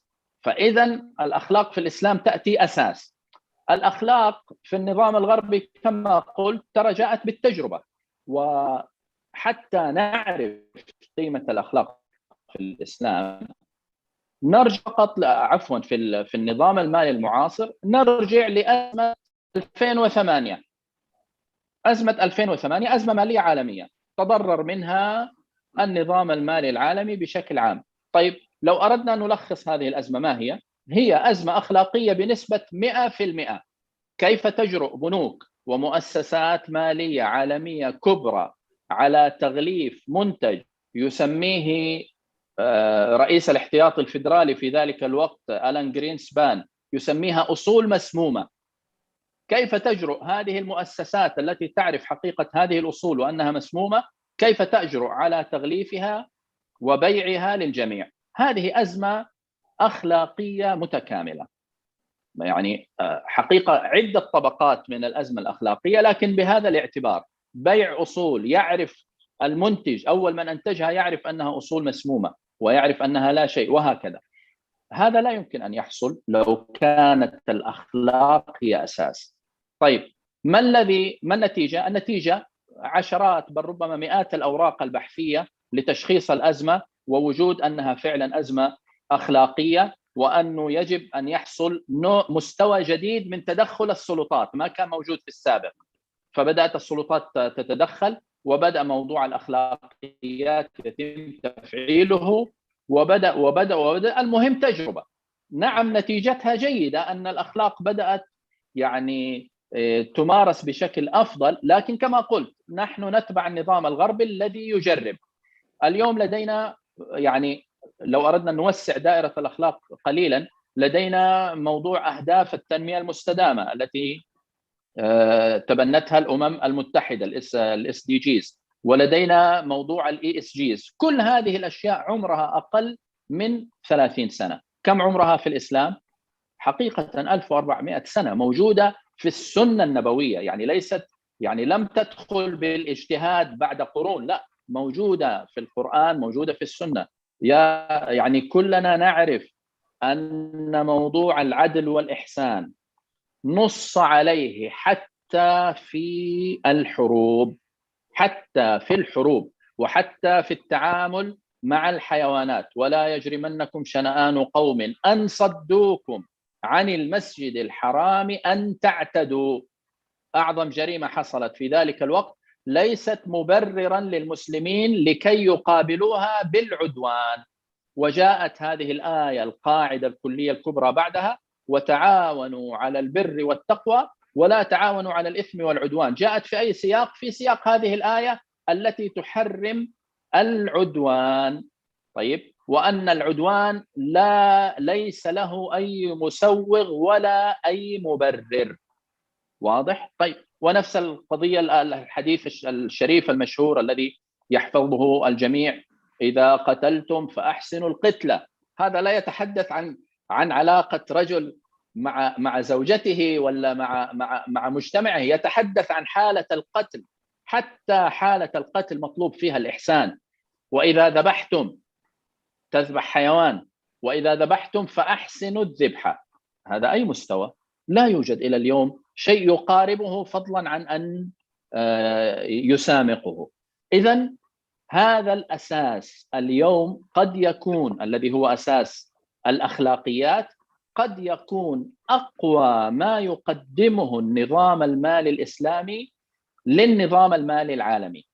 أن تصبح الأخلاق أساس ومنطلق ومبعث. وكما أشار الأخ في التقديم لمعيار أيوفي الأخلاقي، عندنا بعد مهم جدا، وهو لما تكون وحدك ما يطلع عليك أحد إلا الله. هذا أحد أهم الفروقات بين الفكر الإسلامي، أنت تتعبد الله حتى وأنت وحدك، وبين الفكر القانوني الغربي. الموضوع موضوع قانون، والقانون لا ينطبق على الإنسان عندما يكون لوحده. طيب، فإذا كما قلت هذا الموضوع هو من أهم الأشياء، وليس لأني فقط يعني عضو مجلس أمناء أيوفي يعني أشكر الحقيقة المجلس، لا، لكن كأي إنسان علينا فعلا أن نشكر مجلس الأخلاقيات والحوكمة في أيوفي على هذه الخطة الطموحة، والتي نتجت منها البذرة الأولى القوية جدا كما أشار الدكتور أشرف، معيار قوي في غاية القوة، وهو أحد أهم ما تقدمه الصناعة المالية الإسلامية منذ بدايتها في القرن الماضي حتى اليوم. لأن معظم ما قدمناه ما هو إلا إعادة إنتاج لمنتجات غربية. أما هنا نحن اليوم نضع أساسا، ندخل الأخلاق كأساس، وليس كمجرد ممارسة بين شخصين، وإنما هي ممارسة حتى والإنسان يجلس وحده في مكتبه، حتى في مختلف الظروف والأحوال. يعني الحقيقة كما نبه الدكتور أشرف في المقدمة، الوقت مضغوط جدا، لكن لعلي أترك بعض الوقت ربما للتعليقات في آخر الجلسة. وشكرا لكم. Shukran, Sheikh Dr. Yusuf. A very strong reminder to all of us that ethics is, at the center, that differentiates between the Islamic finance and also the conventional system. Even though we are now following the system, but we need to have our own identity, and the identity is based on akhlaq, which is based from Quran and Sunnah. Thank you, Dr. Yusuf. I think I'm going now to Prof. Dr. Muhammad Tahir Mansouri. I think from Pakistan, Prof. When we come back to Maqasid, when we look at the sources of fiqh, maqasid is not one of the sources of fiqh. Yeah, we can see there are, of course, we have Prof. Hashim, our sheikh in usul fiqh. So you can see from the list of the sources, maqasid is not one of the sources of fiqh, but it plays a very important role. So how we want to relate when we want to issue opinion or views, of course, we will base on those sources of laws, sources of fiqh, but how we want to also inject the maqasid in our views. So maybe you have some opinion on this. فليتفضل Prof. Tahir. Jazakumullah. Is my voice clear? Yes, it's very clear. Bismillah ar-Rahman ar-Rahim. Alhamdulillah Rabbil Alameen wa salatu wassalamu ala Muhammadin wa alihi wa sahbihi ajma'in. Excellencies, distinguished guests, dear participants, Assalamu alaikum wa rahmatullahi wa barakatuh. At the outset, I'd like to thank AAOIFI for giving me opportunity to participate in the conference and share my views on Maqasid al-Sharia, which are of vital importance for Islamic finance industry. Actually, Professor Dr. Hashim Kamali, who is the authority on Maqasid al-Sharia, and he has extensively written on it. And he has rightly identified, rightly mentioned that because of due to the dominance of other sources of Sharia, such as Qiyas, Istihsan, the Maqasid have been neglected. But Imam Ibn Taymiyyah, Rahmatullah alayh, Imam Shatibi, they are of the view that it should be the fatwa or the legal reasoning can be based or should be based on Maqasid al-Sharia. The latest movement, what you call a revivalist movement, which started after Allama Tahir ibn Ashur, they have, after that, Maqasid have received a renewed attention. And now everyone is emphasizing Maqasid as a source of Islamic law, as a source of Islamic law, as a basis of fatwa. And it is being, and now it is observed in many fatawa. Even in the fatawa and rulings of AAOIFI, you will find, on scattered places and very instances of the observance of Maqasid. What are the Maqasid relevant to Islamic finance, and how can they be measured? How can they be quantified? This was your question. That Maqasid, how can be measured, how can be quantified? The Muslim jurists, and especially the Muslim economists, prominent Muslim economists, they have identified a number of Maqasid relating to Islamic economics and finance. As a matter of principle, they say that the Maqasid of Islamic economic system are the Maqasid of Islamic finance. It means there is no difference between the two. Now, what are those Maqasid? Based on the literature in which I have concluded, and my conclusion is that based on their literature, they have identified 5 or 6 basic maqasid, which are ideal maqasid for Islamic finance. For example, the augmentation of wealth and protection of wealth, and which is known as hifzul amwal. Now, this maqsad suggests that the wealth should not remain idle. Resources should be exploited for the benefit of mankind. In the context of Islamic finance means that the deposits collected from the depositors or the funds collected from the depositor, they should be utilized in prudent way, efficiently, so that their wealth is augmented. And through a robust risk management system, this wealth should be protected. So in this way, we can say that it is a maqsad. One thing which I forgotten to say, again, on what basis we say that this particular value is a maqsad of Sharia? Imam Ibn Taymiyyah says that every human benefit, every essential benefit is a maqsad of Sharia, as long as it is endorsed and acknowledged by the Sharia that it is a human benefit. And it means that not every human benefit is a maqsad sharia. Only that essential human benefit is a maqsad sharia, which is endorsed by the strong sharia evidences. So on the basis of that criteria, the Muslim scholars, they've identified, as I've told you, that the first one is the augmentation and the protection of wealth. Second one is the circulation of wealth and discouragement of concentration of wealth in few hands, and which is known as tadawul al-amwal. This maqsad suggests that wealth should not be concentrated in few hands. It should reach all the segments of the society. What does it mean in the context of Islamic finance? In the context of Islamic finance means that all the affordable financial services should reach all the segments of the society. Dr. Farooq has rightly identified that after the implementation of new Sharia governance framework, our objective would be not the, and we would not be focused on just the shareholder, but we will take into consideration the interests of all the stakeholders, including the society. Now, how far this maqsad is realized, which I have told you is the circulation of wealth and not concentration in few hands.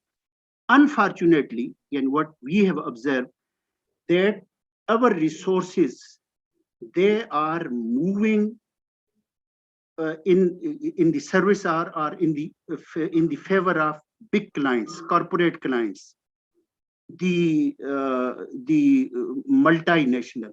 And for example, in Pakistan, if we take the example of Pakistan, 80 to 85% of total financing goes to the corporate client, multinational, and the small sectors, the SMEs, small business, agriculture, farmers, they receive hardly 1 or 2% of the total financing. It means that we are working in the same capitalistic paradigm to which our learned professor, just now in Arabic, and he had identified that we are working in capitalistic paradigm.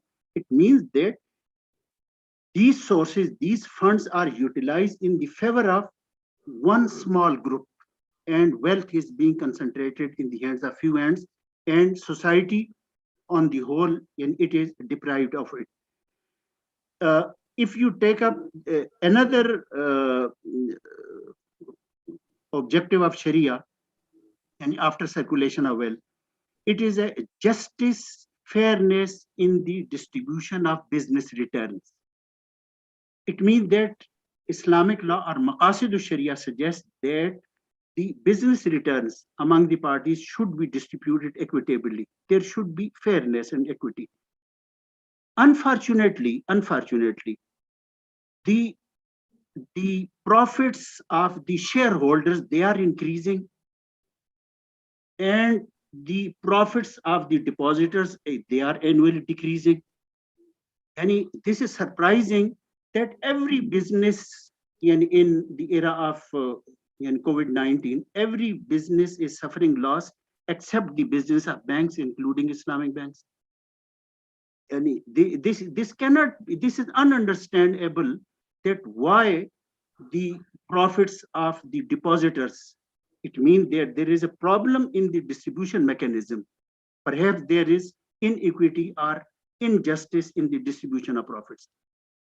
The third thing is one thing, and I want to add here, is that Islamic banks make discrimination between an ordinary depositor and the corporate client deposits.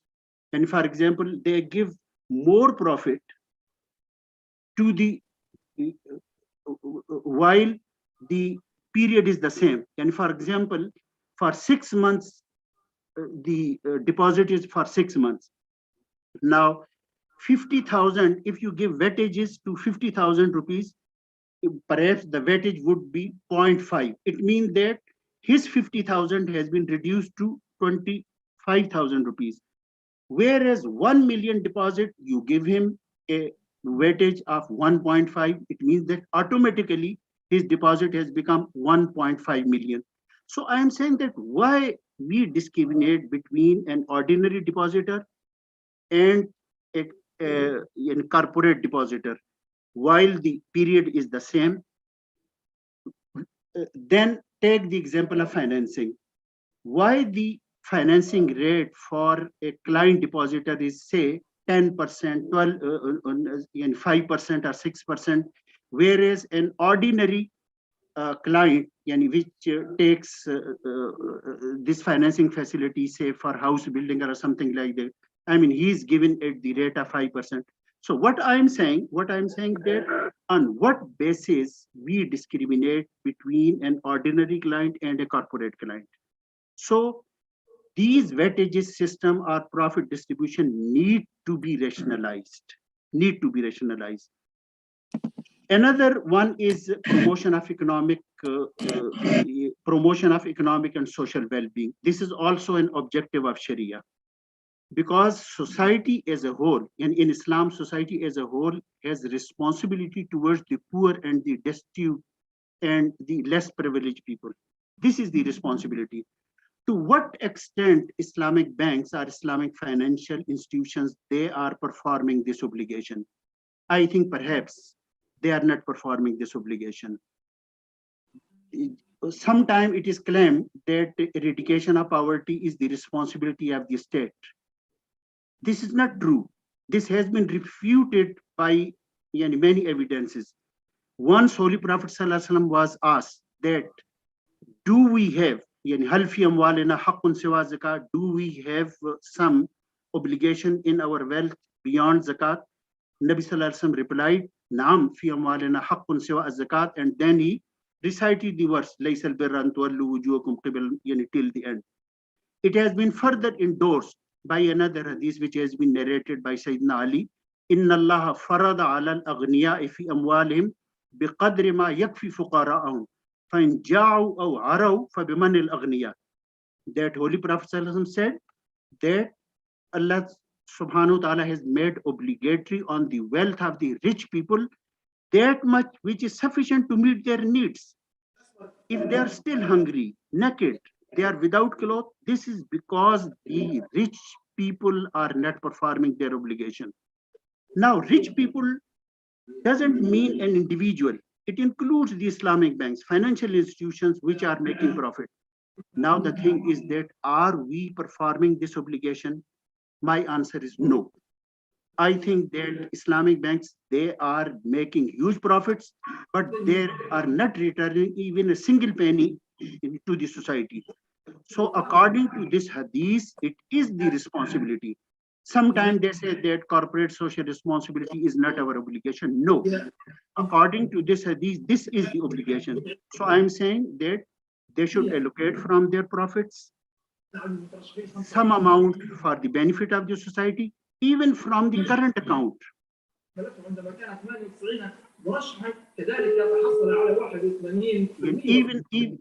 the current account. So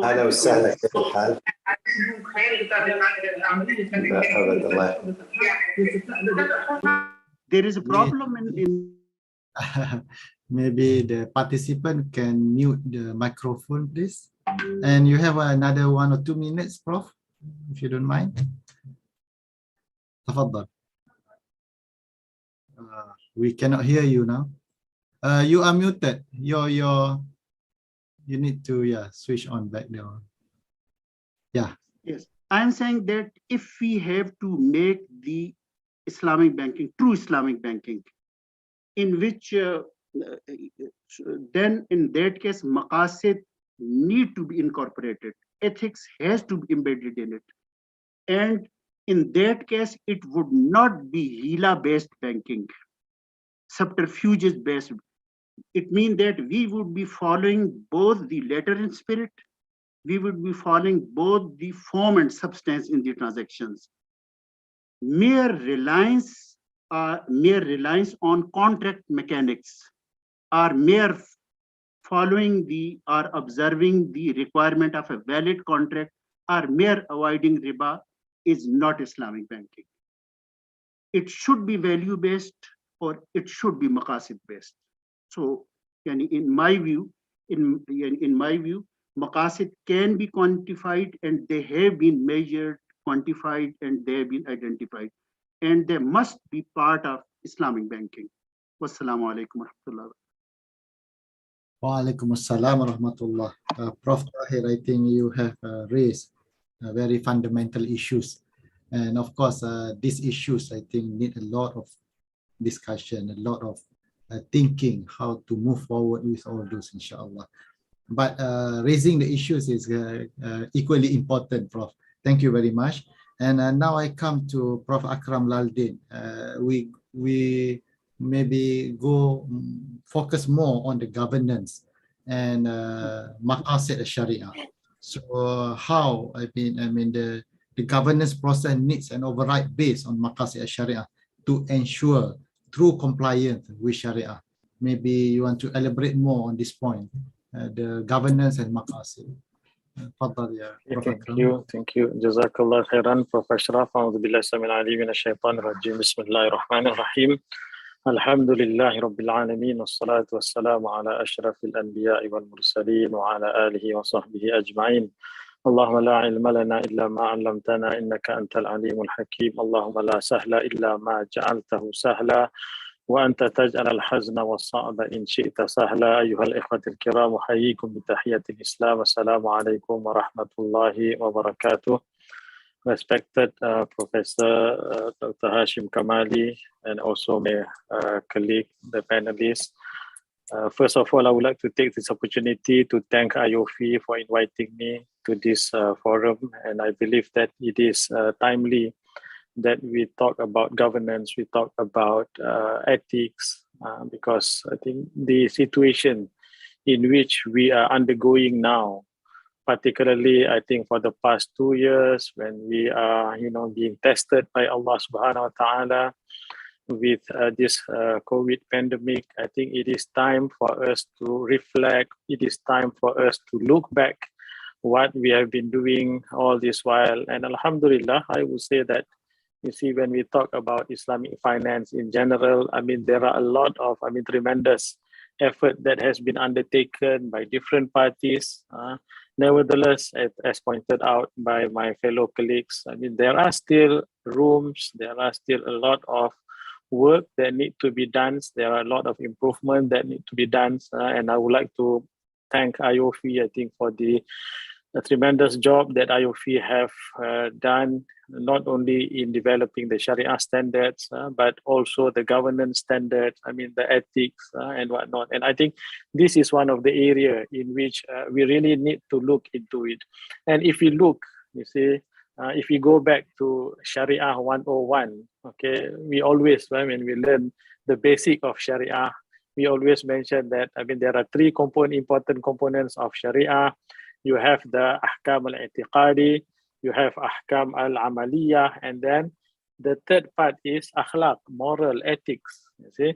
So the focus has always been, I think, throughout our journey in Islamic finance. I mean, we have always, been trying to come up with a halal solution, and the focus has always been into the, ahkam al-amaliyah, looking into the condition, shurut, arkan, and whatnot, to ensure that the product that we offer do comply with the requirement of Sharia. Yes, I mean, this is important, no doubt.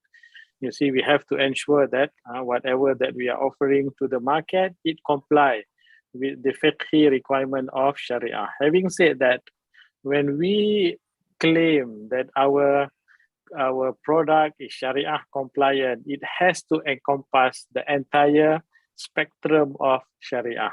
And I think one of the area which sometimes it is being neglected to a certain extent is, I mean, the akhlaq, the moral, ethic dimension when we are talking about Islamic finance. And I think it is time. You see, we have the financial crisis earlier on. We are still in it. You see, and we have this pandemic in which, I mean, all these happenings that is happening in the world, right? I mean, it is a triggering factor for us to look back into what we have been doing and try to look into where are the areas in which we need to improve and the area in which we need to put, you see, the proper governance so that we can have a product which does not only satisfy the requirement of Sharia, but also a product that satisfies the entire requirement of moral, akhlaq, ethics, and also the maqasidic dimension. And I think we are very fortunate, alhamdulillah, that I think as pointed out by my colleague, you see that within the framework of Islam, alhamdulillah, you see, since the early days, Allah subhanahu wa ta'ala, the Prophet sallallahu alaihi wasallam, has already laid down the foundation in the Quran as well as in the Sunnah of the Prophet sallallahu alaihi wasallam. It is not something new. When we talk about maqasid, when we talk, even though the notion of maqasid, perhaps as pointed out by my respected Professor Kamal, has been, popularized lately or, early on. But you see, if you look into the foundation of it, it was there, even during the time of the Prophet sallallahu alaihi wasallam. And from there, you see, our great scholars, Ibn Taymiyyah, Shatibi, Ibn Ashur, and whatnot, I mean, they have deduced, you see, the spirit of what is there in the Quran as well as in the Sunnah to come up with the notion of maqasid. That's why in financial transaction, take for example, the very basic of the prohibition of riba, we have ihtikar, we have darar, we have maisir, qimar. I mean, all this uncertainty and whatnot. I mean, all these principles are there in the Quran. You see, I mean, the question is that how do we apply these principles, you see, and bring it into the practice when we are practicing Islamic finance. That's why my humble view, you see, when we talk about, you see, the dimension of governance, I believe that the Sharia scholars particularly have a greater role to play to ensure when we talk about governance in Islamic finance, we connect it to ethics, we connect it to maqasid. You see, we have a great responsibility not only to look into the legal aspect of Islamic finance, but we have to go beyond that. We have to go beyond the legal aspect. And I think this is one of the things that we need to integrate it within the governance framework of Sharia advisors, Sharia scholars. All right, when I'm advising a particular institution, take for example on a particular product, yes, you see the bank will present to me, take for example, I give you a simple example, a credit card product, all right? I mean, credit card product, I mean, there are different underlying contract that we use. We use the contract of al-ujar, we use the contract of qard, we use different contract of tawarruk and whatnot. You see, I mean, from the fiqhi aspect, perfectly, I mean, it fulfill all the conditions, the arkan and whatnot.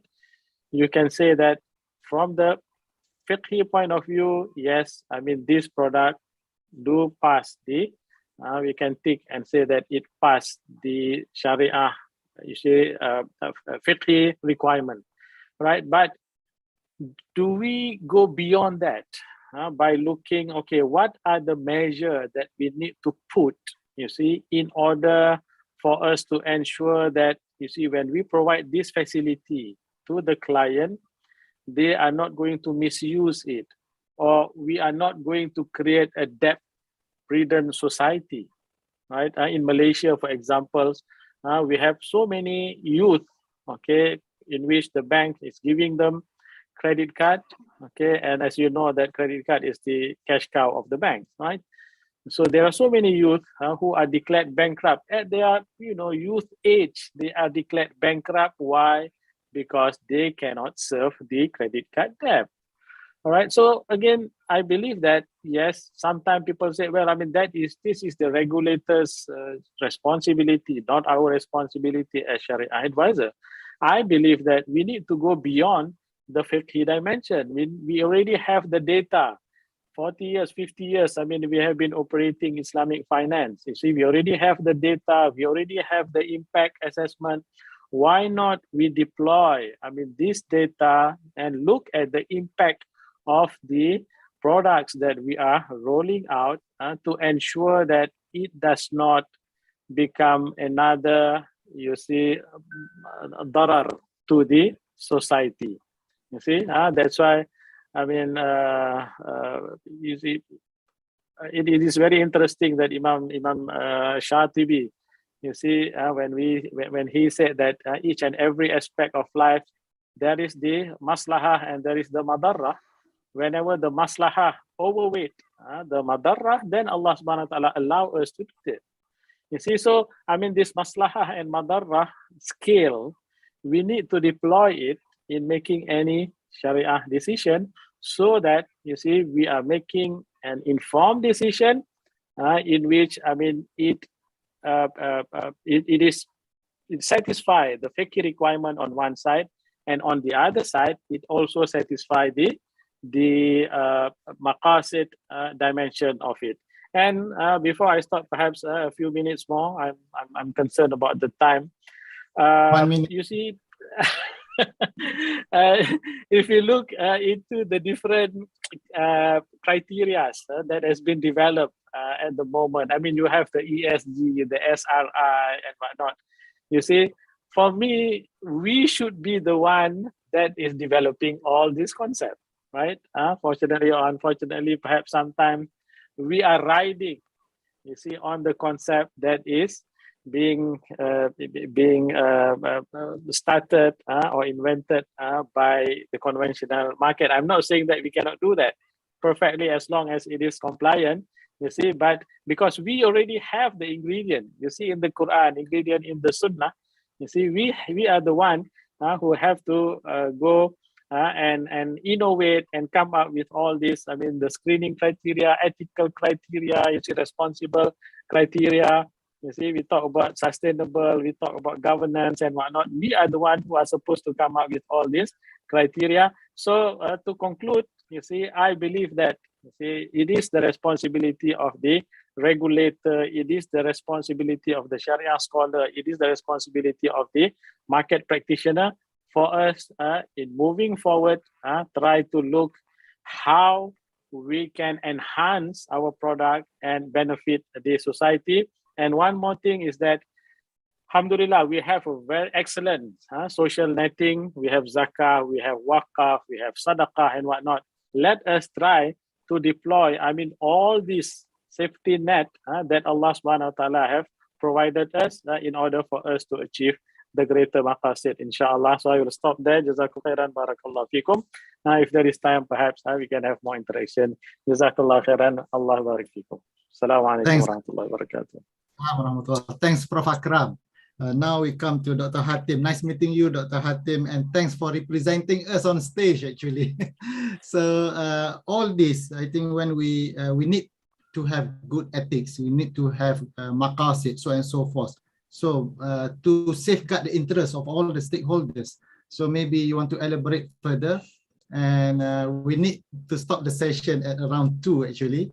So the floor is yours, Dr. Hatim.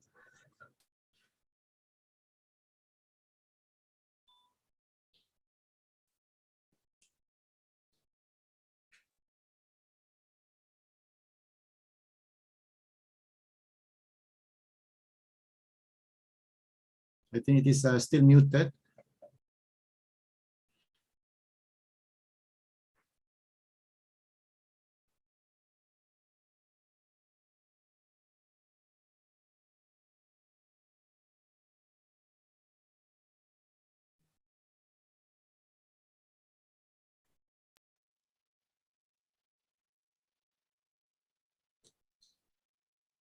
Hatim, you have 2 slides. تفضل.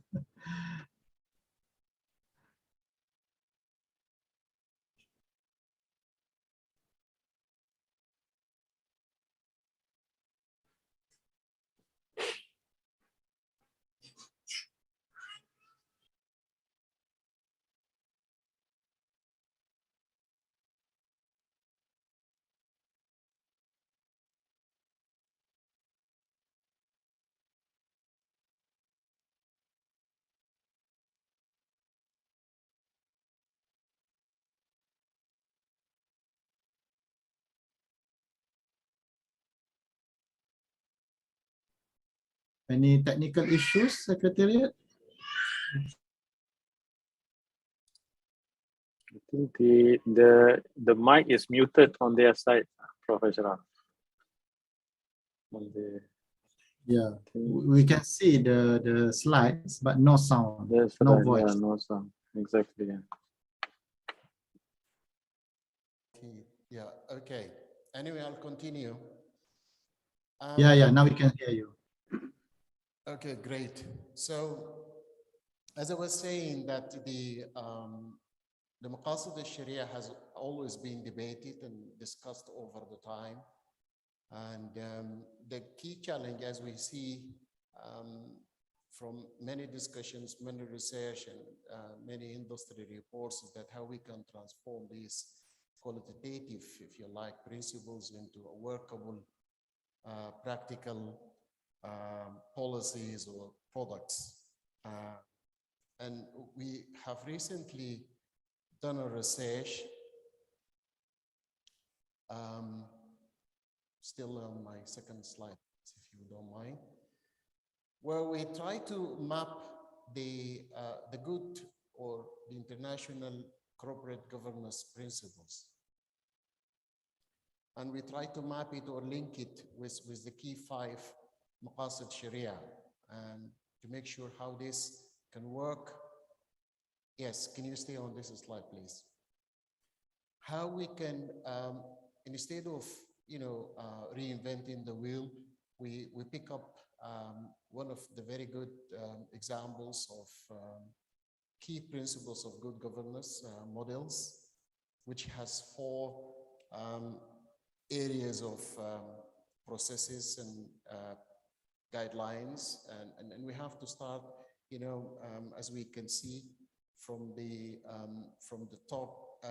Governance is the key thing, obviously, setting up a good governance and processes and people and technology. These are the 4 major forces that drives good governance models, internationally accepted. And we try to link and benchmark this with the key objectives of the Sharia or Maqasid al-Sharia. And that's the key issue here, is that we have to have this from top to bottom.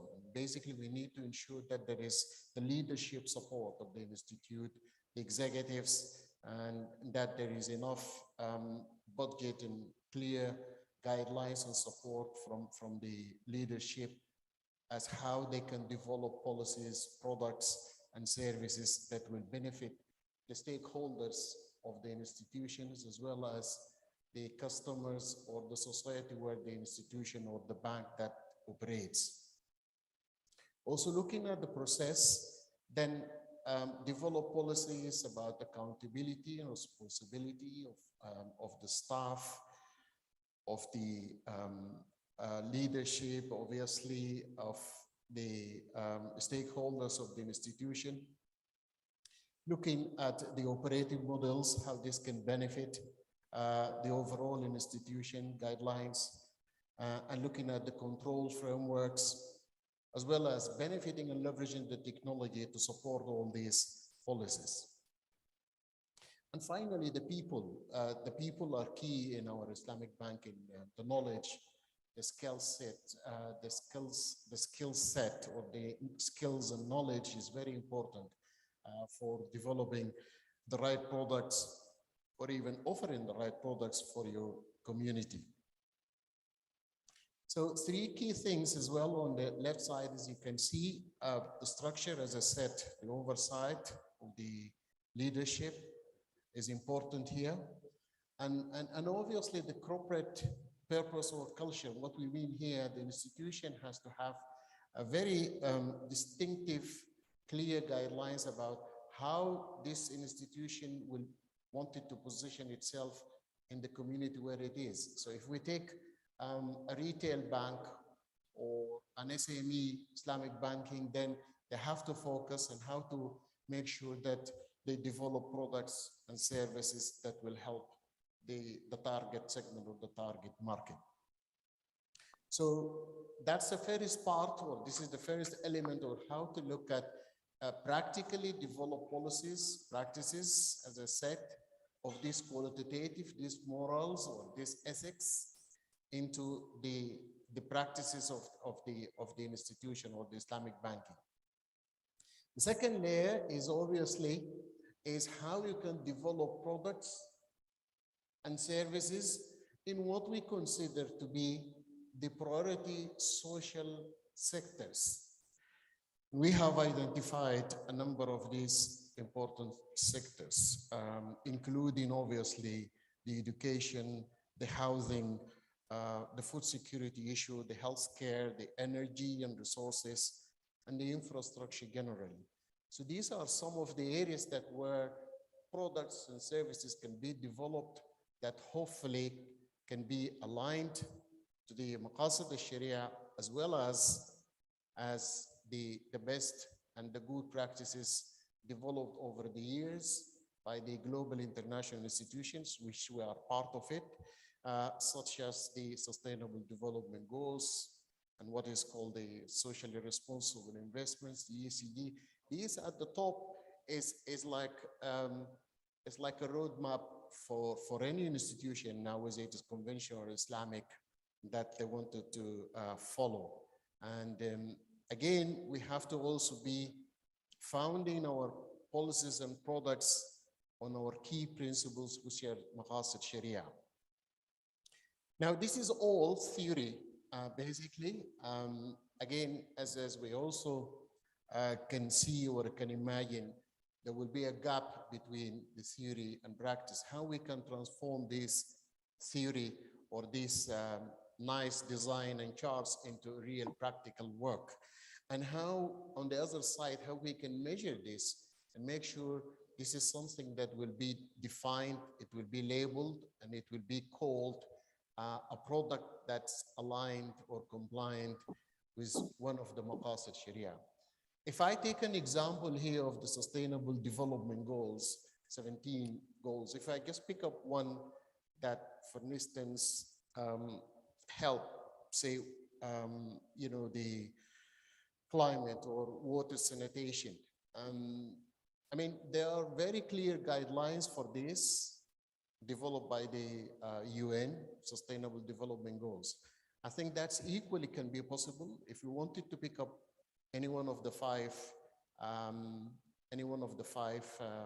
Sharia objectives or maqasid Sharia.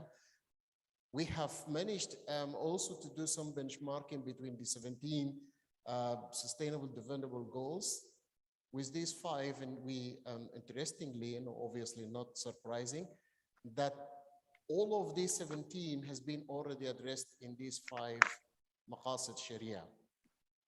So it's not new to us, as our Sharia scholars have mentioned now.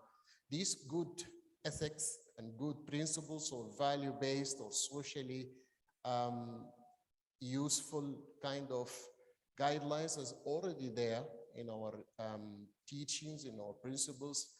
The challenge is now for banks, for product development people, for policymakers, all should just try to develop policies and procedures where we can develop the real products that associated and linked to these maqasid sharia. And I think I can give you an example of recently, not recently, over a year or so, Kuwait Finance House, they have developed a product that's specifically to help working women's or SMEs in the women sector, basically. I think that's very interesting. This is one of the I think very innovative products that target one segment of the market, one sector of the society, and develop products that can help add value to this women or working women or micro or small finance, and develop products with this. So just to conclude, the issue of ethics is very much alive in our world. Now we can see now the COVID-19 is started with the health scare, and then it became a big social problem, and then it became a global economic problem. And we still see that the issue of ethics very much live again in the inequality of distribution of the vaccine between the rich north and the poor south. And again, as one of our speakers was saying early in the conference, the ethics, the conduct of business has to be associated with ethics. We need to make sure that everything we do in our business has to be fundamentally linked to good ethics and good practices, obviously. I really hope this kind of attempt in our research that will help more people in the research and the product development side of the institutions to look at this more seriously and to try to link the maqasid al-sharia with offering products and services that will benefit our society. And I think with that, I'll just finish and I'll allow more time for Professor Ashraf to give the floor for the audience if anyone has any question. Thank you very much, Dr. Hatim. I believe we do not have time for question and answer, and we also do not have time for our second round of discussion. Nevertheless, I think I would like to thank all the honorable panelists for all your valuable comments on the topic. And there are a lot to be digested, a lot to be inshallah. And please apologize for any shortcomings while chairing the session. Over to you back, Dr. Rizwan. Thank you very much. Assalamu alaikum wa rahmatullahi wa barakatuh.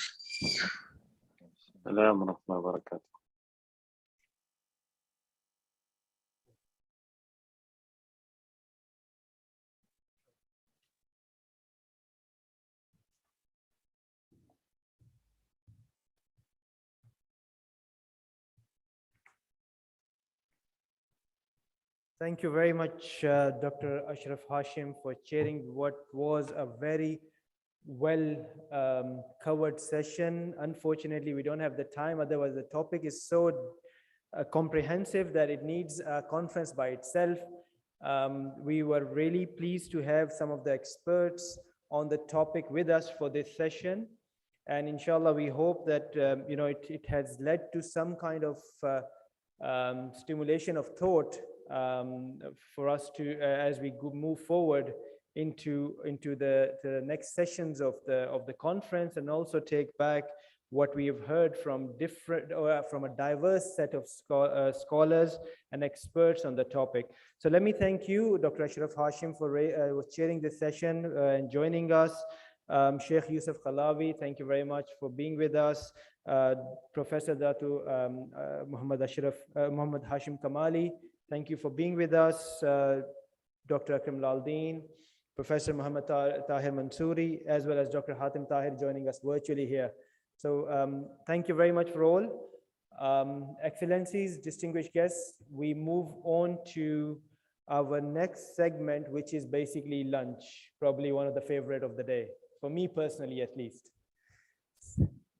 So without any further ado, let us basically conclude the session. The lunch will be served outside.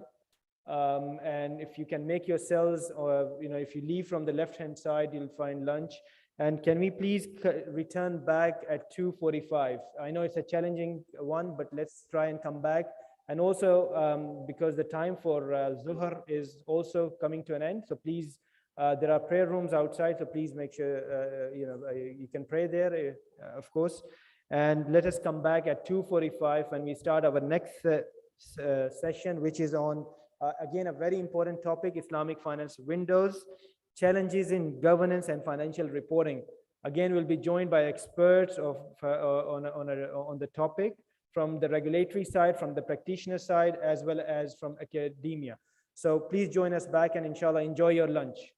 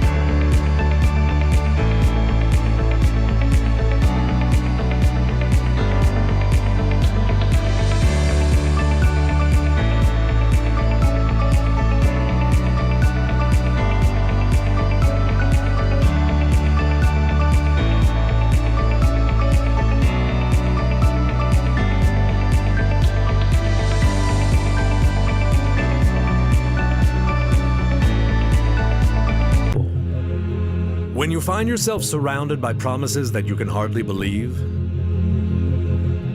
you feel lost in those promises you've never seen come true. Promises that, even if fulfilled, would not mean much, would be short-lived and complicate your life. In the stress of life's daily hassles, there's only one place that understands you and gives you the freedom to choose what is best for you. A place where your daily life is made easier and where your needs are met. So you can focus on your goals and get what you want. A place that empowers you with advanced and innovative solutions to help you improve your life. A place that promises nothing but stands by your side. Bobian Bank doesn't promise to fulfill your dreams. It helps you realize them yourself. حين تجد أفكارك بعدها المثالي تصبح واقعاً. حين ترافق خطواتك أرض صلبة تحقق حلمك. حين تدعم شجاعتك فرصة تأخذك أبعد مما تتخيل. معاً نتقدم ونجعل للغد معنى. البنك الأهلي السعودي، معاً نصنع الغد.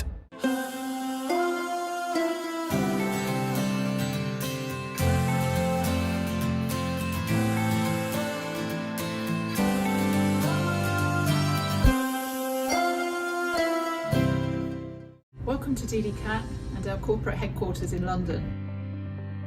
تعمل مجموعة ديديكاب في أسواق الجملة المالية وتقدم خدمات وسيطة للمؤسسات المالية التي تلتزم بقواعد الممارسات المالية الإسلامية وغيرها من القواعد المسؤولة.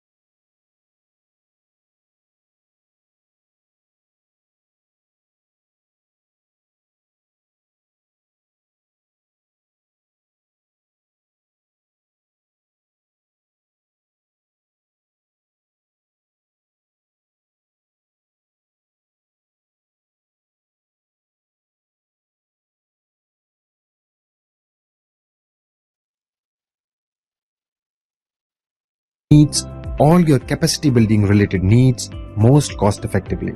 Islamic finance learning made simple and memorable.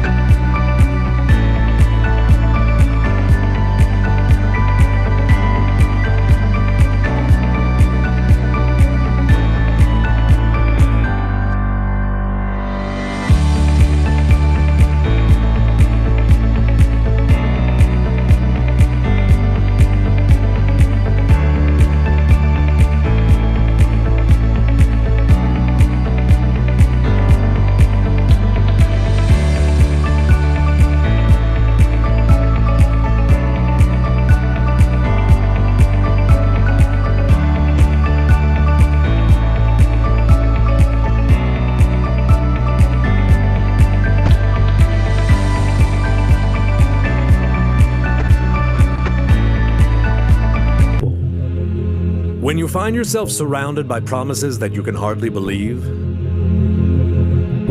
you feel lost in those promises you've never seen come true. Promises that, even if fulfilled, would not mean much, would be short-lived and complicate your life. In the stress of life's daily hassles, there's only one place that understands you and gives you the freedom to choose what is best for you. A place where your daily life is made easier and where your needs are met. So you can focus on your goals and get what you want. A place that empowers you with advanced and innovative solutions to help you improve your life. A place that promises nothing but stands by your side. Bobian Bank doesn't promise to fulfill your dreams. It helps you realize them yourself. حين تجد أفكارك بعدها المثالي تصبح واقعا. حين ترافق خطواتك أرض صلبة تحقق حلمك. حين تدعم شجاعتك فرصة تأخذك أبعد مما تتخيل. معا نتقدم ونجعل للغد معنى. البنك الأهلي السعودي، معا نصنع الغد.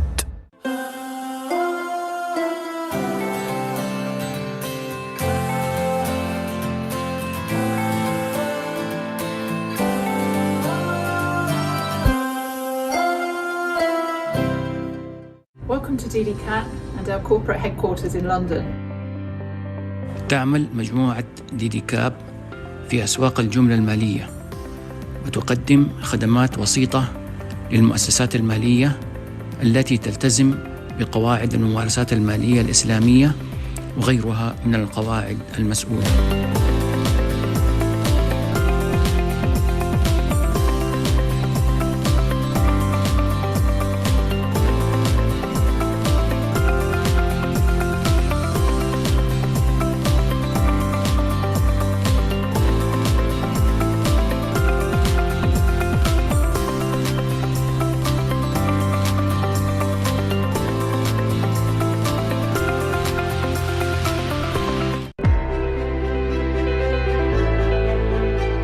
Path Solutions is helping banks transform multiple siloed banking channels into a rich, simplified, personalized, timely, consistent, seamless, and frictionless customer journey. We empower you to provide a seamless omni-channel experience for your customers across all channels, applications, and devices, to immerse into your customers' life journeys and achieve better customer interactions and stronger customer engagement.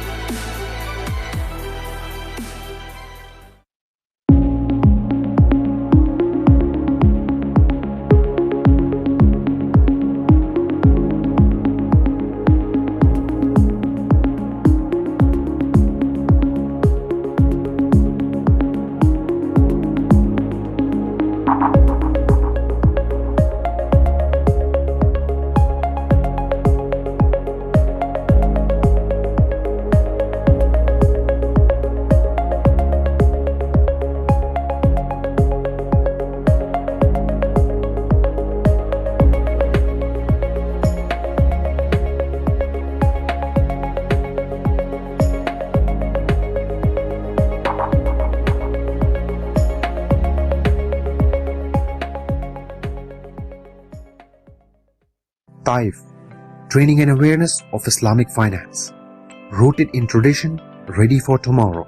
Training is our core business. We have an evolving catalog of extensive, well-planned courses created by industry experts. We provide end-to-end digital learning solution which combines the knowledge of Islamic finance with technology and meets all your capacity building related needs most cost effectively. Islamic finance learning made simple and memorable.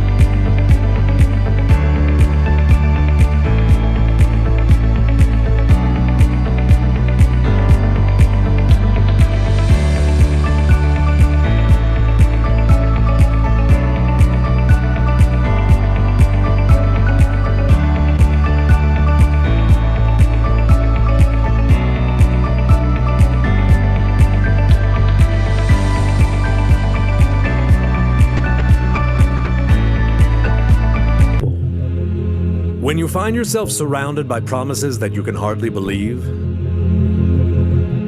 You feel lost in those promises you've never seen come true. Promises that, even if fulfilled, would not mean much, would be short-lived and complicate your life. In the stress of life's daily hassles, there's only one place that understands you and gives you the freedom to choose what is best for you. A place where your daily life is made easier and where your needs are met. So you can focus on your goals and get what you want. A place that empowers you with advanced and innovative solutions to help you improve your life. A place that promises nothing but stands by your side. Bobian Bank doesn't promise to fulfill your dreams. It helps you realize them yourself. حين تجد أفكارك بعدها المثالي تصبح واقعا. حين ترافق خطواتك أرض صلبة تحقق حلمك. حين تدعم شجاعتك فرصة تأخذك أبعد مما تتخيل. معا نتقدم ونجعل للغد معنى. البنك الأهلي السعودي، معا نصنع الغد.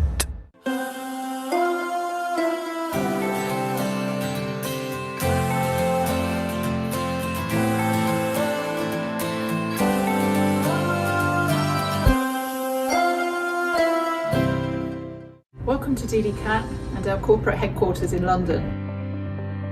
تعمل مجموعة ديديكاب في أسواق الجملة المالية وتقدم خدمات وسيطة للمؤسسات المالية التي تلتزم بقواعد الممارسات المالية الإسلامية وغيرها من القواعد المسؤولة.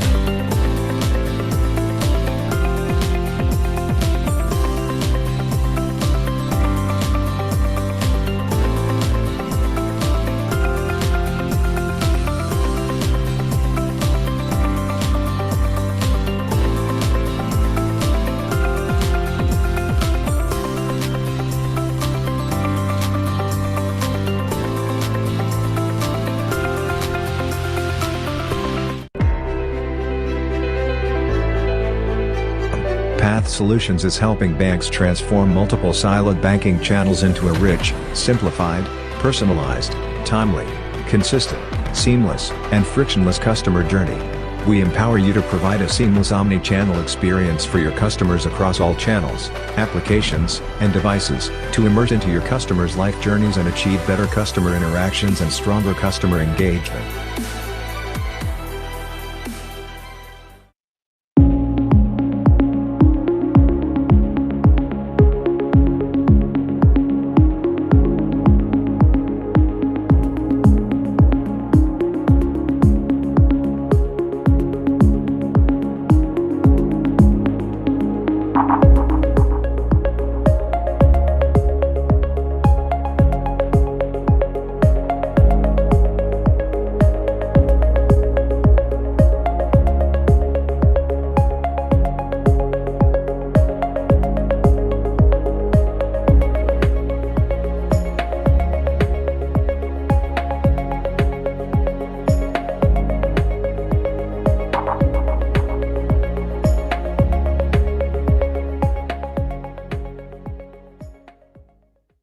TAIF, Training and Awareness of Islamic Finance. Rooted in tradition, ready for tomorrow. Training is our core business. We have an evolving catalog of extensive, well-planned courses created by industry experts. We provide end-to-end digital learning solution which combines the knowledge of Islamic finance with technology and meets all your capacity building related needs most cost effectively. Islamic finance learning made simple and memorable.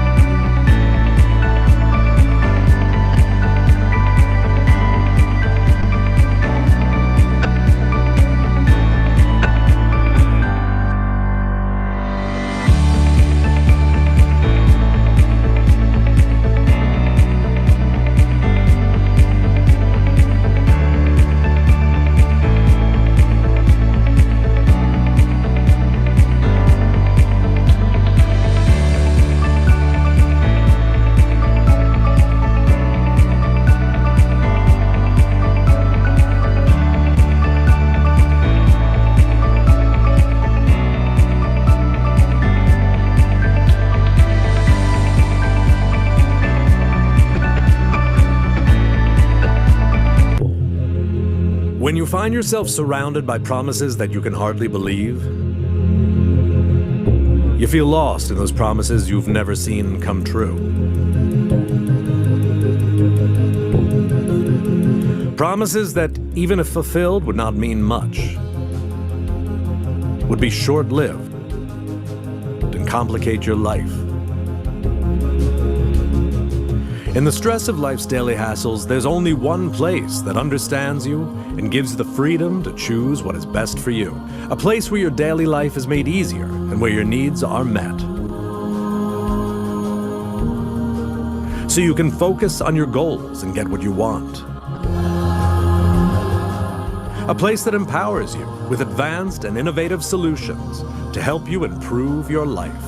A place that promises nothing but stands by your side.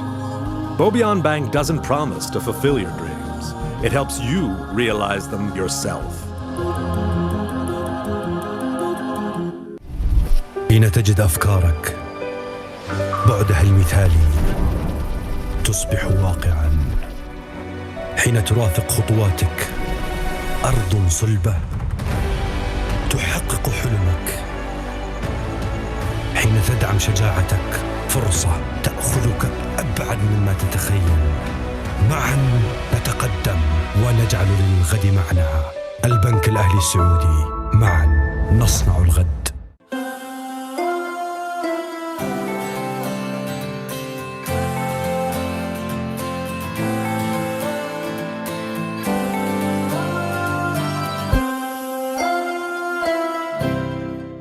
Welcome to DDCAT and our corporate headquarters in London. تعمل مجموعة ديديكاب في أسواق الجملة المالية وتقدم خدمات وسيطة للمؤسسات المالية التي تلتزم بقواعد الممارسات المالية الإسلامية وغيرها من القواعد المسؤولة.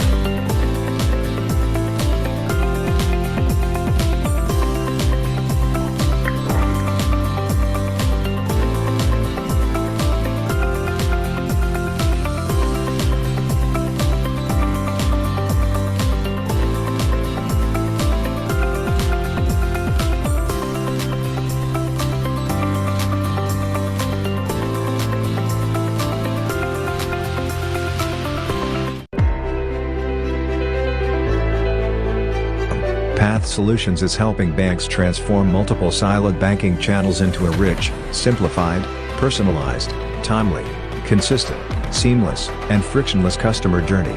We empower you to provide a seamless omni-channel experience for your customers across all channels, applications, and devices, to immerse into your customers' life journeys and achieve better customer interactions and stronger customer engagement.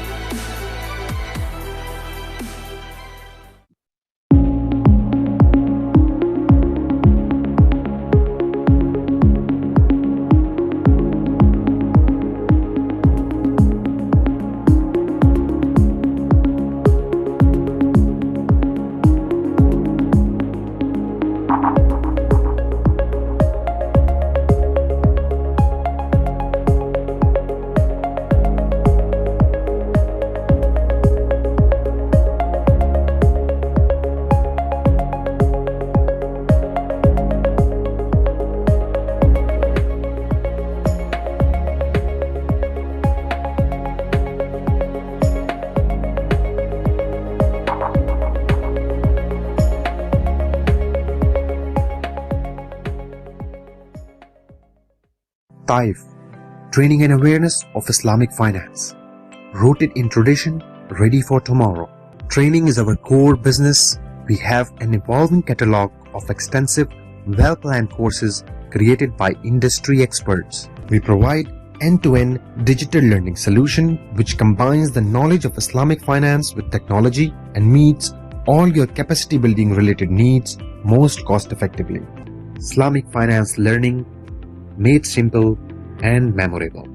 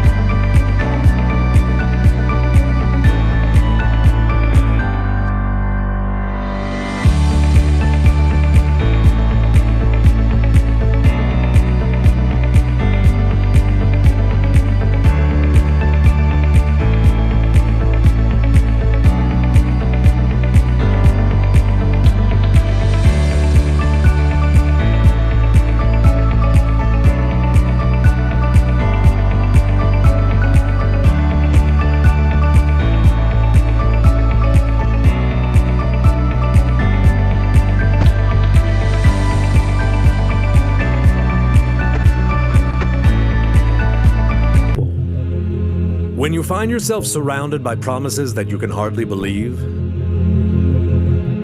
You feel lost in those promises you've never seen come true. Promises that, even if fulfilled, would not mean much, would be short-lived and complicate your life. In the stress of life's daily hassles, there's only one place that understands you and gives you the freedom to choose what is best for you. A place where your daily life is made easier and where your needs are met. So you can focus on your goals and get what you want. A place that empowers you with advanced and innovative solutions to help you improve your life. A place that promises nothing but stands by your side. Bobian Bank doesn't promise to fulfill your dreams. It helps you realize them yourself. حين تجد أفكارك بعدها المثالي تصبح واقعا. حين ترافق خطواتك أرض صلبة تحقق حلمك. حين تدعم شجاعتك فرصة تأخذك أبعد مما تتخيل. معا نتقدم ونجعل للغد معنى. البنك الأهلي السعودي، معا نصنع الغد.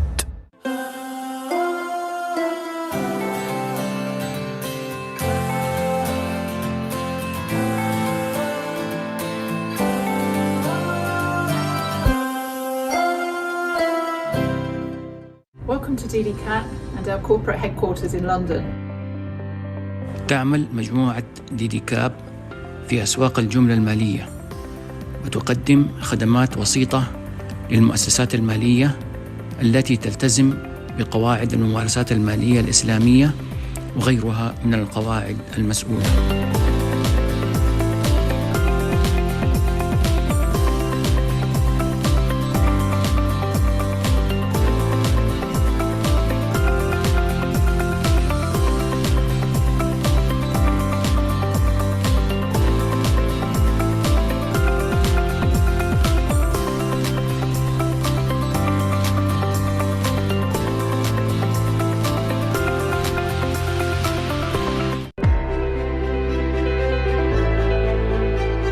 Path Solutions is helping banks transform multiple siloed banking channels into a rich, simplified, personalized, timely, consistent, seamless, and frictionless customer journey. We empower you to provide a seamless omni-channel experience for your customers across all channels, applications, and devices, to immerse into your customers' life journeys and achieve better customer interactions and stronger customer engagement.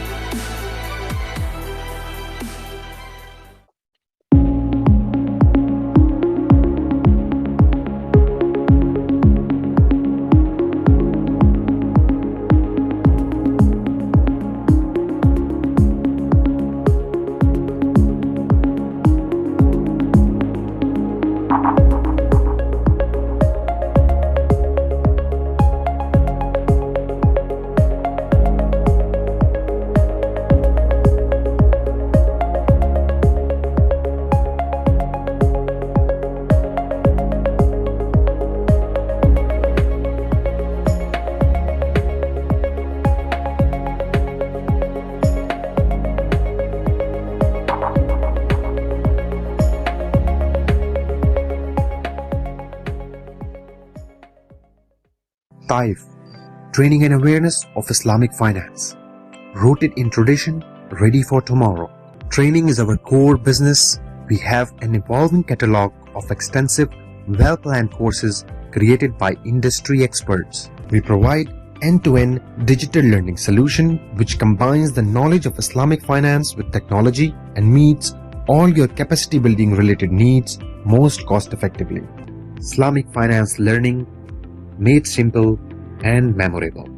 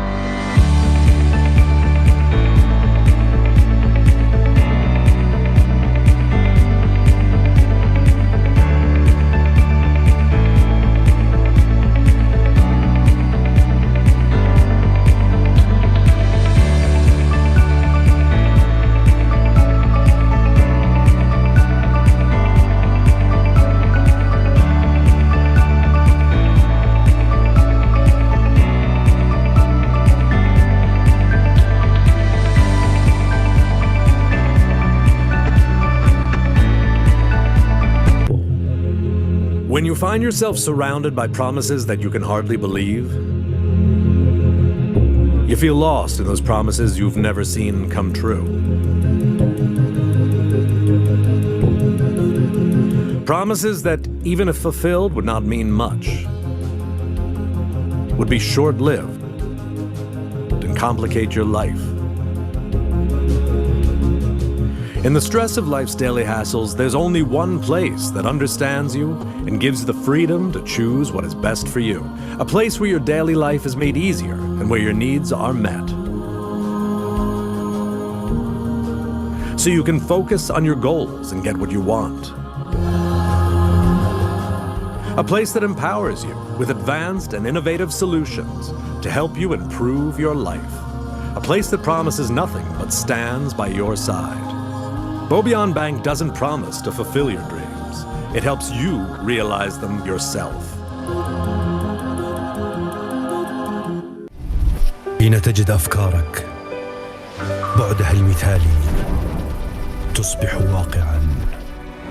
حين ترافق خطواتك أرض صلبة تحقق حلمك.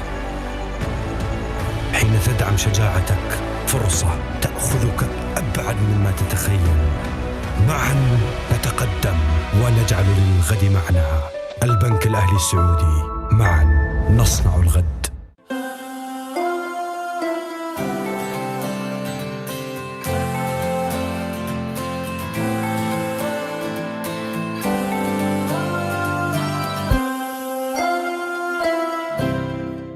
Welcome to DDCAT and our corporate headquarters in London. تعمل مجموعة ديديكاب في أسواق الجملة المالية وتقدم خدمات وسيطة للمؤسسات المالية التي تلتزم بقواعد الممارسات المالية الإسلامية وغيرها من القواعد المسؤولة.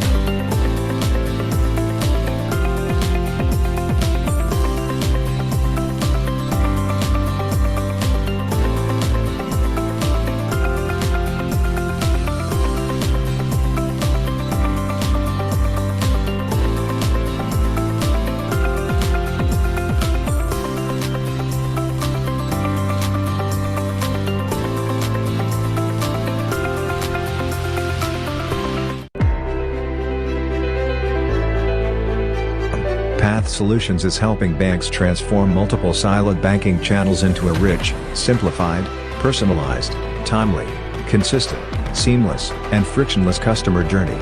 We empower you to provide a seamless omni-channel experience for your customers across all channels, applications, and devices, to immerse into your customers' life journeys and achieve better customer interactions and stronger customer engagement.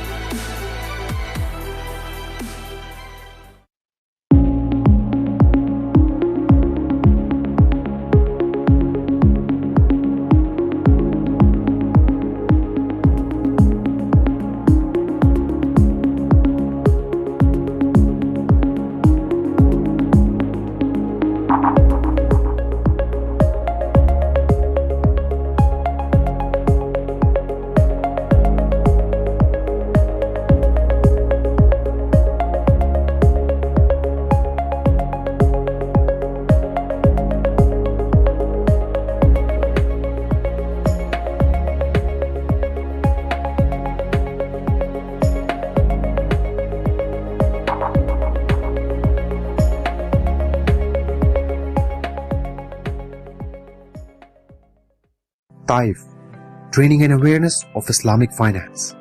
Rooted in tradition, ready for tomorrow. Training is our core business. We have an evolving catalog of extensive, well-planned courses created by industry experts. We provide end-to-end digital learning solution which combines the knowledge of Islamic finance with technology and meets all your capacity building related needs most cost effectively. Islamic finance learning made simple and memorable.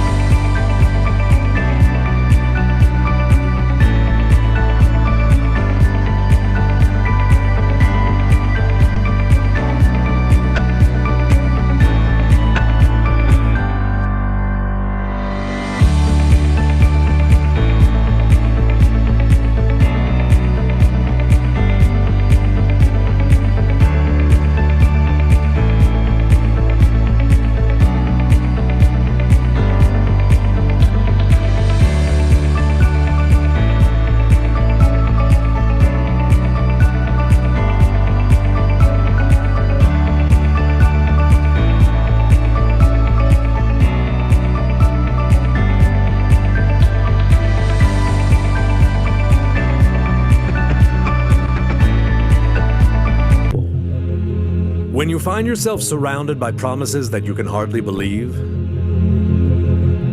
You feel lost in those promises you've never seen come true. Promises that, even if fulfilled, would not mean much, would be short-lived and complicate your life. In the stress of life's daily hassles, there's only one place that understands you and gives you the freedom to choose what is best for you. A place where your daily life is made easier and where your needs are met. So you can focus on your goals and get what you want. A place that empowers you with advanced and innovative solutions to help you improve your life. A place that promises nothing but stands by your side. Bobian Bank doesn't promise to fulfill your dreams. It helps you realize them yourself. حين تجد أفكارك بعدها المثالي تصبح واقعا. حين ترافق خطواتك أرض صلبة تحقق حلمك. حين تدعم شجاعتك فرصة تأخذك أبعد مما تتخيل. معا نتقدم ونجعل للغد معنى. البنك الأهلي السعودي، معا نصنع الغد.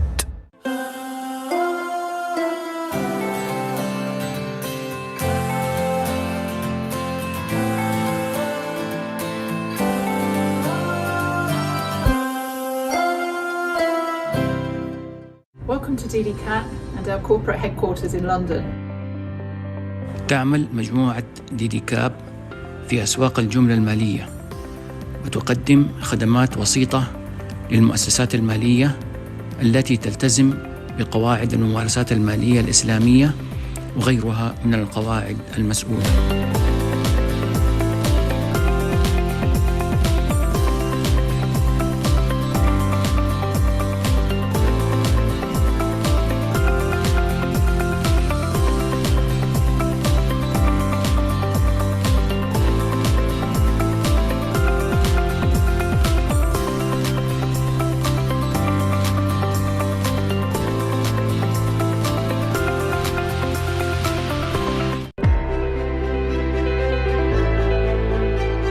Path Solutions is helping banks transform multiple siloed banking channels into a rich, simplified, personalized, timely, consistent, seamless, and frictionless customer journey. We empower you to provide a seamless omni-channel experience for your customers across all channels, applications, and devices, to immerse into your customers' life journeys and achieve better customer interactions and stronger customer engagement.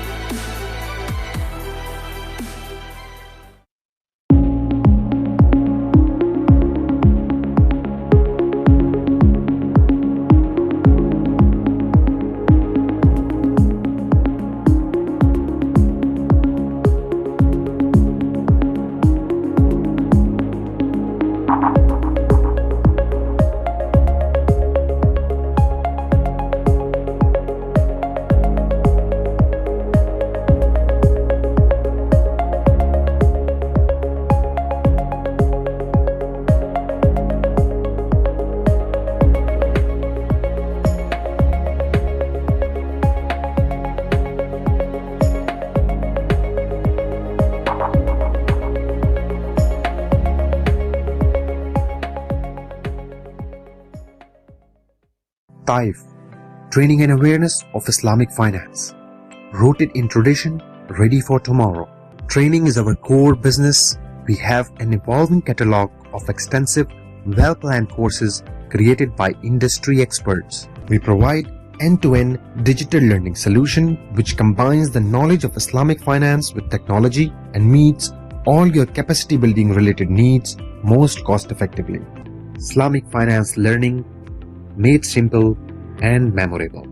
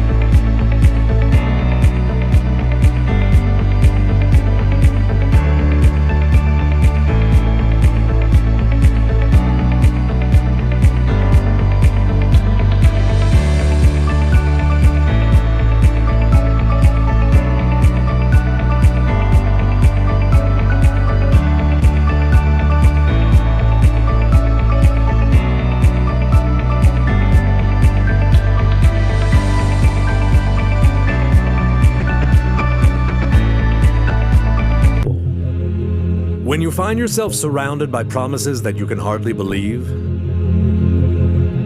you feel lost in those promises you've never seen come true.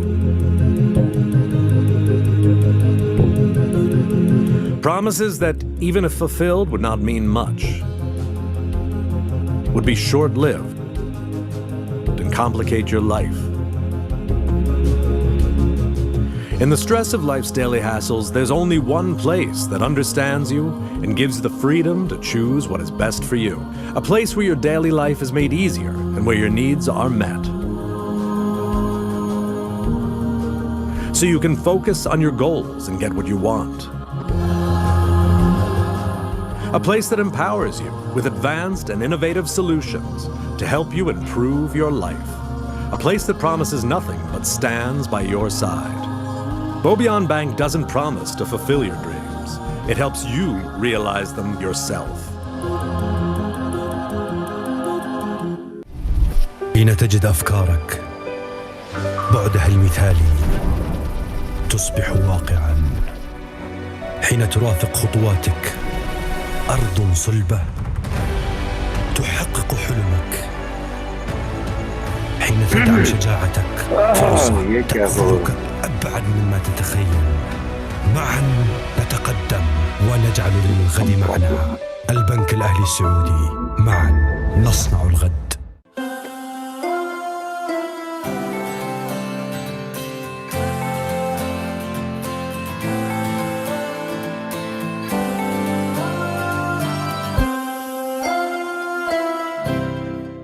Welcome to DDCAT and our corporate headquarters in London. تعمل مجموعة ديدي كاب في أسواق الجملة المالية وتقدم خدمات وسيطة للمؤسسات المالية التي تلتزم بقواعد الممارسات المالية الإسلامية وغيرها من القواعد المسؤولة.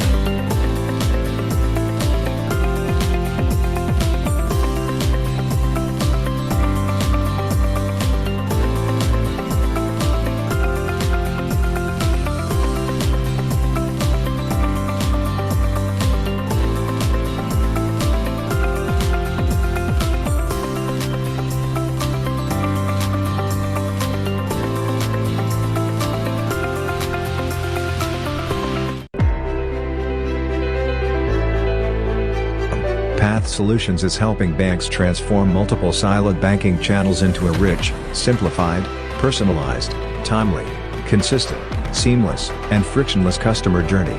We empower you to provide a seamless omni-channel experience for your customers across all channels, applications, and devices, to immerse into your customers' life journeys and achieve better customer interactions and stronger customer engagement.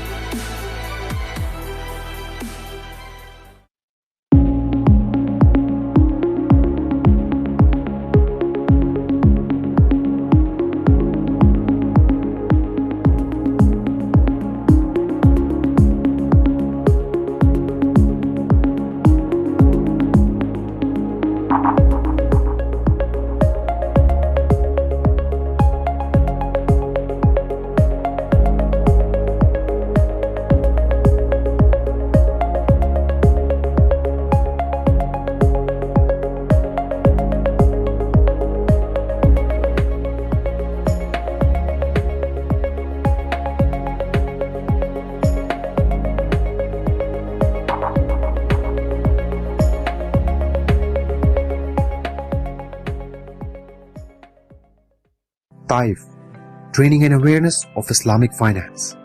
Rooted in tradition, ready for tomorrow. Training is our core business. We have an evolving catalog of extensive, well-planned courses created by industry experts. We provide end-to-end digital learning solution which combines the knowledge of Islamic finance with technology and meets all your capacity building related needs most cost effectively. Islamic finance learning made simple and memorable.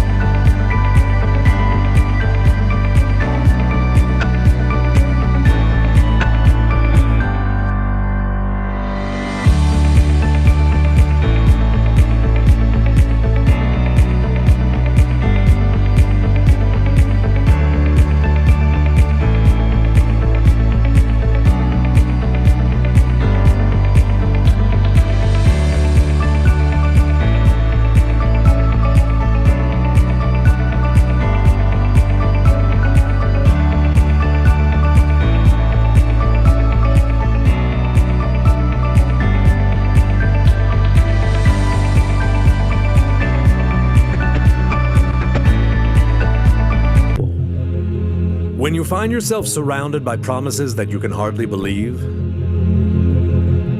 You feel lost in those promises you've never seen come true.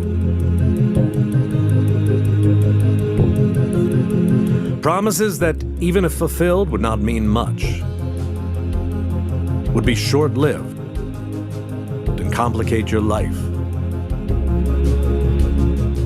In the stress of life's daily hassles, there's only one place that understands you and gives you the freedom to choose what is best for you. A place where your daily life is made easier and where your needs are met. So you can focus on your goals and get what you want. A place that empowers you with advanced and innovative solutions to help you improve your life. A place that promises nothing but stands by your side. Bobian Bank doesn't promise to fulfill your dreams. It helps you realize them yourself.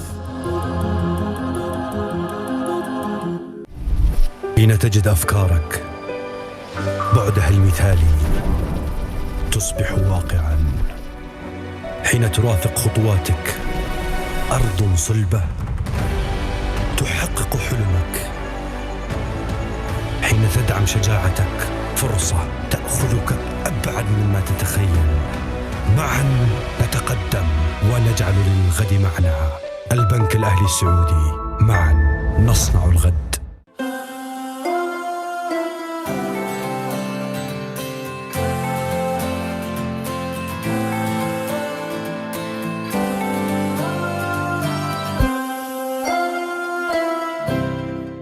Welcome to DDCAT and our corporate headquarters in London.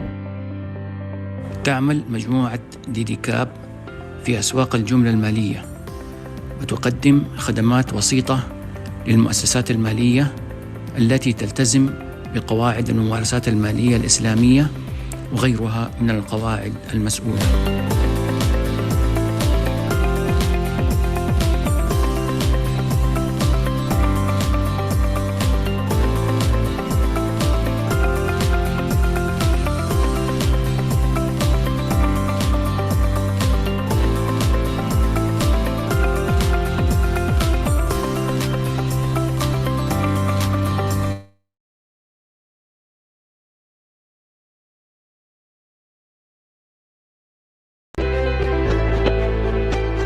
Path Solutions is helping banks transform multiple siloed banking channels into a rich, simplified, personalized, timely, consistent, seamless, and frictionless customer journey.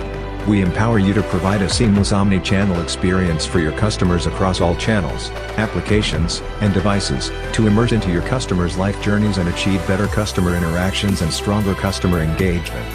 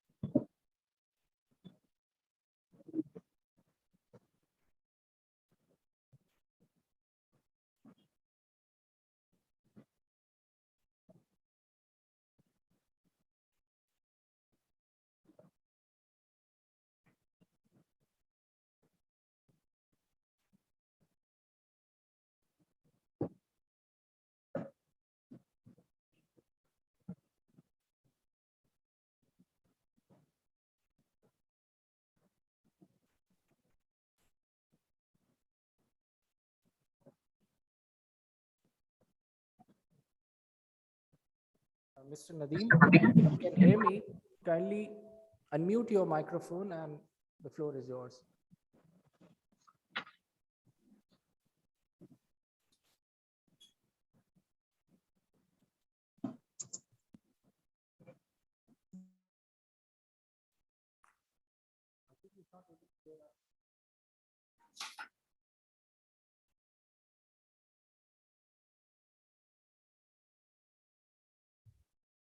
Can I request the other panelists to kindly confirm that they can see me and hear me just fine? Mr. Saud Al-Basaidi, can you hear me? For me, it's clear, Kamran. Okay. Kamran alaikum, I can hear you. Assalamu alaikum. Brother Farhan, it's clear to me. Okay, okay. Please take over from me. I mean, you can start the session now.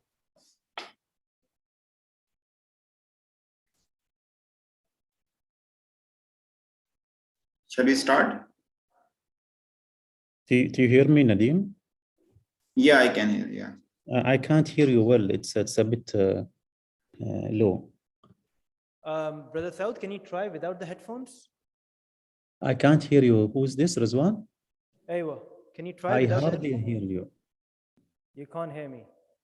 Maybe I need to log in again. Okay. Yeah, if you for us, try it's log very in, clear. Yeah, let me try to log in again. Okay. Brother Kamran, can you hear me? Yeah, crystal clear. Crystal clear. Okay, thank you. Brother Nadeem, can you hear us? Yes, it's clear. Yeah. All right. Okay, please. Please continue. You may start. Okay. Bismillah ar-Rahman ar-Rahim. Thanks, Brother Rizwan. My name is Muhammad Nadeem. I'm Chief Wholesale Banking in Ali's Bank.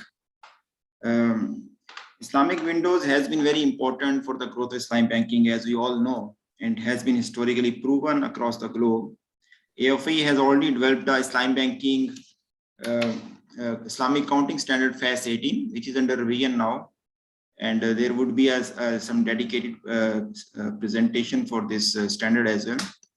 The today's session topics are very important, and we are going to cover about the Sharia consideration for Islamic finance windows, about the governance model, Islamic banking regulatory framework, and how accounting and reporting standards and framework is going to be for the windows, and especially in context of FAS 18 that is recently under draft under a redraft by AAOIFI, and the future and the policy response to the future of Islamic banking windows. Let me introduce my honorable panelists with me. I have Brother Firas Hamdan. He's on the stage. I cannot see it, but I'm sure he's there. He's a member of AAOIFI Accounting Board, and he's executive director at the bank, the Liban. Brother Saud Al-Busaidi, he's joining us from Oman. He is a member of AAOIFI Accounting Board, and he's a director of Islamic Banking Department of Central Bank of Oman. Brother Afaq Khan, he is joining us from Pakistan virtually. He is the head of Islamic Banking of HVL, and previously he was global CEO of Standard Chartered Sadiq. And Brother Kamran Sherwani is also joining us virtually, and he is the Sharia advisor of Abu Dhabi Commercial Bank Islamic Window. Thank you all of your panelists for being there with me. I want to start from the previous session before the lunch. Maqasid al-Sharia, very important session. There were a lot of food of thoughts there. I just want to ask first Brother Afaq. Brother Afaq, you think that Islamic windows having some relationship association with their conventional counterpart, and sometimes called that they are actually borrowing some culture and talent and expertise from their parent bank, are able to achieve the Maqasid al-Sharia as good as Islamic banks? Please let us know your thoughts on this. Absolutely. I think, see, if you look at the broader context of all the regulators and looking at particularly in Pakistan, the central bank requires the same level of separation, the same level of transparency, the same level of control. They approve the Sharia fit and proper criteria for the Sharia board. the scholars of the Sharia board are of the same caliber and of the same reputation as the scholars that sit on the full Islamic board. So the infrastructure and the ecosystem is equal, right? So what if potential is any difference? It is the commitment of the board of directors, of the chairman, of the president of the bank, of the head of Islamic banking to enforce it in the letter and the spirit of Sharia, right? So I do not see any conflict per se in the environment that the regulators have created for Windows and Islamic banks to coexist. And like you said in your opening remarks, Islamic Windows have played a significant role in providing Islamic services to remote areas. If you look at Pakistan context, ABN has the broadest windows, but Islamic branch can't be open there because it will be non-profitable for 20 years. But we are able to reach a small customers and service them in a Sharia compliant manner, right? So I don't think there's anything wrong. In practice, you will see different standards. That is true for Islamic banks as well. If somebody says that all Islamic banks have the same standard, I respectfully would beg to differ, right? So it is the practice where we need more focus. It is the practice where we have to change perception of the market. It is the practice where Islamic windows have to maintain the highest level of the standards to do away from this doubt in the minds of people or a myth in the mind of the people or whatever it is. So this question in the coming years should be a mute question. People will say, let's not waste time on it, right? So it is a work in progress, but the regulators are very focused. We have the same Sharia audits. We have the same central bank Sharia audits.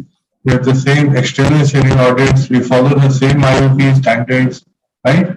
And there are checks after checks after checks to ensure that the windows are meeting in letter and in spirit. By the grace of Almighty Allah, since I am right here, we have not failed a single audit, either from the central bank or the Sharia external or internal audit from Sharia or my business Sharia audit. At any given time, I am being audited for Sharia. And by the grace of Allah subhanahu wa ta'ala, so far, alhamdulillah, touch wood, everything is going fine. So you have to focus on it, yes.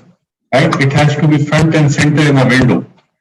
If you give it lip service, then the people from the conventional side will also give it lip service.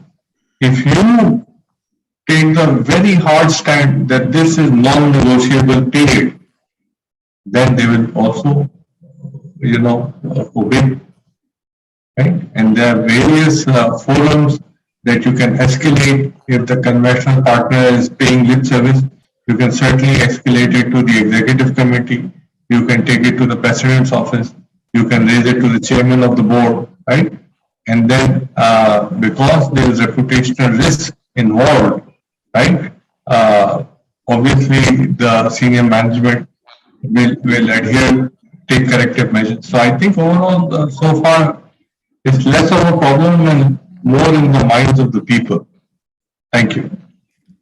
Thank you, Brother Afaq, for your detailed response. Let me ask the same question from Brother Kamran. He is having a very close view on the Sharia compliance, being a Sharia advisor at Islamic Window. Brother Kamran, you also have a same view that windows are equally capable of achieving the Maqasid Sharia. When Islamic banks especially claim that they are actually having a larger purpose and motive to serve the society, they are having a ethical responsibility, and their ultimate goal always is to appease Allah along with some profit objectives or profit maximization goals. You think that, windows are still equally compatible to achieve the Maqasid Sharia? Bismillah ar-Rahman ar-Rahim. Assalamu alaikum wa rahmatullah. First of all, I would like to congratulate the organizers of arranging such a hybrid type of conference. While people are there available attending it physically, and many people around the world are attending. So it's an achievement besides certain challenges. Now, coming to this thing, although Afaq Bhai very clearly provided an overview and especially referring to the regulatory framework of which is there in Pakistan, my answer is not much different from Afaq Bhai, but I would refer to the market where I am, working for the last many years. I'm talking about the UAE. And the same answer is that all depends on the regulators. And we can see that during the last 3-4 years, the regulators have a very clear and focused approach towards Sharia compliance, where like Islamic banks are concerned or Islamic windows are concerned. So as far as the fit and proper criteria, what Afaq Bhai referred is exactly the same. What is there for an Islamic bank, the same is there for internal Sharia control head, internal Sharia audit head, Sharia committee members, and even the chairman. And we can also talk about the assessments which are required on a periodic basis. Even that is kept same. So our regulators are focused and they're working hard on this. And I think that banks were already very careful about it. Now, after this, specific focus by the central bank of the UAE, things are getting better. So I think it's just like Afaq Bhai said, that it's more of a problem in some people's mind. Otherwise, we have seen some of the windows, working, you can say, slightly better than certain fully fledged Islamic banks. Thank you. Thank you, Brother Kamran. Let me ask you another question. Public perception is always a challenge for Islamic banks and windows. Although, some claim it's a myth, some say it's a reality, some say it's understanding or awareness issue at the public end, but it's always challenge. But it's a bigger challenge for the Islamic banking windows. At least I believe so. And maybe it's because of a close association with the conventional counterpart, and that public misperceive the Windows Sharia compliance, or maybe it's because of the Islamic bank's behavior. They act like holier than thou, and all the disadvantage of this public perception goes to the windows. What is your view on this public perception and specific challenge for the Islamic banking windows? Yeah, exactly. Continuing what I was saying before, that in some cases, as I told you, that some of the Islamic windows have performed better in certain, products or certain services which are being provided to Islamic banking customers overall. Now, if you look at these challenges, I think in some cases, challenges for Islamic windows are more than what we have for fully fledged Islamic banks. I can give you an example of, just take one small example of profit distribution. For an Islamic bank, they're having much more independence as far as the profit distribution is concerned.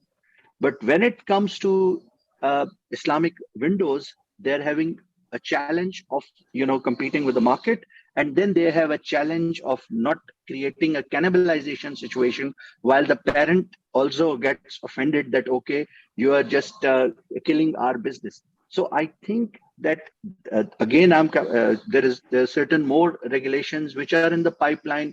I'm talking about the regulations pertaining to the profit smoothing techniques, which have been a kind of a topic of discussion between the experts and the Sharia scholars, whether we should be, because the topic of investment account holders have been discussed in many conferences even before, and in many panels. Some of the experts are saying that profit smoothing techniques should not be used. And on the other side, people are saying that if we want to continue this business. So when we look at these specific topics, we see that the challenges for the Islamic windows are bigger than what are being faced by the Islamic banks. So in my view, in some cases, Islamic windows are actually working harder to achieve Sharia compliance while staying in the market. And in my personal opinion, the customers' confidence is also growing with the efforts of the central bank of the UAE. I'm talking about the UAE market, and I can see elsewhere as well. We can see in Oman, we can see in Pakistan. So I think that this perception, wherever it exists, is not correct. And we have seen in some cases, for example, the brand loyalty for Islamic Windows is also growing, while completely disregarding whatever is the position of their parent company in the market. So we have seen that certain windows performing even better than their parent company. So I think this is truly a misconception. Thank you. I would like to offer one clarification, if I'm allowed, please. Yes. In the context of Pakistan particularly, but generally also, and specifically for HBL, I want to clarify for the audience that the Treasury of Islamic Banking is completely independent, reports to Islamic Bank, does not report to the Treasurer. When I look at profit distribution, I look at the Islamic segment. I do not look at the conventional market, whether my own parent or other markets, players in the market. That has never been a consideration. We have a segment which is called the Islamic segment. And we are trying to grow that segment collectively as all the banks and windows, but we are in a capitalist system, we compete with each other as well. So we try and offer competitive rates vis-a-vis the Islamic banks and other Islamic windows, but there is zero consideration on what is happening on the conventional side of the balance sheet. In 3 years, I've never looked at it. Thank you, Brother Afaq. Same here as well. Yeah, so it's more, depends upon how is the regulatory framework in that jurisdiction. So let me ask Brother Saud question. He is the regulator. And IBRF, although was late, but was very specific and refined model. It has cherry-picked the good out of the good from the other governance models. And we have seen that in Oman, the window governance model is more like bank within a bank model, and they have created a fair firewall or Chinese wall between conventional and Islamic window. So, Brother Saud, can you tell us your perception, how you are managing this public perception issue in Oman? And it's especially important, I have read in the IBRF that public perception is written by itself as one of the consideration and responsibility of the licenses to manage with the public. So I think this is the only Islamic banking governance model in the world that talks about public perception needs to be managed, and this is the responsibility of the financial institutions. So how CBO is able to manage perceptions issues in Oman? Also, please let us know that what are the elements in your IBRF that are actually helping to manage this perception issue, please. Thank you, Nadeem. Thank you so much for the introduction. And also many thanks to Brother Umar Ansari for inviting me to be part of this discussions. I have prepared a slide presentation, Brother Nadeem, and I'm not being able to upload that from my side. Maybe IOFI team can help me and uploading from their side. That would be better, because that will have better discussions. Yeah, Brother Rizwan, can you help us or someone from the organizer side to upload the presentation of Brother Saud? So meanwhile, organizers are uploading the presentation. So let me give my own experience. When I was working as head of Islamic banking with one of the largest window here, I have seen how effective this governance model of CBO was there. Yeah, I can take that question, Brother Nadeem. I can take that question while the organizer upload my presentation. Perception, Oman is maybe the last entrant to the Islamic banking. We have Central Bank of Oman actually authorized Islamic banking back in 2013. And being maybe late entrant in the Islamic banking market, but we have benefited from the experiences of other jurisdictions. And the vision that we had earlier in 2013 is that we need to have really proper regulatory framework. Based on that, we have developed what we call it, yeah, thank you so much, team. Next, please.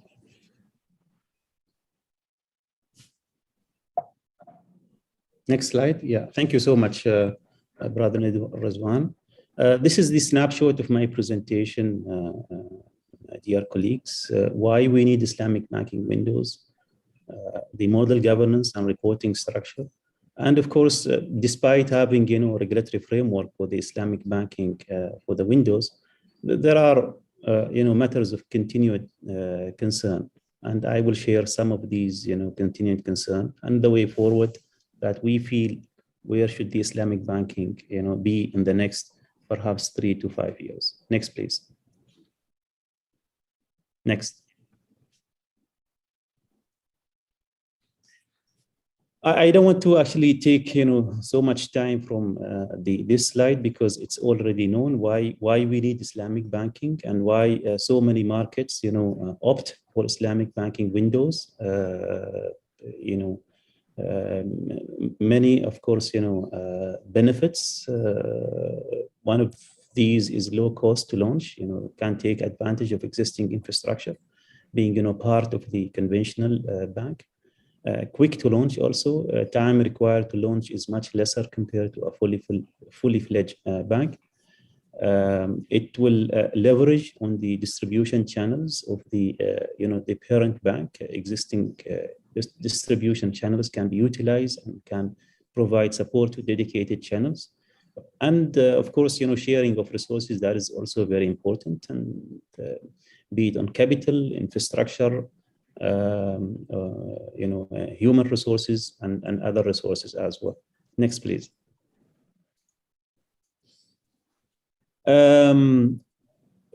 With this, of course, with the model of Islamic banking windows, there are, of course, some shortcomings, as been mentioned by my colleagues, and even in the earlier discussions in the the last 2 sessions. Perceived Sharia compliance, that is something that we need to manage it all through, because it is being part of the conventional organization. Limitations on independence, directly dependent on conventional parent for resources, decision making, and there is fear of cannibalization, because that is adding to limitation of independence and decision making.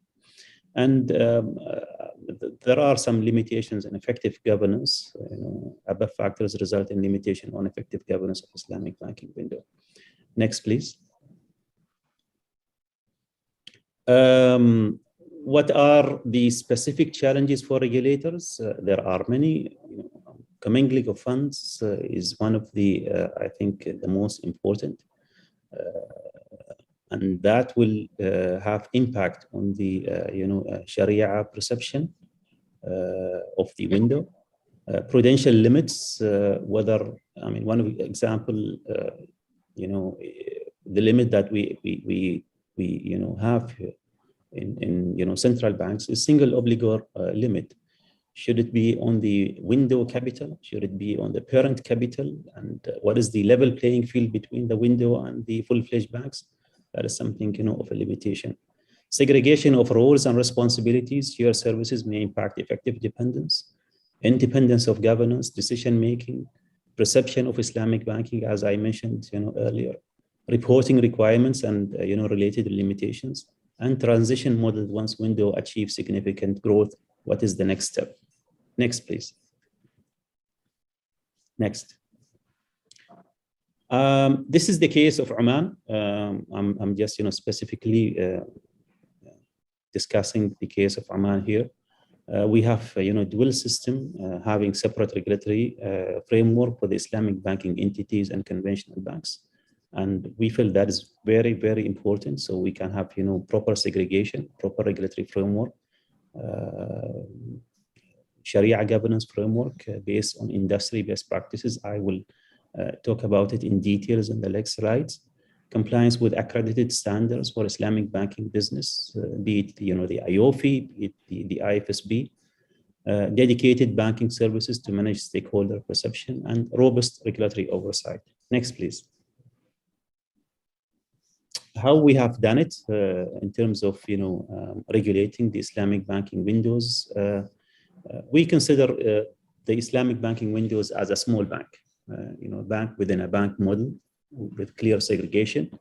We have mandated, assigned capital, separate capital for the window, in addition to the minimum capital requirement for the parent. There is no try to minimize, the issues of commingling of funds through one of the examples, robust core banking and IT system. We have mandated that, the windows have a Sharia compliant core banking system separate from the conventional. And in fact, we went even to the extreme that we are not allowing that system to be connected to the CBO systems unless it has, separate port to be connected to the payment system of the Central Bank of Oman. We have, mandated that, Islamic banking business for the windows has to be done through separate branches only. There should not be, the same branch doing Islamic and conventional. And to give, the right credibility to the window also is that head of Islamic window has to be of senior management cadre and reporting to the CEO. Next, please. And I just mentioned that I missed to mention one point, proper fit and proper criteria for the Sharia board. With these, requirements in terms of Sharia governance, we have at the Central Bank of Oman, High Sharia Supervisory Authority.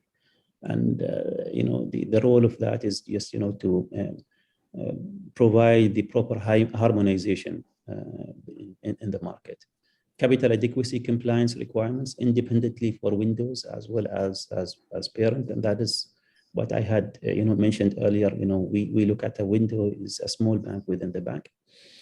Single obligor limit for windows based on parent, and that was at the initial stage because having the capital of 10 million for the window compared to the 100 million Riyal, Omani Riyal to the full-fledged bank,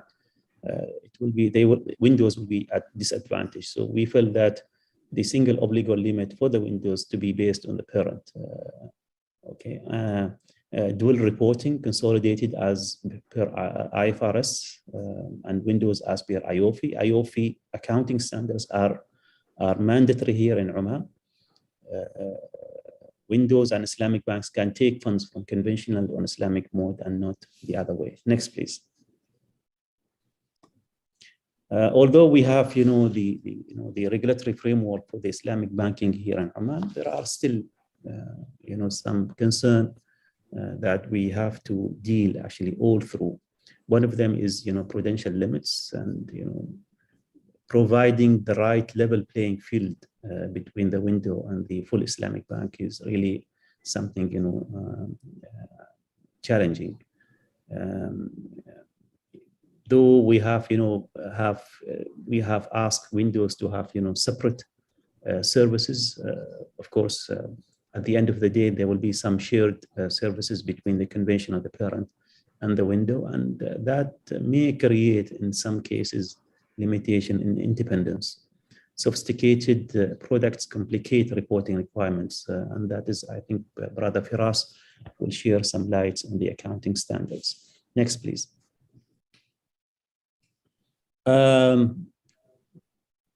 Being in the market for the last 8 years, I think the way forward is that we need to make sure that that level playing field for both the windows and fully fledged banks are maintained.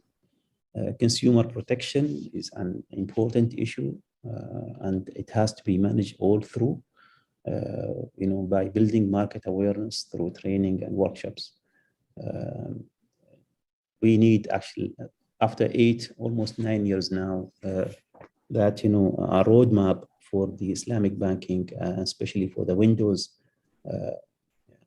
Windows should not stay as a Windows, and that was very clear from the beginning of day one in Islamic banking. They have to be, separate entities, through subsidiaries. And since Windows have reached, a threshold, a good threshold, it is time now. I think they have to be, independent of the parent. These are my thoughts, Brother Nadeem. It's all now over to you. Thank you. Thank you, Brother Saud, for giving the presentation. Yeah, indeed,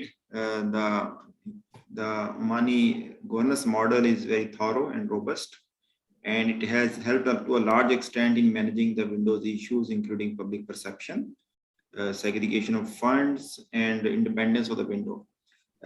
Brother Kamran, just another point linked to the governance, and that is the profit calculation and distribution. It's very unique for Islamic banking, and it has a special challenge as well. With the way Islamic banking industry, they are calculating the weightages, they are distributing the profit, and you have very core interest actually in this. You have a hands-on experience of managing this profit distribution. So please tell us what are the challenges that Windows are facing in profit distribution, and what are the systems limitations and other kind of supports they need. Thank you. Brother Nadeem, basically, as I discussed earlier, when we talk about our weightages, our profit distribution mechanism, which is based on the concept of either mudaraba or wakala, and later on the profits are distributed amongst the depositors. So the concept is completely different and cannot be linked to any market benchmarks directly, whether it is any rates paid by other Islamic institutions or even any conventional institutions. So we are actually, we do not have an option to match the rates with any other institution, including our own conventional parent company. So that becomes a challenge to make them understand. But over the period of years that we have been, alhamdulillah, successful in explaining to everyone, even at the parent level, that this concept is completely different. It works in a different way, and there's no way that can be matched. And since we have weightages, since we have mudaraba, profit to be distributed between mudarib and arbabul mal, which are the depositors, so there is no way we can match it. So in order to keep it very clear and Sharia compliant, we have been managing it initially with difficulty, but now with such an ease that everyone at the parent level understands. But still, when we have to use profit smoothing techniques to, which is still a concern for many, and now the regulators are also paying a lot of attention on that. So we can see further developments where the regulators, because we have already seen that there is a keen interest by the regulators that they are bringing new regulations pertaining to profit smoothing techniques, which had been a concern for some Sharia scholars, as well as majority of the experts who are in the favor of passing on the losses to the investment account holders. So although we have seen certain experiments, some of them failed, but still, if there is a regulator behind this, I hope we will be able to manage these challenges with the help of certain regulations coming to limit certain activities which are used as profit smoothing techniques. I'm specifically referring here to the donation part, or the hiba or the gift part, which is given by the institution to the depositors just to match the rates which are given by other Islamic institutions, so that we are able to manage the displaced commercial risk. And on the other side, how are we going to maintain the profit equalization reserve and investment risk reserve? And definitely regulators' role is becoming more and more important on this. Thank you, Brother Kamran. So now moving to the second part of the session that is very important about accounting and reporting framework. We have Brother Firas Hamdan with us. There is a presentation on revised FAS 18, Islamic financial services offered by the conventional banks. Brother Rizwan or someone can actually upload the presentation for the audience, please. And Brother Firas will be covering on the key challenges faced by Windows in the accounting and reporting combination of or consolidation of accounts, and why there is a need of a new accounting standard. And he will give us the gaps or differences between the new and the old and proposed standard. Yeah, Brother Firas. Thank you, brother. Bismillah ar-Rahman ar-Rahim. Alhamdulillah Rabbil Alameen. والصلاة والسلام على أشرف المرسلين وسيدنا محمد وآل بيته الطيبين الطاهرين. Brother Omar. The voice is very low. We can't hear.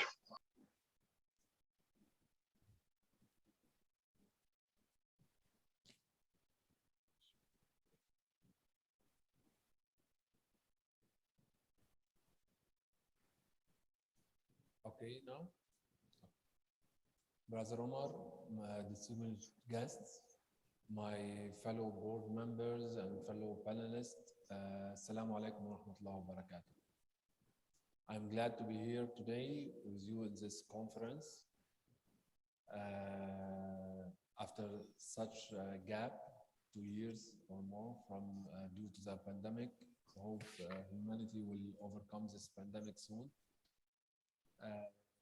And thanks for the technology, we kept in touch and we continued to work with AAOIFI and for the benefit of this industry. I wasn't supposed to prepare something, but I get the benefit of the presentation prepared by AAOIFI to talk about the Windows standard in a public hearing. So I summarized it as much as I can. I know I'm in the position as the last speaker. So after a long day, everyone is tired and eager to go and relax. It was supposed to be Saud, our brother Saud, and I was happy and said I will leave him the last one, so he will take this burden. Now I'm stuck with it. Anyway, I'll take it short as much as I can without losing the benefit of what we are was the target of this session. Before I start, I will try to start with a little introduction, one step back of what our colleagues were saying, the story to what we work for Windows. We have different types of banks or Islamic financial institutions. We have the Islamic financial institutions. Some people call it Sharia compliant institution. It has many names: participatory institutions, alternative banking, and there's many names for it. For us, we call it Islamic financial institutions, and we have the others. What do we mean? We say that if we have an institution that it says clearly in its statement, in its license, or in the objective of its constitution, that it works according to Sharia rulings and principles as entirely, completely according to Sharia rules and principles, that's Islamic financial institution. If it is not in this condition, so it's not Islamic financial institution, it's a conventional institution. That's it. As simple as that. Now, in the middle, what we have, some of the conventional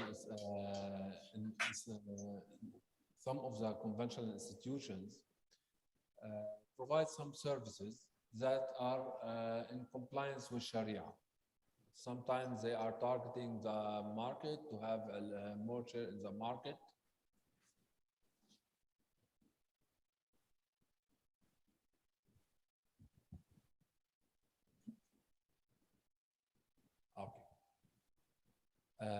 to have a share on the market or testing the market to see if they can go bigger and go like in subsidiaries and so on. And some institutions want to benefit just to maximize their profits.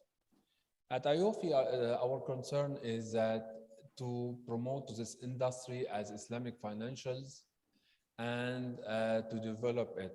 So we try our best to help in any way we can.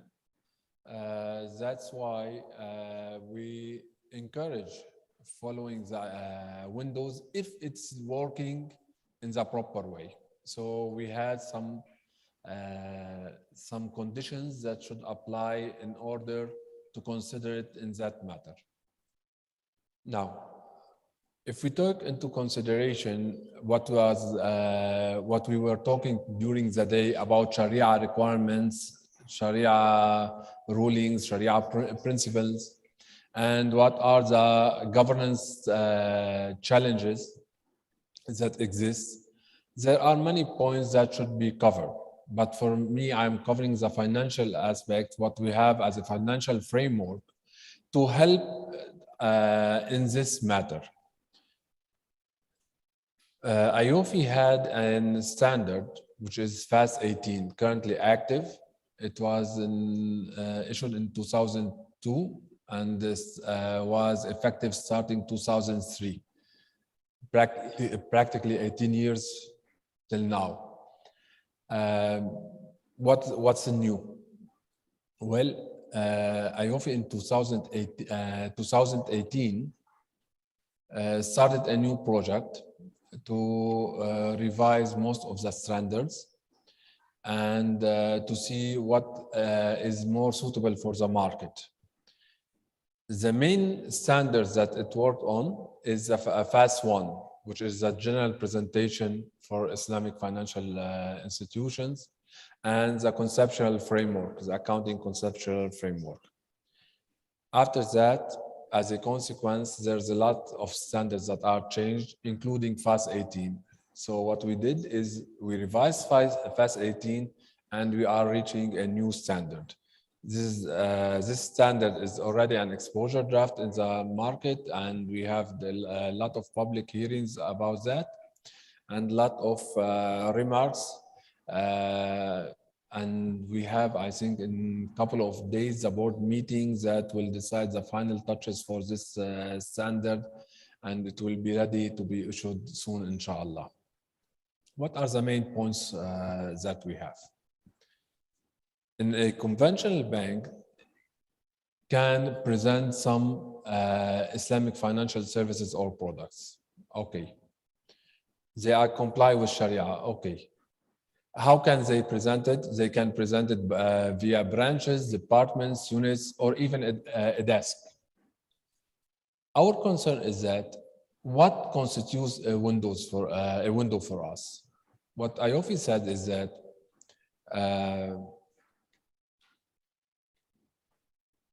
I skipped most of the point because some are interrelated with Brother Saud, what he was saying. For IOFI, we said, okay, you want to have a window, let's consider that.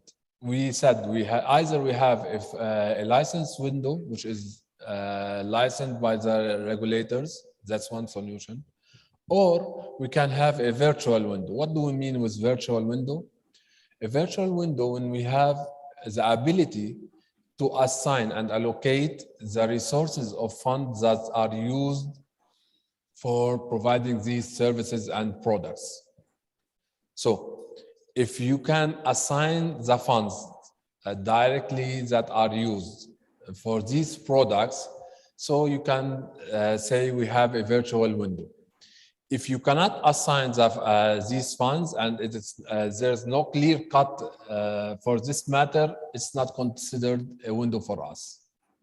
So in this standard, in the scope of the standard, we are saying, if you are a conventional bank and you are providing a service and you cannot do this assignment, you cannot do this clear-cut allocation of sources of fund, this standard is not applicable, and we don't consider you as virtual window. That's the main point that we are talking about, and that tackles one major point that our concern that people have, which is what are the sources of the funds that are used for these products? Is it halal? Is it Sharia compliant or not?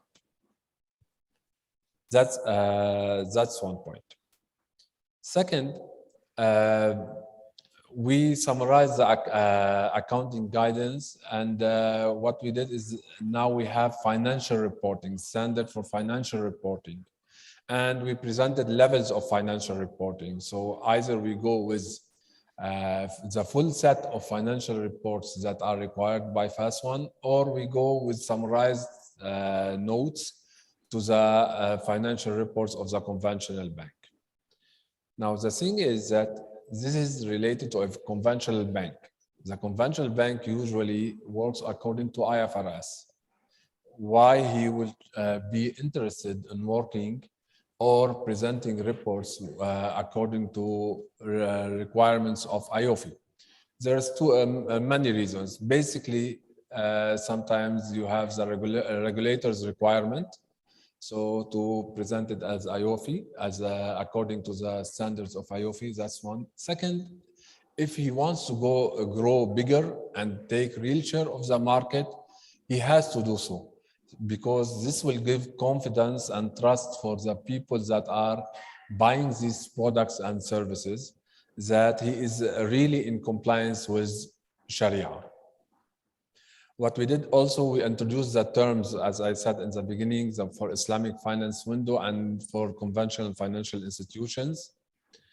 We talked about materiality and what we have for this, and we considered it should be material within the window. So it's not just for the conventional bank as a whole, but within the window, it's material. We introduced the terminology of Sharia principles and rules. This terminology includes a hierarchy. What Sharia rulings are we taking? So we start with Sharia standards that are issued with AAOIFI. Then we go to what we have as Sharia issued by regulators. Then after that, for the Central Sharia boards, if we have after that any required Sharia requirements that are mentioned in the accounting standards, and at the end is the Sharia board of the institution in itself. After that, we put the requirement of disclosure. We add some disclosures to enhance the governance side, and we added some disclosures for control and regulatory purposes. These updates are all in line with FAS 1, the new FAS 1, and the conceptual framework. Now, with doing all of this, we gave the tool for the regulators to how to account and report or set the regulation to get the reports from these conventional banks that are providing these products, Islamic products. From there on, it's their responsibility and the responsibility of the customers that are buying these products and services to hold these institutions accountable for their work. What are the major concerns? Sharia compliance. As I said, we introduced the hierarchies, a new hierarchy for Sharia rules. In the morning, Brother Farouk Rida were talking about the first ever joint work group between AAOIFI and IFSB that are working on governance side, and it has a part related for Windows and having Sharia governance for Windows. That's one. Second, for IFRS and FAS, as Brother Saud was mentioning in his presentation, there could be a dual reporting, and they are applying it in Oman. So they can have two kind of reports, but the main is the conventional for sure, but that doesn't have a problem with setting the reports of the Islamic window. Third, as for the accounting and the IT system, a lot of questions came in the public hearings about these issues. It's not a matter. It's not an issue, a real matter for technology. It's solvable as long as the institution intends to do it. So some people seeing it as a concern. We don't see it as a concern. It's just a technology issue and solvable. Maybe the cost will be higher to have dual system, but if they want and they really want to go with Islamic windows and report really in proper manner, it will not be an obstacle. Okay. Due to what I have seen from your faces, I can't see for the people on Zoom, but for the people that are attending here, I see everyone is tired. So I'll stop here and give the room if anyone has any question.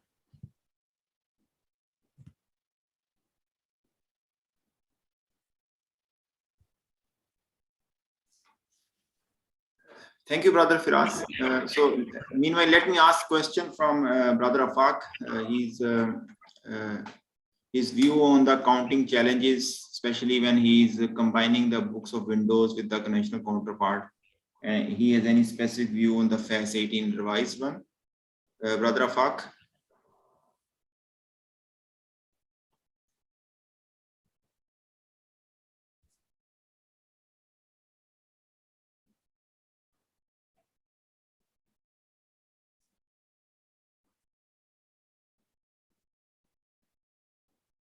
I think Brother Afaq is no more with us.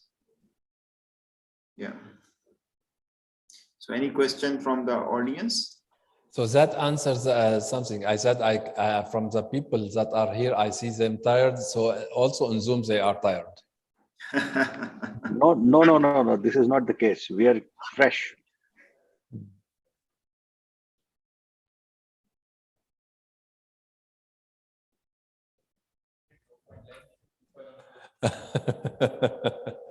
Okay, so I have one last question. Meanwhile, maybe we get some questions from the audience.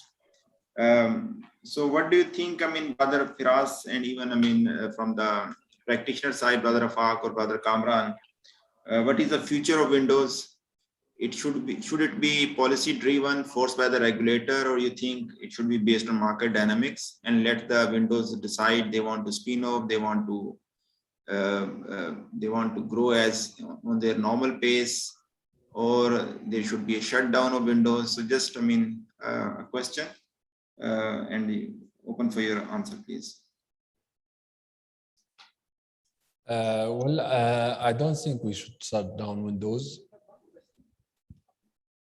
Okay, I just to finalize the answer.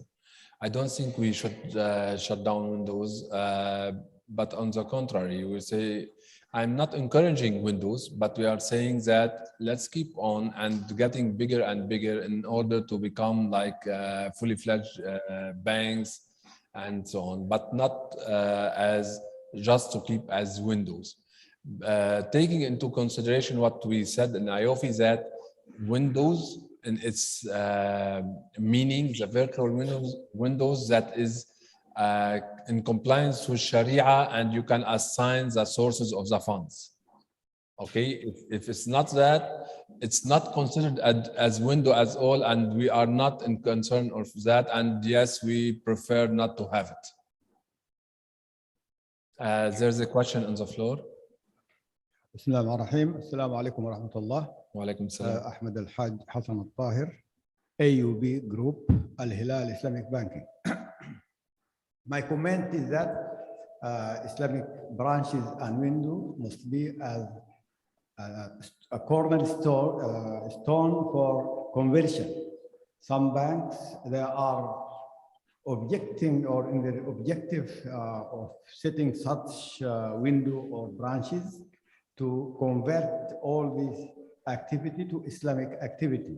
So it is a very important objective to be included in IOFI as initiation for conversion or existing banks.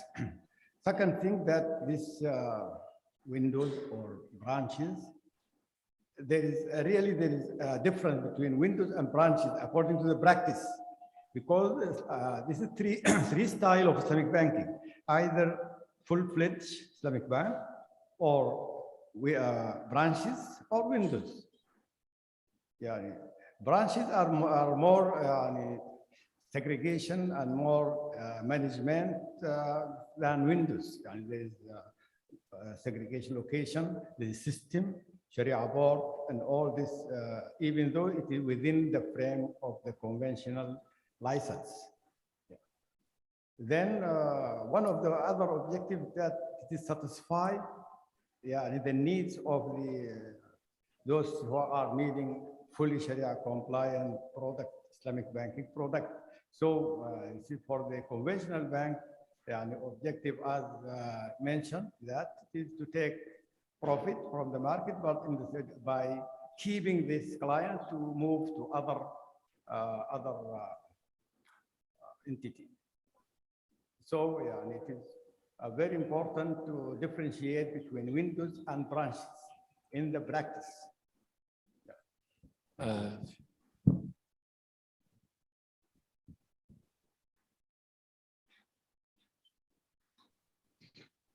Brother Nadeem, may I add something here? Yes, please. Okay. I understand there are different views in respect of Islamic windows, but we have seen that Islamic windows have created a healthy competition in the market. Now, there is something called Sharia compliance of Islamic windows.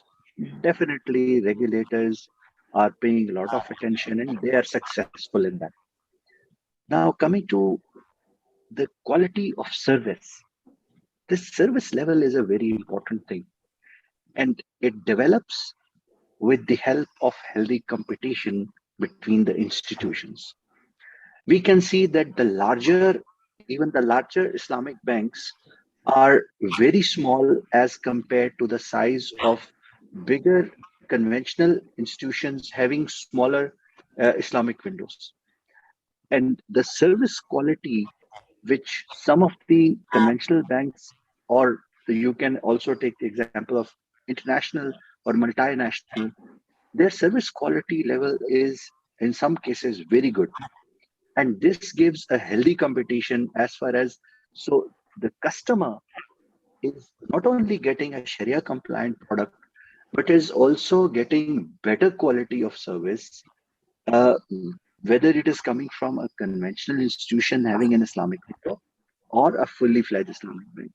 So I think that the focus of the regulators is going to help minimize all the issues pertaining to Sharia compliance, and Sharia compliance level will definitely improve with the efforts of the regulators as well as the institutions following the instructions and guidance of the regulators, higher Sharia authorities, which are formed in many jurisdictions. And on the other side, if we have these Islamic windows, definitely quality of service from a customer's perspective is going to be maintained and further improved. Thank you. If I may. Yeah, Brother Firaz, there is a question on the Zoom. I think it's for you. Please, how they are going to treat Sharia audit and conventional audit reports? Are they going to be different or the same one? So please, if it is going to cover under FAS 18 or FAS 1 or some other standard, you can guide the audience. We didn't cover the Sharia audit because what we are targeting is reporting, the financial reporting, not the auditing side. But yes, there should be a difference, because if you are, especially if you take the first level of presentation, the full set of the full set of the financial reports So definitely there will be a difference. But the thing is, the problem would be cost. What I see is just cost, and if you are targeting to have these windows, I don't think you will mind this cost. And if I may, I will go back to the question of our brother here, who distinguish between like three types of institution. One is the first one was with a target of transformation to go to Islamic, which we encourage. The last one, which is for profit, which we don't encourage, and it's scoped out of the standard. And in the middle is a window. Now you may disagree with us, but no, we didn't go just with branches or departments. We go all the way till the desk, even if they have just a desk. The problem is not the way it's presented. The problem is it with Sharia compliance? So our concern is still going back to the same subject, the sources of the funds. If you can allocate it clearly, so it's fine. No need, and it doesn't matter if it's a real window or branch or whatever. So there's no problem in that. Nadeem, may I share some thoughts from our experience? Yes, please, brother. Thank you, Nadeem, and thank you for raising this question. In Oman, Windows is basically a group of branches. It's a cluster, as been defined in IBRF, cluster of branches. And these branches are independent, and they are only offering, Islamic banking products. They are not allowed to offer conventional. And as you rightly mentioned, different jurisdictions have different experiences, and Windows in some jurisdictions basically is a small window in the conventional branch, whereas in our case, Windows is separate branches, and branches in other jurisdictions is the same as we classified as Windows. I believe that if the regulatory framework is very clear and on the requirements, be it on segregation of responsibilities, be it on the proper Sharia governance framework, here we mandate to have SSB for each window. Scholars are not allowed to have membership more than one SSB. Clear fit and proper criteria for the Sharia scholars. Separate capital requirements, separate IT systems.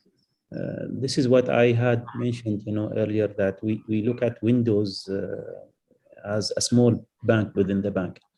So having all of these, I think that will really, limit the whatever concerns that they are on the Windows. I'm sure some concerns will continue, and I think it is the responsibility of the the regulator and responsibility of the board of directors of the parent bank to make sure that these separation and segregation continue all through. Thank you, Nadeem. Thank you. Yeah, so I mean, as Brother Saud is saying, some jurisdictions like Oman is defining it. I think even Pakistan is the same definition, that window is a cluster of branches. Whereas Brother Firas is saying they have taken a wider definition of windows in the FAS 18. So Brother Firas, there's a question on the Zoom that how will ensure the authenticity of the virtual windows? I mean, they may disclose something, they may misappropriate funds. So virtual windows concept that is given in FAS 18, I mean, the question is how to ensure the authenticity of the virtual windows? Or is this just a volunteer, disclosure by the virtual windows owner, I think? Yeah, please. I think the best answer would be from Brother Omar, who's here with us.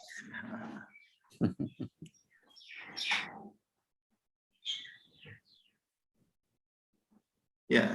Yes, someone can hand over the mic to Brother Omar. Just a second, bringing the mic. Thank you very much, Brother Firas, for forwarding it to me. And it's better not to sleep. Actually, I was also saying this thing that the people here are more prone to sleep because they had a good lunch, and people on Zoom didn't have it. So actually, they are more active. In a nutshell, we don't want to promote any concept of virtual window. Actually, it's other way around. We are saying what's happening in the market. There are two practices in the market. One is a licensed window, and we promote practices like Oman and Pakistan.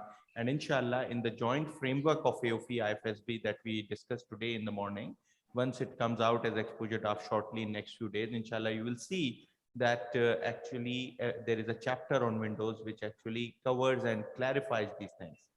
But now, right now, we are talking about another situation that this situation is the good situation for having window, or ideal situation for having window, with a very strict and good regulatory mechanism and Sharia governance mechanism. But on the other hand, there are practices in the market. Now, practices in the market actually that exist include even offering of a single product. There are institutions in some Western parts of the world, and there are some institutions even in some Muslim countries. We have seen those examples that they offer just one product and say, oh, we are doing this one product, this is Sharia compliant. The concept of virtual window is to segregate all assets, liabilities, quasi-equity, and other elements of the financial statements in a manner that everything related to Islamic finance is segregated. And rather, we, as compared to our previous standard, that is the existing phase 18, the new phase 18 will not be actually encouraging any sort of having a product without having full dedicated, separate, segregated resources. So actually, accounting is not regulation. Accounting is reflection of business facts. And we are trying to put in as accountings on the accounting side that even if the regulation is not there to that level, if regulation is there, well and good. It's a window, it needs to be accounted for like this. But if even the regulation on the window regulation side and Sharia governance side is not that strong, even from accounting side, we are trying to enforce that you need to segregate all assets, liabilities, and all functions related to the window in form of a virtual window. We are calling it a virtual window because it's not sort of a licensed window in line with the more sophisticated regulatory regimes. Rather, it's a weaker, it is working in a weaker system, or in some countries where there is no framework of Islamic banking existing at all. So if we do not want to say, oh, you cannot have it unless it is not licensed. No, you can do it, but it's better to have it under licensing. But in those countries where there is no licensing regime, there is no Sharia governance framework, where there is no Sharia compliance requirements, or even Islamic finance not acknowledged by the regulator as a separate set of financial system. So in all these situations, we are just saying that you segregate whatever is related to that. So that is the whole concept, I believe. Thank you. Thank you, Brother Omar, for your detailed response. We have 3 questions, 3 raised hand from the Zoom. So I will take one by one. So first one is Mr. Siri Devi Estning. So please, you unmute your mic and you can ask the question.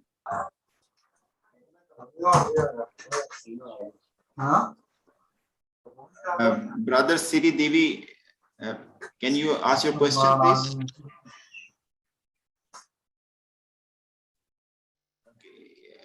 You are not available, I'll give a chance to the next. Brother Mehdi Hassan, can you unmute your mic and ask the question?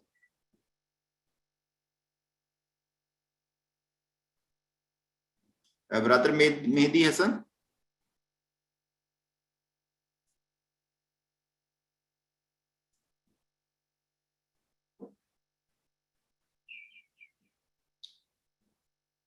Maybe some technical issue. Okay, the third is from Brother Muhammad Aslam. So can you please unmute the mic and ask question?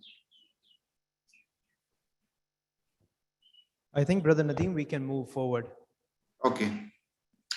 Okay, so with this, we are reaching to the end of the session. If there is no more question, I would request all of the panelists for 1 to 2 minute closing remarks. quick remarks because we are almost run out of the time. Please, Brother Firas. Yeah, Brother Rizwan.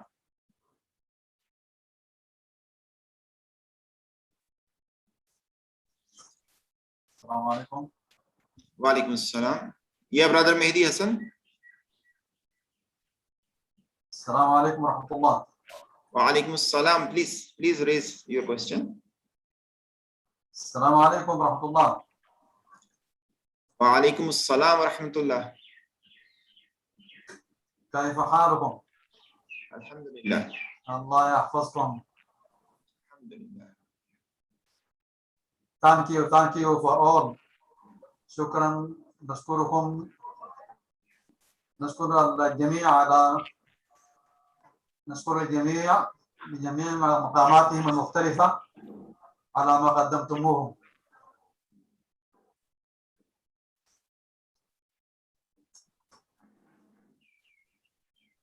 Brother Nadim, it's not a question actually. He's just thanking the organizers for this conference. Thank you for your compliment, Brother Mehdi Hassan. So, Brother Firas, can we wrap up the session and your نعم وأيد فكرة فتح نافذة Islamic window to open the Islamic window. I am agreed with the to open Islamic window. Okay, so you have a comment that you think Islamic windows should be shut down. Okay, thank you. Noted. Thank you, Brother Mehdi. Thank you for all. Thank you. Welcome. Okay, Brother Firas, over to you. Brother Firas, any closing remarks? Yes, what I didn't quick closing remarks. 1 to 2 sentences only. Full final remark. Yes. Well, I repeat what Brother Omar said. Preferably to have a fully fledged. The best solution is to have a fully fledged Islamic financial institution. This is the best. Let's go lower. Better is to have a license window. If not, we will say that okay, we will accept virtual window because of what we have as la hawla wa la quwwata illa billah. Other than that, we will not accept. Thank you. Brother Saud, from you, final words. Thank you, Nadim, for this session. The excellent management from your side. Windows has to be exist, and I think the most important is that you have to have as a regulator, a roadmap for these windows. They cannot continue as a window, forever. And all these issues, be it on, perception, independence, unless you have, a separate entity. I think these will still continue, of course, for different from jurisdictions to another, jurisdictions. And I think the most important also is really to have a well-defined framework for Windows and banks. Thank you, Nadim. Thank you, brother. So, Brother Kamran. Just continuing on this, one size fits all approach might not be a good one as far as Islamic windows are concerned. And I think it all depends on jurisdictions.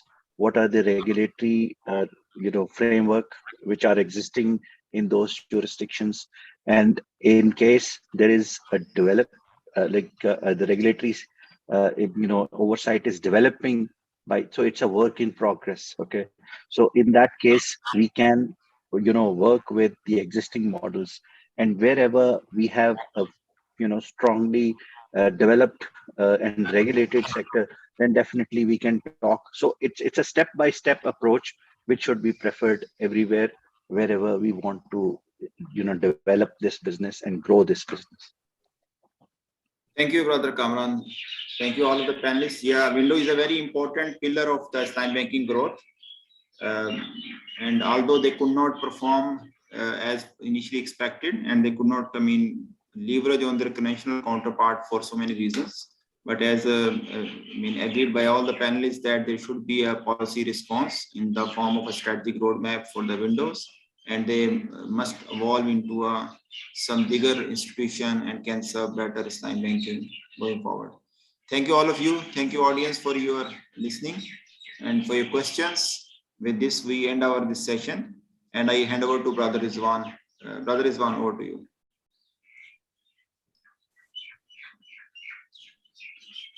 Okay, so this concludes the last session of the day, and I must thank the session chair, Mr. Muhammad Nadeem Aslam, and the panelists, Mr. Saud Al-Busaidi, Mr. Afaq Khan, Mr. Firaz Hamdan, Mr. Kamran Sherwani, for the interesting and the insightful discussion that we had, which brings us to the end of day one of the conference as well. I must thank all the participants here today as well for being here with us, and we look forward to having you tomorrow as well. We'll start the second day tomorrow at 9 a.m. inshallah. See you then. Assalamu alaikum wa rahmatullahi wa barakatuh.